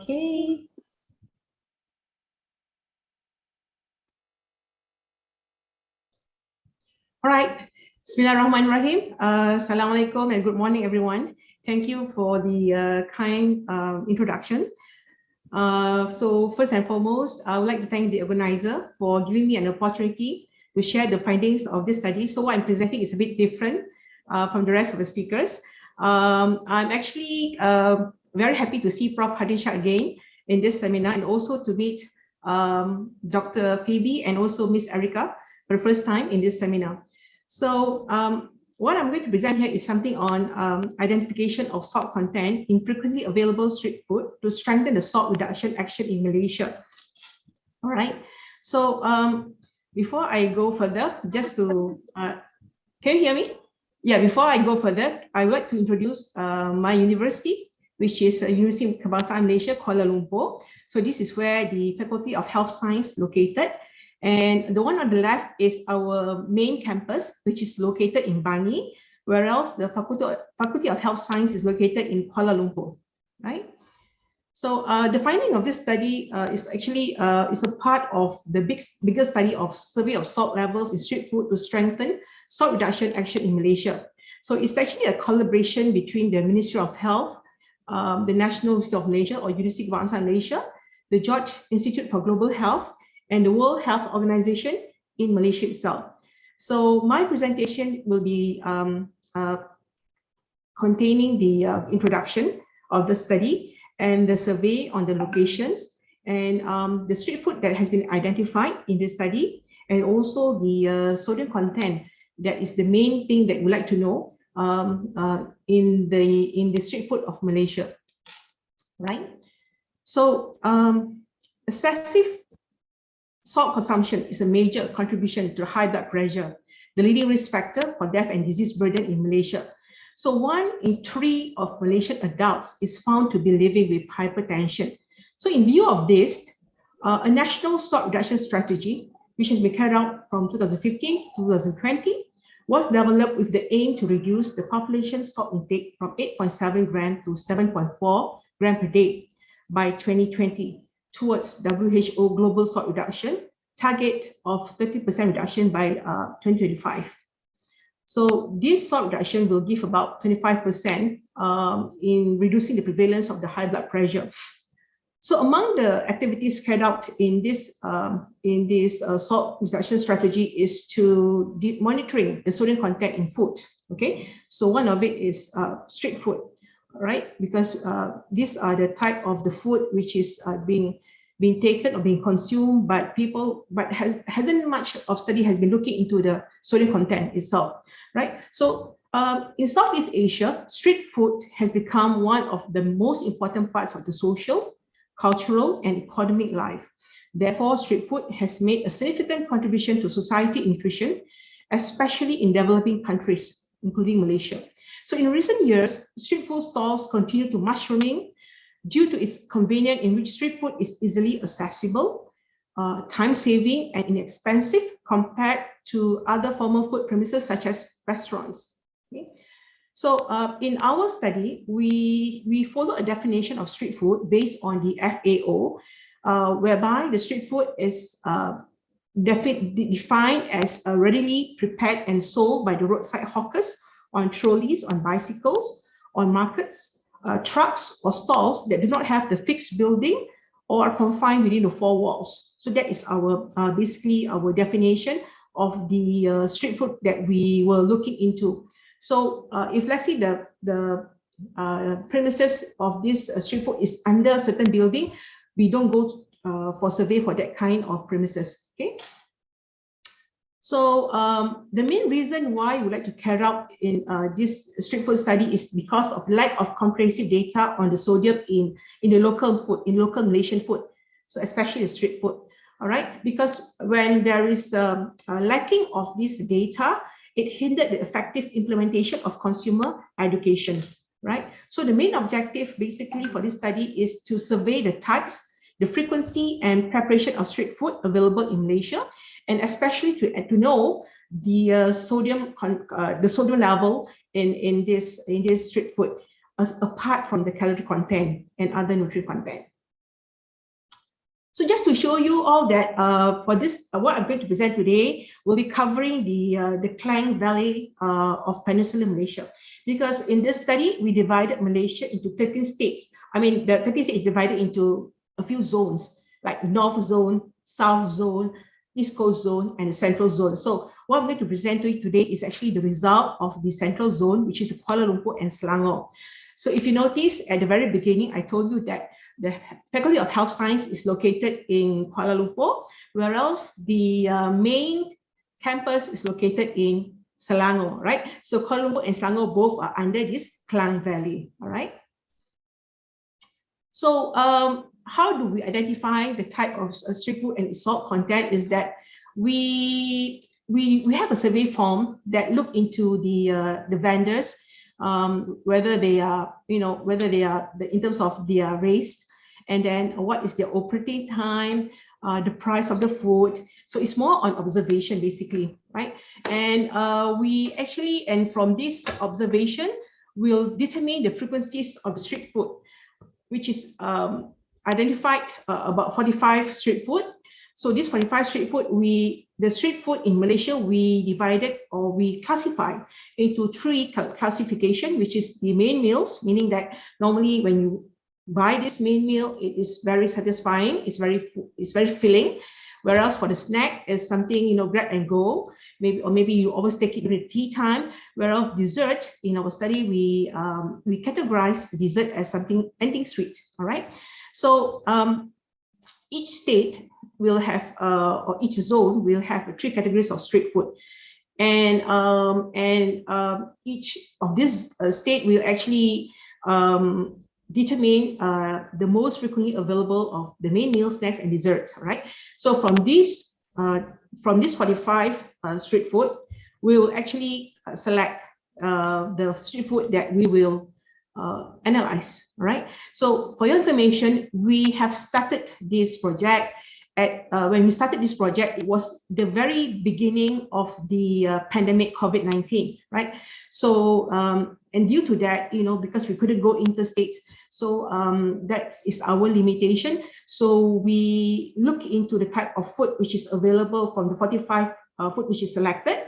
So, from the food that is, we presume, containing high amount of salt, and also it is available at this point of time. So that particular food will be selected to be sampled, right? So how we sample the food is that we actually use, for each type of food, we buy from 2 different stalls, all right? And this food will be weighed, will be taken the pictures, and then the same food from the 2 different stalls will be blended together. All right, let's see if the food containing the inedible like bones, we have to take it out first before we homogenize it without using any water, right? So we are using a food processor, and we keep it in a container and keep it in a freezer of -20 prior to the analysis. So I'm sharing with you the sodium content analysis, which we use ICP-OES to determine the sodium content. Just to share with you some of the survey that we have done on the vendors in Kuala Lumpur and Selangor. We can see that majority of the street vendors are Malay, from Malay race. In Kuala Lumpur, it is followed by the Indian and then Chinese, but in Selangor, it is the main one is Malay, followed by Chinese and then Indian, right? So whatever it is, these are the 3 main ethnicity in Malaysia. So in terms of the food preparation, we look into 3 places where they prepare the food, whether it's going to be prepared at the house, or whether it's going to be prepared at the place where they are selling the food, and also whether the food is going to be prepared at the central kitchen. So it shows that majority of the food is prepared at the place where they are selling the food. For example, in Kuala Lumpur, it's 5% from the place where they are selling the food, and whereas in Selangor, it's about 59% who are selling the food, which is prepared at the place where they're selling the food. The central kitchen is about 5% and 3% in both states. The central kitchen here in Malaysia, for example, food like cakes, they are prepared in one kitchen and they are distributed to all the food vendors in the states, right? So normally the operating time for the food vendors in Kuala Lumpur and Selangor is from 2 to 12 p.m. And in terms of main meals, snacks, and desserts, majority of the food is actually which is available normally are snacks, 44%, followed by main meals, 41%, and also followed by desserts. Okay. So these are on the vendors. So let's have a look at the location that we surveyed in Kuala Lumpur first. So in Kuala Lumpur, we surveyed the district, like 7 districts that you can see on the screen now. And from this district, basically, we did a survey on all the night market and the morning market that are available in each district. And out of this, we will do a frequency test. And then from there, we look at the top street food available in Kuala Lumpur in the category of main meals, snacks, and desserts. So you can see that these are actually the top 15 for each snack in the form of main meals, in the form of snacks, in the form of desserts. Okay, so you can see that we have the first that pop up is the fried kway teow.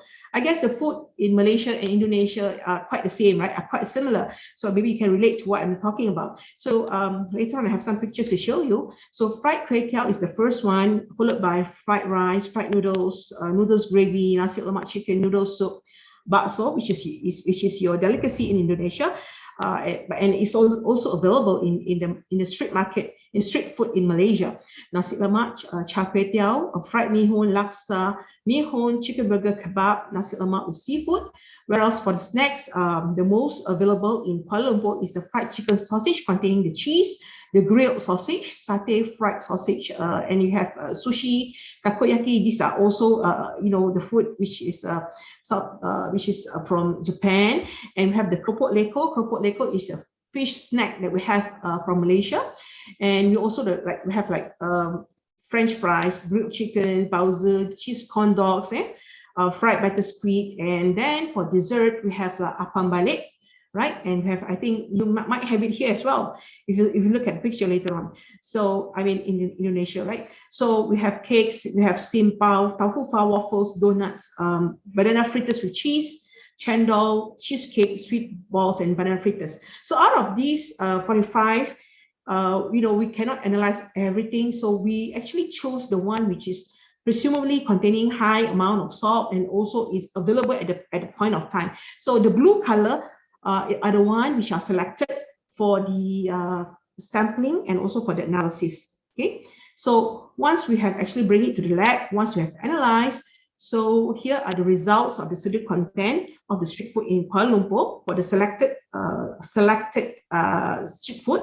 All right, so we have here the weighing per serving. We have the sodium per serving when you buy as it is, and also we have also sodium in per 100 gram, because in order for us to compare between one food to another, we have to make it standardized as 100 grams, right? So you can see that this is kebab, about 6 ringgit.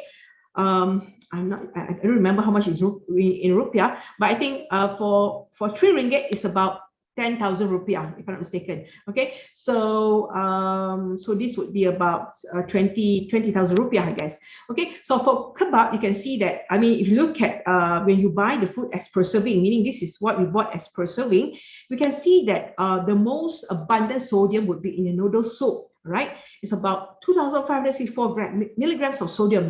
So we are recommended by WHO to take about 5 grams of salt or 2,000 milligrams of sodium. So by taking this noodle soup, you already have your sodium more than enough for per day. All right. So you can see it is very, very high in the noodle soup, and it's also high in laksa. All right, because in laksa they also use some sort of fish sauce in this laksa, and they have it in fried kway teow. You can see that the amount of sodium is very high as well, right? So when you look at per 100 gram, this is when we can actually compare one food to another to see which one is higher. You can see that kebab is actually contain highest amount of sodium based on per 100 gram, because kebab use a lot of sauces. So that is why that may be the reason why the sodium is quite high, right?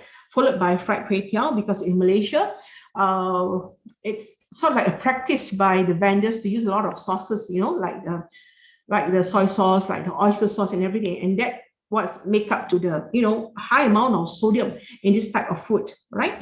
So this is actually the main meals from street food in Kuala Lumpur. So what about in the snacks from street food in Kuala Lumpur? So snacks, you can see here that if you base on per serving, for example, this one here. Now this is not the normal fried chicken like you have, like the drumstick. This fried chicken we are talking about, they call it in Malaysia as ayam gunting, it means you cut the chicken into small pieces. So it's actually basically like meat, which is actually you dip it in a batter. So the batter is actually containing a lot of flavor enhancer and whatnot. So and also salt, and that is why we think that this also caused the sodium to be actually quite high, actually, about 1,800. Okay, so This is followed by the fried chicken sausage. This is actually a processed food. So we already know that most of processed food contain high amount of sodium, right? And this is one of the examples.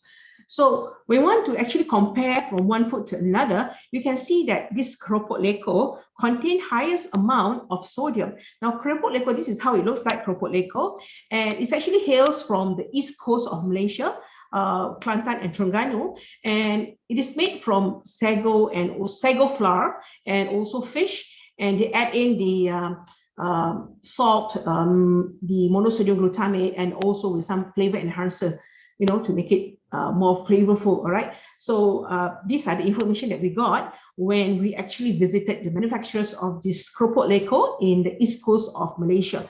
So this is something that that we have to think about as in terms of reformulating or whatnot, for this keropok leko. So you can see that it is the highest compared to the rest. Okay, highest, followed by fried chicken, and followed by the fried chicken sausage. Okay. As for the dessert, for the street food in Kuala Lumpur, this is the banana fritters. I'm sure you have it here as well in Indonesia. So you can see that based on per serving, it is the banana fritters with cheese, which is the highest.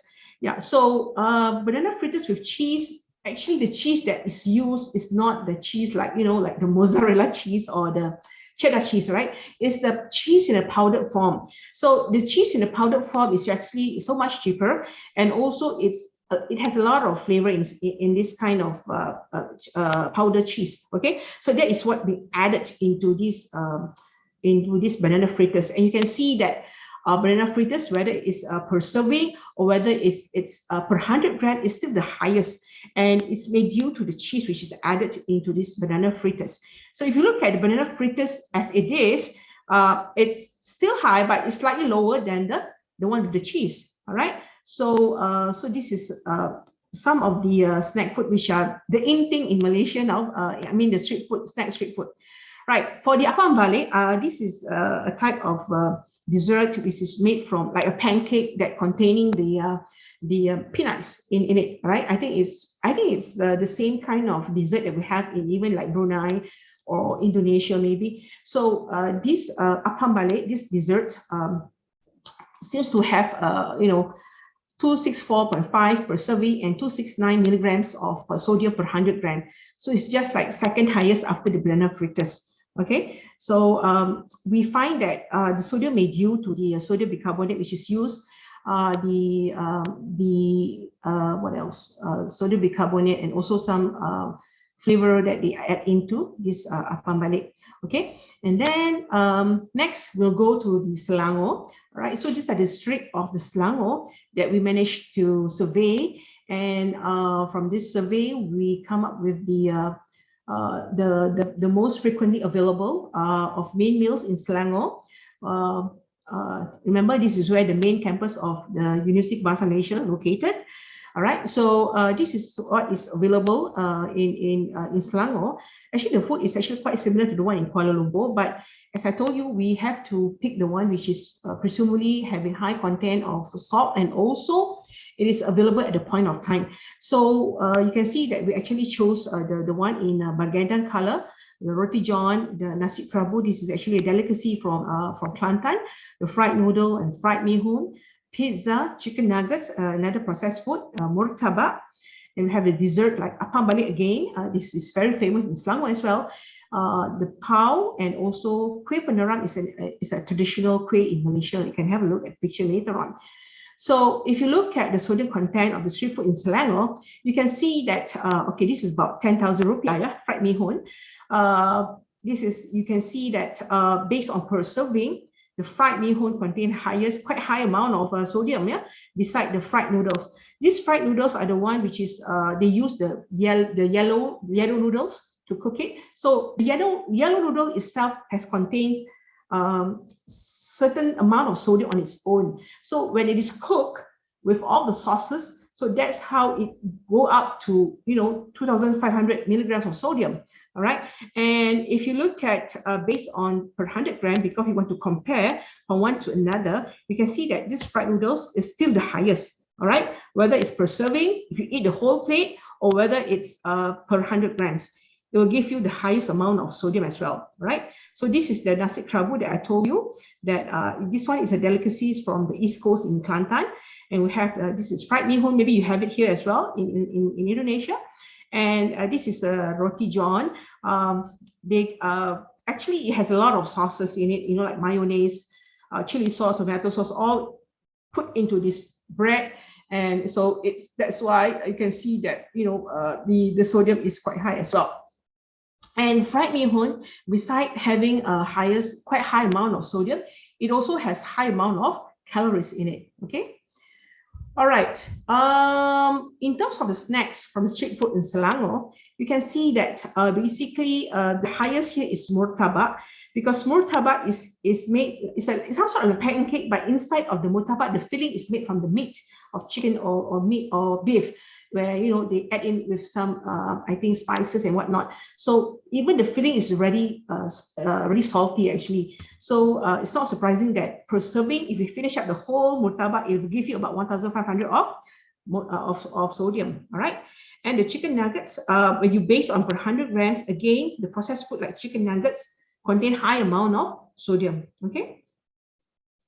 So in terms of a dessert, so this is the traditional kueh that we have by the name of kueh peneram. Okay, we can see that again the apam balik in Selangor also contain the highest amount of sodium per serving and also highest amount of sodium per 100 grams. Okay, and kueh peneram, one thing that even though it's quite low in sodium, but the calories is quite high because this traditional cake is actually being prepared using a lot of oil, and also it's been deep fried, and that is why it gives a quite high of calories.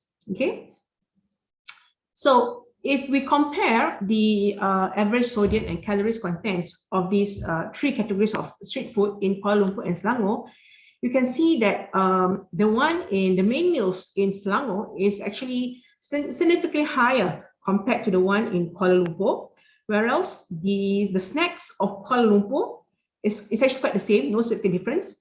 All right, but the desserts in Kuala Lumpur is significantly higher compared to the one in Selangor. Okay, so if we combine from these two states in Klang Valley, what we can say is that the main meals, like for example the fried noodles, the noodle soup, noodle cooked in soup, is containing about 399 to 938 of milligrams of sodium per 100 grams, which is quite high actually. And for the snacks, the highest is of course the keropok leko, which is about 699, and the lowest is the ayam gunting, which is 563. And for the dessert, the highest one would be the apam balik, the highest sodium content, followed by the banana fritters with the cheese, and also just the banana fritters on its own. All right.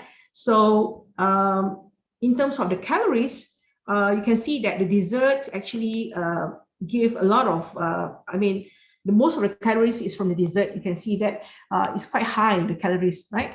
So what we found out from this finding, I mean, for this finding in Klang Valley is that, you know, when you have like food like keropok leko, which is containing high amount of sodium, something need to be done in terms of maybe reformulating this keropok leko.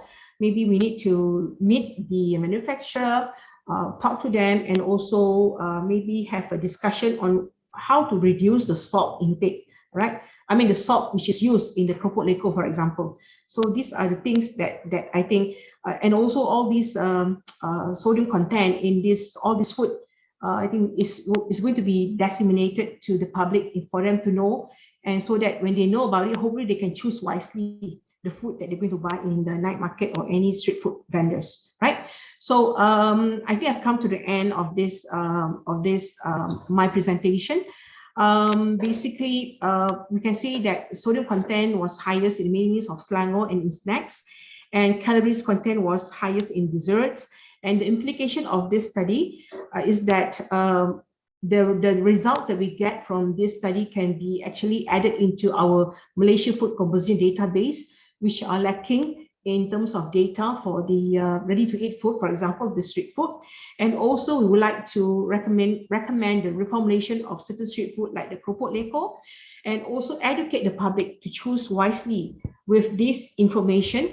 Which one should you choose? Let's say if you are hypertensive person, should you buy this mee goreng instead of other healthier food? So these are the things that we hope that we can educate the public, and also we would like to create the awareness among the vendors. So most of the vendors that we have asked, they say that it's because of the consumer who likes to eat, who likes to have the flavor to a certain extent, and that is why they add up a lot of flavoring into it. So I guess we need to educate the vendors as well, so that they can actually produce healthy food. Okay, so I would like to thank the WHO Link Grant for supporting this study, the Non-Communicable Disease or Ministry of Health, and the George Institute for Global Health Australia for involving in this study as well.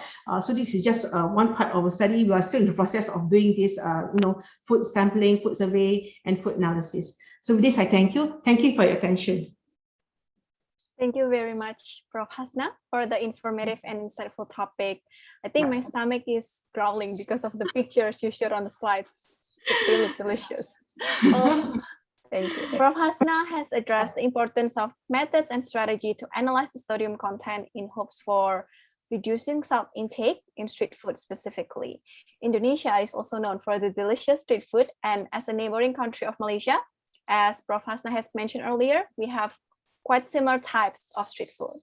I think it is our job as dietitian, nutritionists, health professionals, and even just a person who lives in this era to be mindful and aware of the sodium content in different types of food, even street food. We need to work even harder and come up with different strategies and solutions to educate others, as Prof. Hasna has said, and then make sure that many are aware of the sodium content and calorie content of food, specifically street food. What a very engaging and insightful speech, Prof. Hasna, and thank you for the reminder to be mindful of what we eat. Thank you. So I would like to remind the participants again, if you have questions for Prof. Hasna, you can submit questions through the question link in our Pigeonhole session, in which already posted by Comedy in Zoom or YouTube chat box. Please write down your name, to whom you address the question, and the question that you will ask. Feel free to ask in Bahasa or in English. Thank you for all speakers for all the enlightening speech and presentations. Please give a round of applause to all the speakers for today's seminar. And now we are going to take some questions from participants. Okay, are these the questions? All right, so I'm going to read the first questions from Alda Kusuma for Miss Erica. Okay, yeah. The first one, yes. Culinary business that affects the health of consumers. What are the tips for choosing a platform for delivering information about the business we are developing? Miss Erica, can we provide the answer for this question? Yeah, so, well, different applications offers for like a different purpose. So if the purpose of this is just for a matter of marketing their business, so an expert IT on that will basically get the job. So get the best IT, and also make sure that you have established a very nice IT infrastructure for that.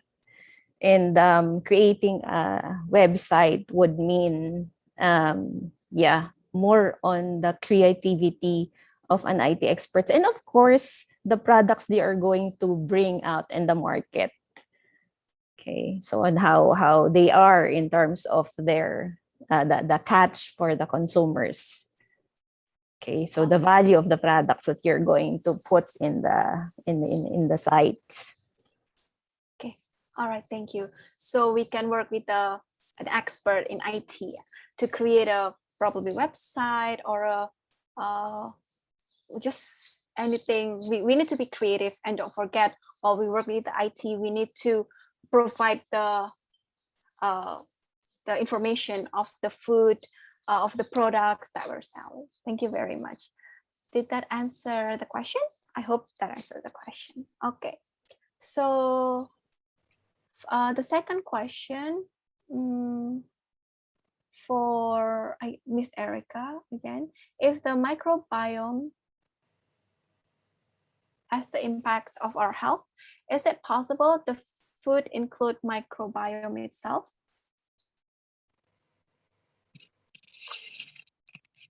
Actually, food microbiome, the Eagle Genomics actually is working on the microorganisms from human to what we have in the environment, including the food and even all the microorganisms. We have actually. We can include food. It is included in the Eagle Genomics, all the microorganisms that you find in the environment. All right. Okay, Miss Erica, thank you very It much. is possible, actually. Okay. The Eagle Genomics are doing that. Okay, so includes everything, yeah, even Yeah, food itself. yeah, even food. All right, thank you. Hopefully that answered the question. And then the last question for Prof. Hasna. How do we choose the highway street food safety? Any tips or special features? Thank you, from Michael. All right, thank you for the question. So actually, in Malaysia, we have like in the highway we have this rehat dan rawat, meaning that you can have a rest and have some food and everything. So now you're asking about the street food safety. So basically, whether it's street food vendors who are selling the food at their stalls, or whether it's in a highway, meaning in a highway normally, if in Malaysia, it's actually in a premises that have 4 walls. But if you want to know the safety of the street food, basically, or what the food they are selling, it still applies. For example, you need to look at the food vendors, whether they are wearing the apron, whether they're wearing any restraint net on their head, to prevent the hair going into the food, and also the cleanliness, the personal hygiene, and also you can see that basically in terms of the food itself, I mean, if you're talking about the sodium content, everything is still the same, the content. But if you're talking about safetiness, maybe you need to look into the food safety in terms like, do they prepare any tongs for you to use when they are picking the food, not using their hand, but using certain things, using the tongs, or using some special things to take the food. So those are the things that I think is the most important. First is the personal hygiene of the vendors who are selling the food, and also how do they actually take the food, do they use their hand, just put it in the container? Those are the things that I think we should look at. And also, are the food which is sold in the highway street food, or whether it's in the highway, or whether it's in a street food vendors at the side of the roads, whether the food that they sell is actually covered. That is quite important as well. Not quite, that is very important as well, because if it's covered, meaning that the cleanliness is there, right? So those are the things that I think we should look at, because if it's in Malaysia scenario, normally the street food, the highway will have the very nice premises building, nice building, and then but the safetiness of the food is like what I've said just now. Okay. All right, thank you very much. I guess the personal hygiene comes first, yeah, when we try to identify about the safety of the street food. Thank you very much, Hasna. Thank you for all the questions and the answers provided. I think as health professionals, we need to grasp and understand that it's important to plan and execute necessary changes to provide our clients and the public and the people of Indonesia, especially, with the best health and nutrition care with information needed of the lifestyle and the diet that they consume, whether it's the information of the sodium content, calorie, or even sugar content. And don't forget, it is our responsibility to work side by side with technology and even other health professionals to incorporate our knowledge and skills to create healthier environment and better nutrition care anywhere we go. Before I leave it back to the MC for the closing of the program, as a token of our appreciation to the speakers who have shared such informative topics, I would like to present a certificate first to Miss Erica Barakio Tabuak R&D PhD.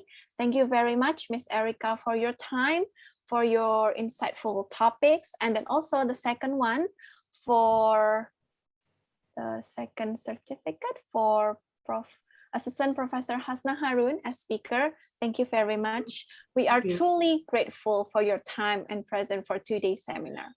Thank you very much. You're most welcome.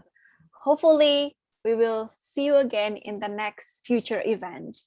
And I would like to invite all the participants and speakers for photo session. Will there be photo session?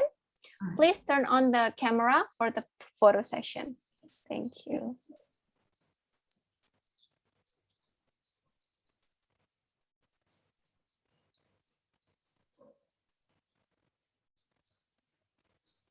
Okay. Is that all? I think that should cover everything. Okay. All right. Once again, on behalf of the committee, I would like to thank you to all speakers for informative, insightful topics, and also the audiences and participants who have stuck with us and participate throughout the first and second panel of this program. Thank you very much. Thank you, Ms. Erica and Prof. Harun. Once again, thank you. Assalamualaikum warahmatullahi wabarakatuh. I'll leave it back to the MC. Thank you.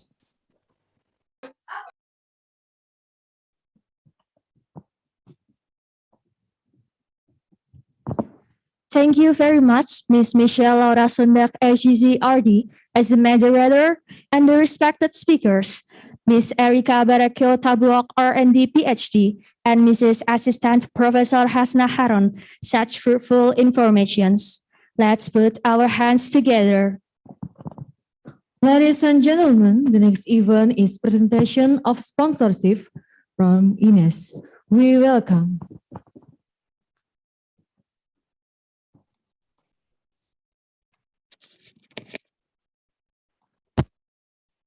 Baik, terima kasih. Assalamualaikum warahmatullahi wabarakatuh.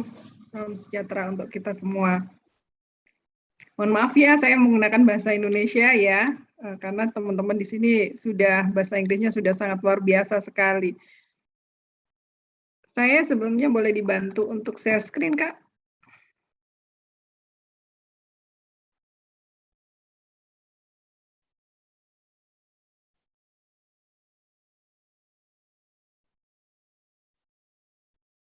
Oke, baik.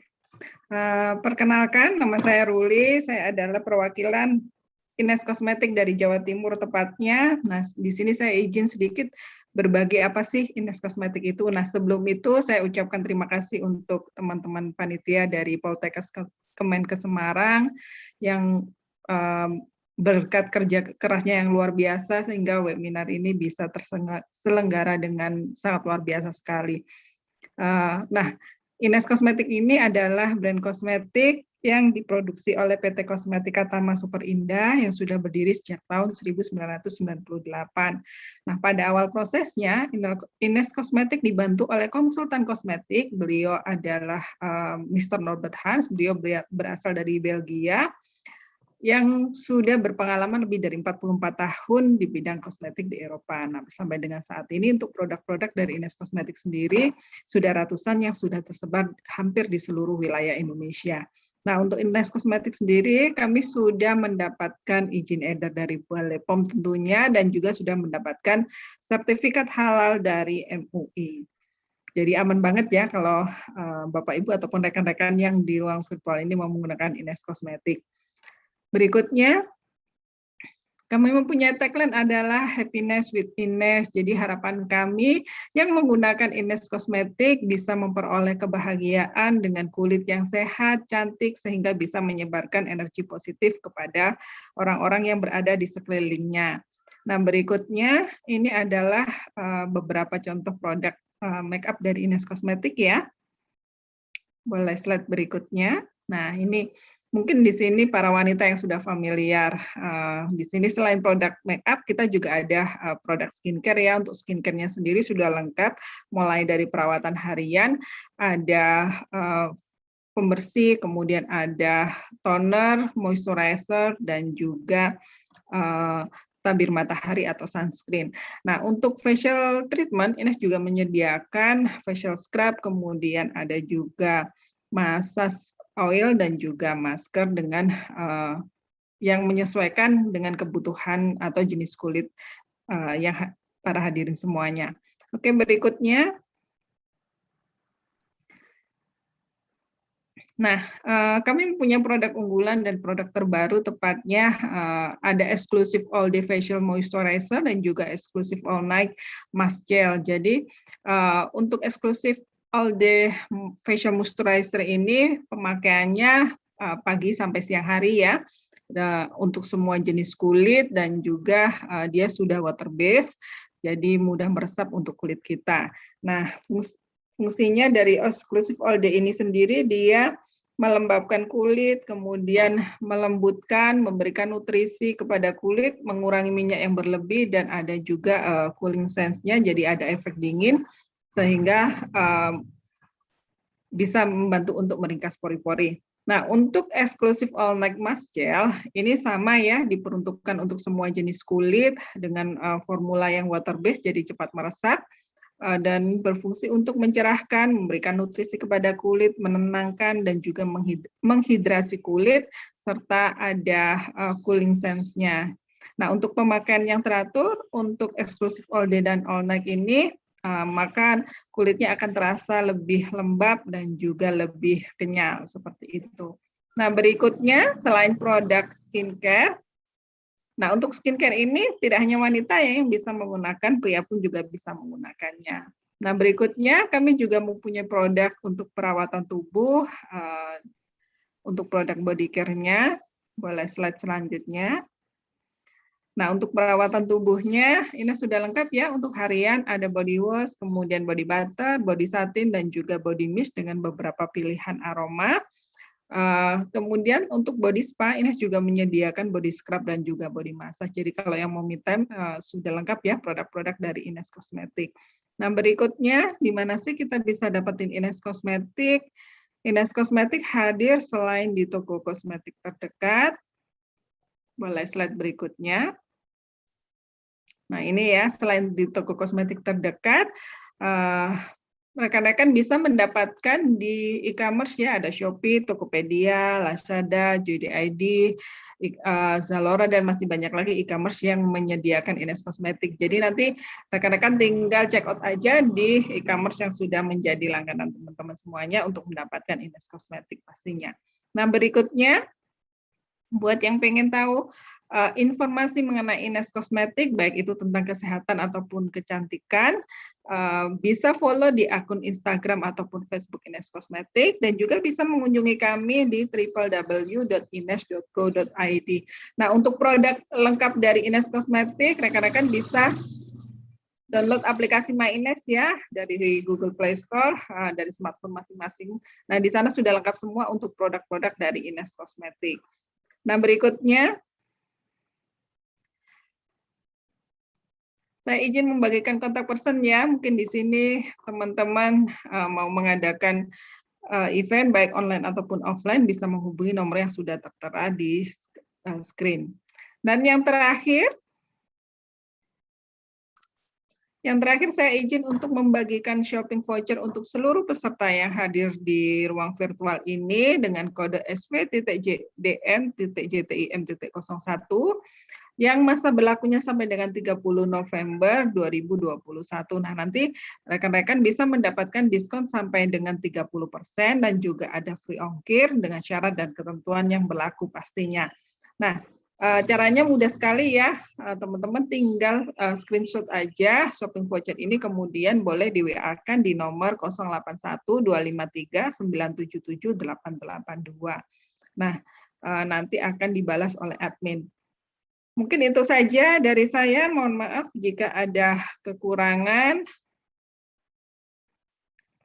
Tetap patuhi protokol kesehatan ya, karena pandemi ini belum sepenuhnya berakhir, semoga semuanya lekas berakhir, jadi kita bisa beraktivitas seperti sedia kala. Sekian, wassalamualaikum warahmatullahi wabarakatuh, salam sejahtera untuk kita semua.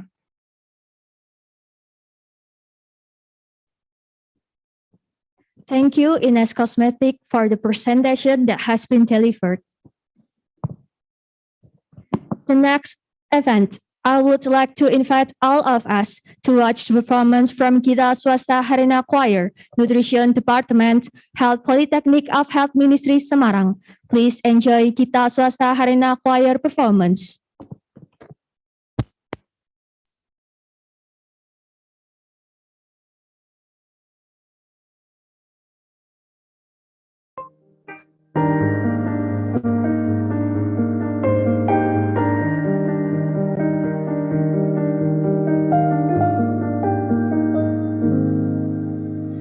Ku terbangun lagi di antara sepi, hanya pikiran yang ramai mengutuki diri, tak bisa kembali untuk mengubah alur kisah. Ketika mereka meminta tawa, ternyata rela tak semudah kata.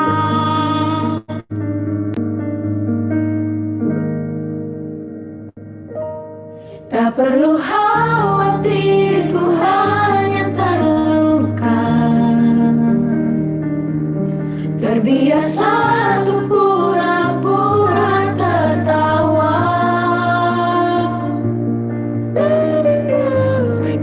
Sekali saja ku menangis sebelum kembali membohongi diri.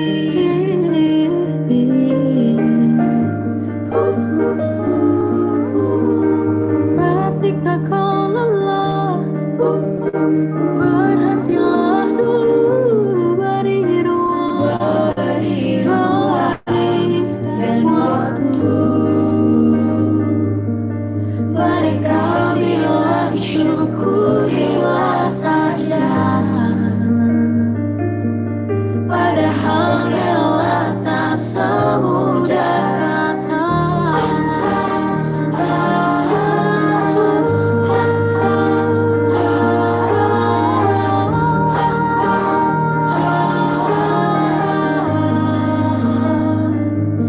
kita hanyalah manusia yang terluka, terbiasa untuk pura-pura tertawa. Namun bebas sekali saja ingin lagi membohongi diri.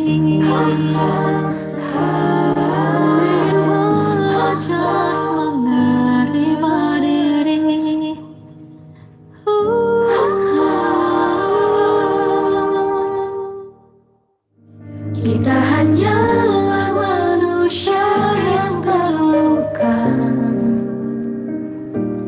terbiasa untuk pura-pura tertawa. Namun bebas sekali saja ingin lagi membohongi diri.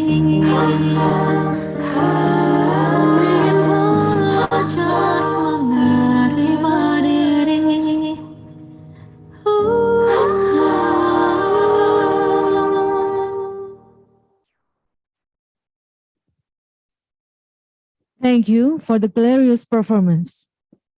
Ladies and gentlemen, the next event is Ice Breaking and Quiz by Kahoot that will be led by Mr. Muhammad Rizky Nugraha and Mrs. Puji Triwidyarti. We welcome.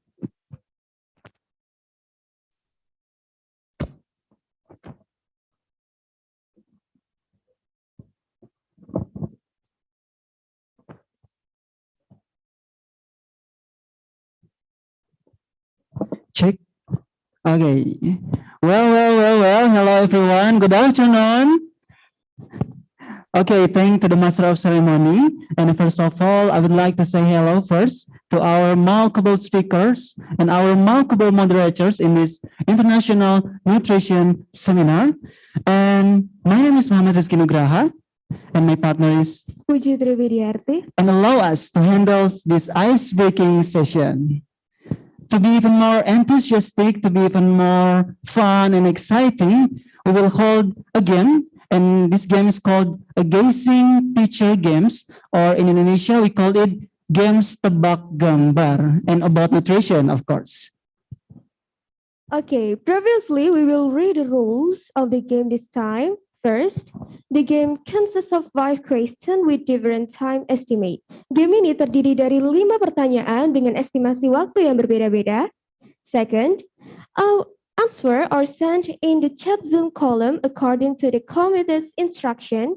Peserta dapat mengirimkan jawaban di kolom Zoom sesuai instruksi dari panitia. Third, participants can directly send answer in the Zoom chat column. Peserta dapat langsung mengirimkan jawaban di kolom chat Zoom. And the last, participants who answer question quickly and accurately will get prizes interesting. Jadi peserta yang dapat menjawab pertanyaan dengan cepat dan benar akan mendapatkan hadiah yang menarik. Okay, and don't forget that it will be a special prize for all the winner in each question.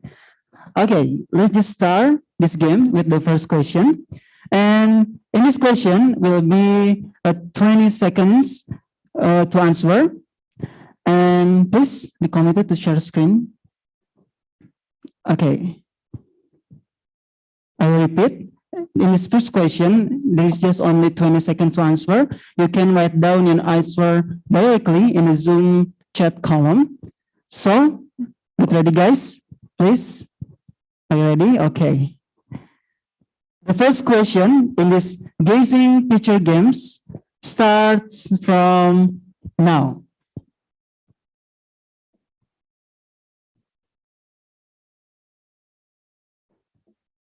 Just write down your answer in the chat Zoom column right now. Like directly, please.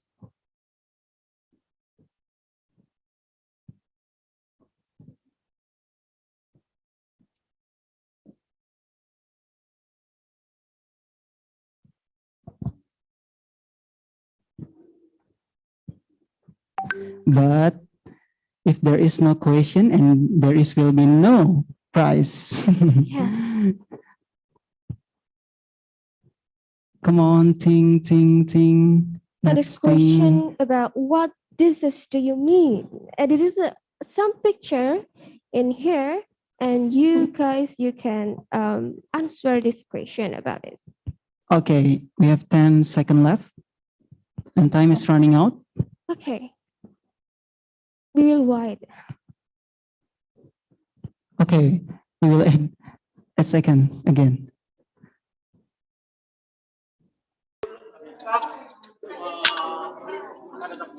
Okay. We'll count to 5. 5, 4, 3, 2, 1, and time is up.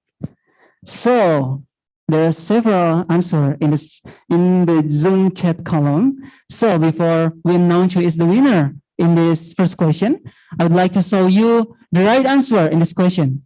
And the answer is kidney failure. So, and the winner in this first question is Sinta. Okay, congratulations to Sinta. Give applause. Okay, then we move on to the second question. This question only has a time of 5 seconds, so it is hoped that the participants will be careful in choosing answer quickly and correctly, and you guys can directly send answer in the Zoom chat columns. Pertanyaan kedua ini hanya memiliki estimasi waktu 5 detik saja, jadi diharapkan bagi seluruh peserta untuk berhati-hati dalam memilih pertanyaan dengan cepat dan tepat. The working time start from now. Okay, what is this? What is this?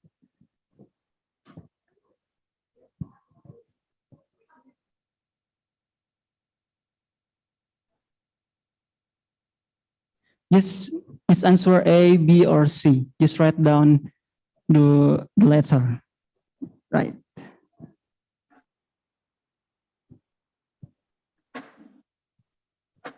Okay. 5, 4, 3, 2, 1. Time's up. Before we know the winner, we first show the answer. And the answer is B. Okay, and the winner is Aida. Congratulations, Aida. Okay, thank you for all your participants. Then we'll move on to the third question. And this question, we just only have 5 seconds, and it's just easy peasy. So it hope that you can answer and choose the most appropriate answer and write down your answer directly in chat Zoom column. Jadi teman-teman, di pertanyaan ketiga ini kita ada multiple choices or pilihan ganda. Jadi teman-teman tinggal milih B, A, B atau C directly selama 5 detik. ABC. Okay. The third question will start from now.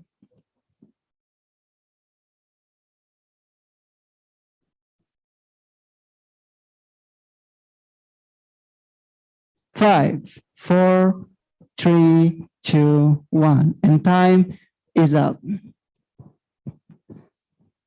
Okay, before we announce who is the winner in this question, I'd like to show you the right answer. And the answer in this third question is the right answer in this question, please. A, okay, and the winner in this third question is Alda. Thank you, Alda. Congratulations. Okay, question number 4 has 20 seconds for participants to determine the correct answer from some picture or shown. And you can directly send answer in the Zoom chat column. Jadi pertanyaan keempat ini memiliki estimasi waktu 20 detik bagi para peserta untuk menjawab dengan benar dari beberapa gambar yang telah disediakan. Dan kalian jika sudah mengetahui jawabannya bisa langsung mengirim di kolom chat. Nah, before we know the winner, okay, I'm so sorry. The working time start from now. Okay, what do you mean? What is an answer?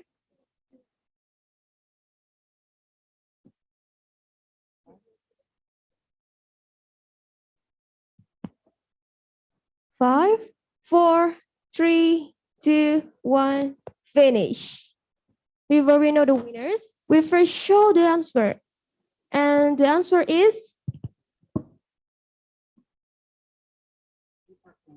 hypertension. And the winner is Ririn. Congratulations to Ririn. Okay, last but not least, we arrived to the last question, which is the fifth question in the session. And in this question, is only have 5 seconds left to answer the right answer. So I hope you can answer and choose the appropriate answer in the multiple choices.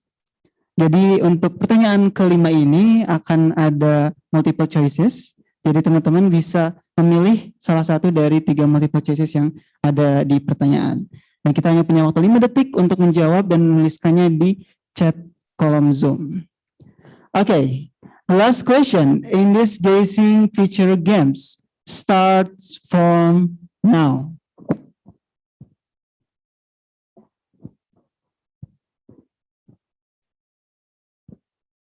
Five, 4, 3, 2, 1, and time is out.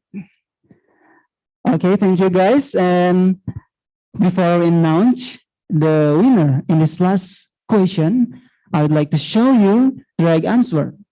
And the right answer in this question is, what is this? It's a pork. Okay, thank you. And the winner in this last question in the guessing game picture, in the guessing picture games is Gibran. Congratulations. Yeah, thank you, thank you. Okay.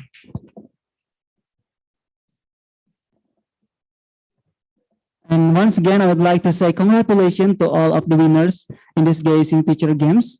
And now we are going to the next session with more prizes than before. The session is door prize. The procedure is to answer the question that will be provided by Commit through Kahoot. And previously, we will read the rules of this session.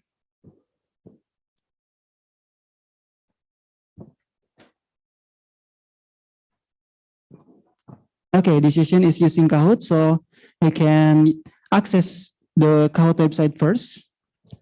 And the rule of this session is, first, participants are the participation in EONS 2021.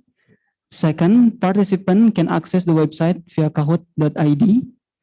Third, participant can enter the code provided by the commit. And the last, game quota is only available for the fastest 50 people. And I think we're ready, guys. Are the committee ready? Okay, let's just start and please share the pin.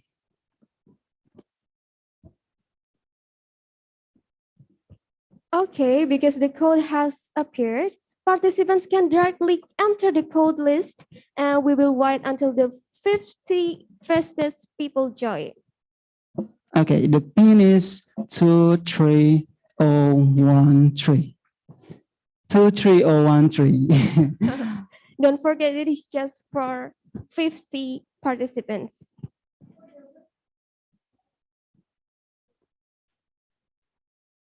Remember, it's just only for 50 people fastest.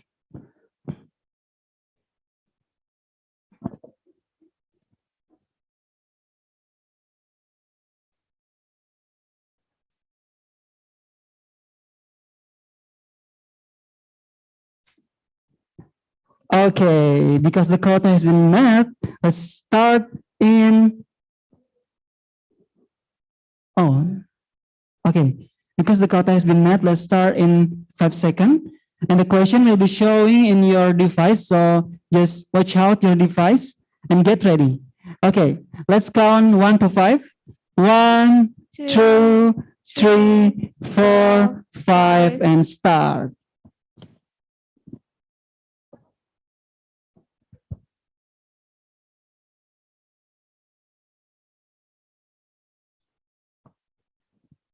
Which of the follow has the highest sodium content? Oh. I don't know. I don't know. What is the answer?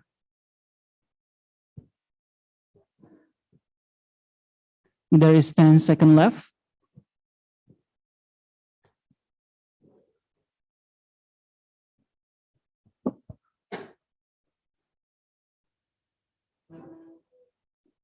Okay. Next.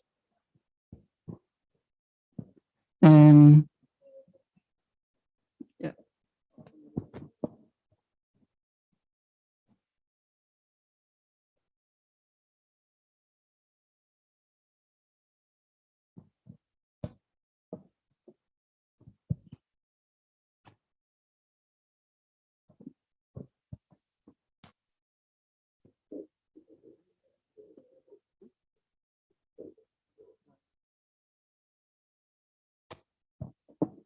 Remember, there is only 5 questions.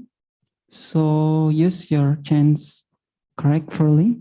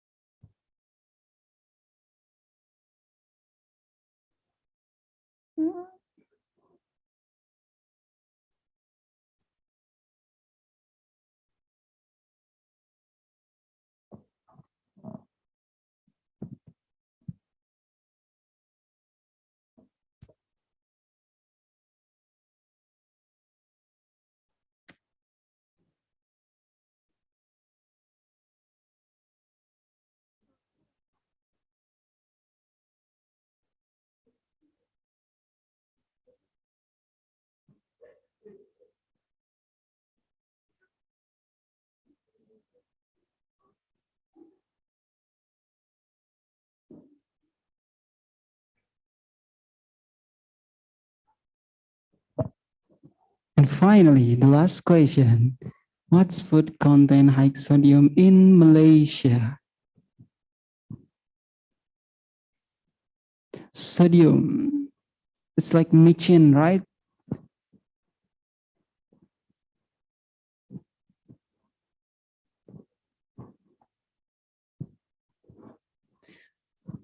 And 5, 4, 3, 2, 1.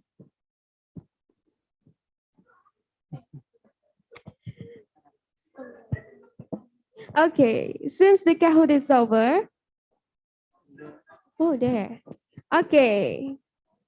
The third champion is.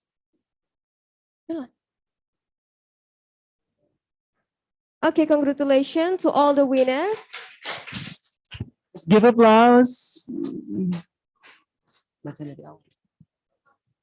Okay, since the Kahoot is over, we will find out the lucky winners. So the third champion is Sasha, the second champion is Resma, and the first champion is Ranisha. Once again, congratulations to all the winners. Okay, and I would like to say again, congratulations to all of you, the winners. It's even in this session or in the last session. And I would like to say, after this event is over, you can contact the commit directly via contact person on the poster that is published in WhatsApp group or on IG. And well, my name is Muhammad Rizky Nugraha. And I'm Puchitri Widiarti. I think that's all from us, and see you next time.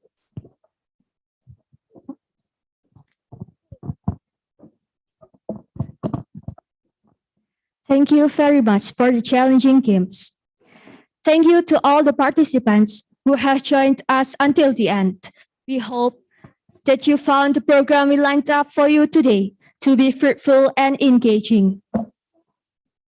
Once again, thank you for the participating in today's International Nutrition Seminar. On behalf of the committee of the International Nutrition Seminar, we would like to thank and extend our sincere gratitude to all the moderators, speakers, and participants.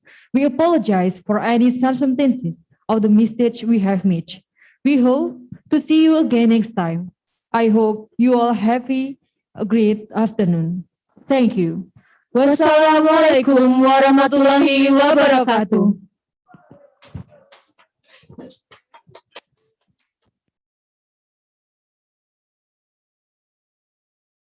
Kasar yang tergabung dalam Barisan Muda Kesehatan Indonesia Meningkatnya angka COVID-19 di Indonesia membuat Sulawesi Selatan. Mereka menutup program selama lebih dari 8 hanya itu Ikatan Dokter Indonesia.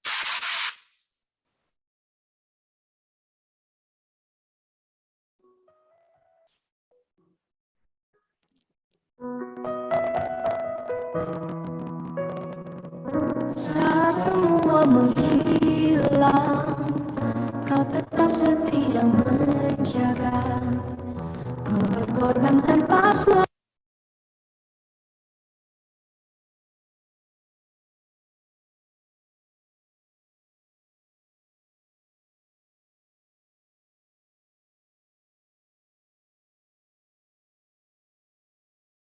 Kau bisa patahkan kakiku, tapi tidak mimpi-mimpiku. Kau bisa lumpuhkan tanganku, tapi tidak mimpi-mimpiku. Kau bisa merebut senyum, tapi sungguh tak akan mampu. Kau bisa merobek hatiku, tapi aku tahu obatnya. Manusia macam mana, itu kita jiwa-jiwa yang kuat. Itu kita manusia macam mana, itu kita jiwa-jiwa yang kuat.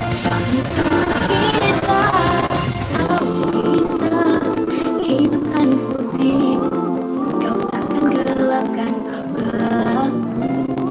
Kau bisa menemukan jalanmu dan menemukan jalan yang baik. Macam-macam walau itu kita jiwa-jiwa yang kuat. Itu kita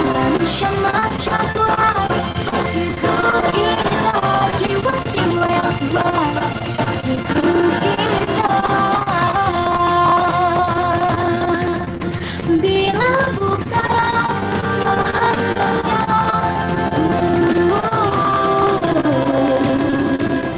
tidak satu cuma rakyat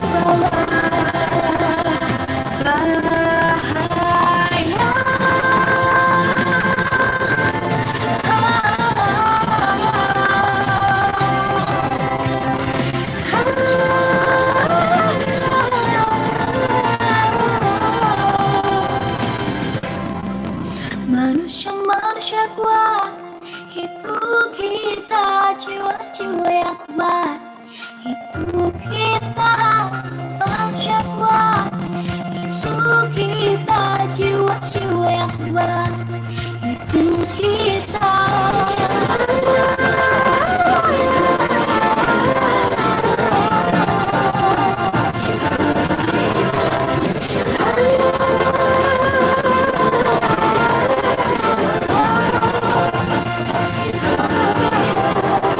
Kau bisa patahkan kakiku, patah tanganku, rebut senyumku, hitamkan putihnya hatiku, tapi tidak mimpi-mimpiku.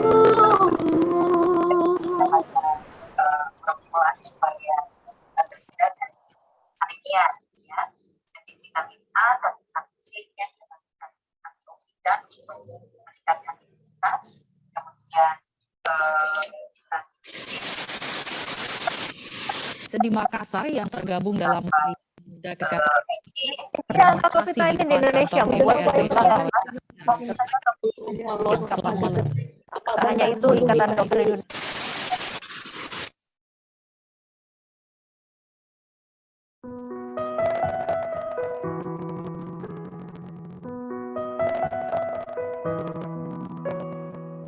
Saat semua menghilang, kau tetap setia menjaga. Kau berkorban tanpa suara demi senyum yang lain. Saat semua tertidur, kau terjaga sepanjang waktu. Lupakan lelah ragamu demi raga yang lain. Dunia telah tersenyum melihat kau bernyawa. Tak pedulikan yang kau punya demi raga yang lain. Engkau pahlawan dunia, Tuhan yang kuasa, ceri lelah yang tak terlihat demi raga yang lain.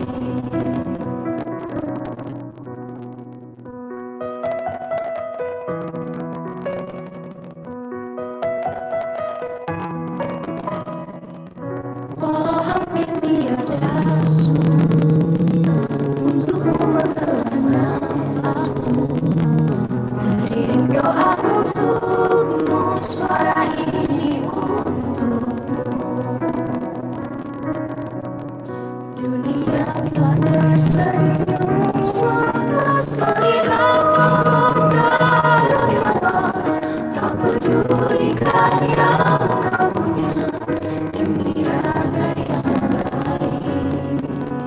Engkau pahlawan dunia, Tuhan yang kuasa, ceri lelah yang kau terlihat demi raga yang lain. Ceri lelah yang kau terlihat demi raga yang lain.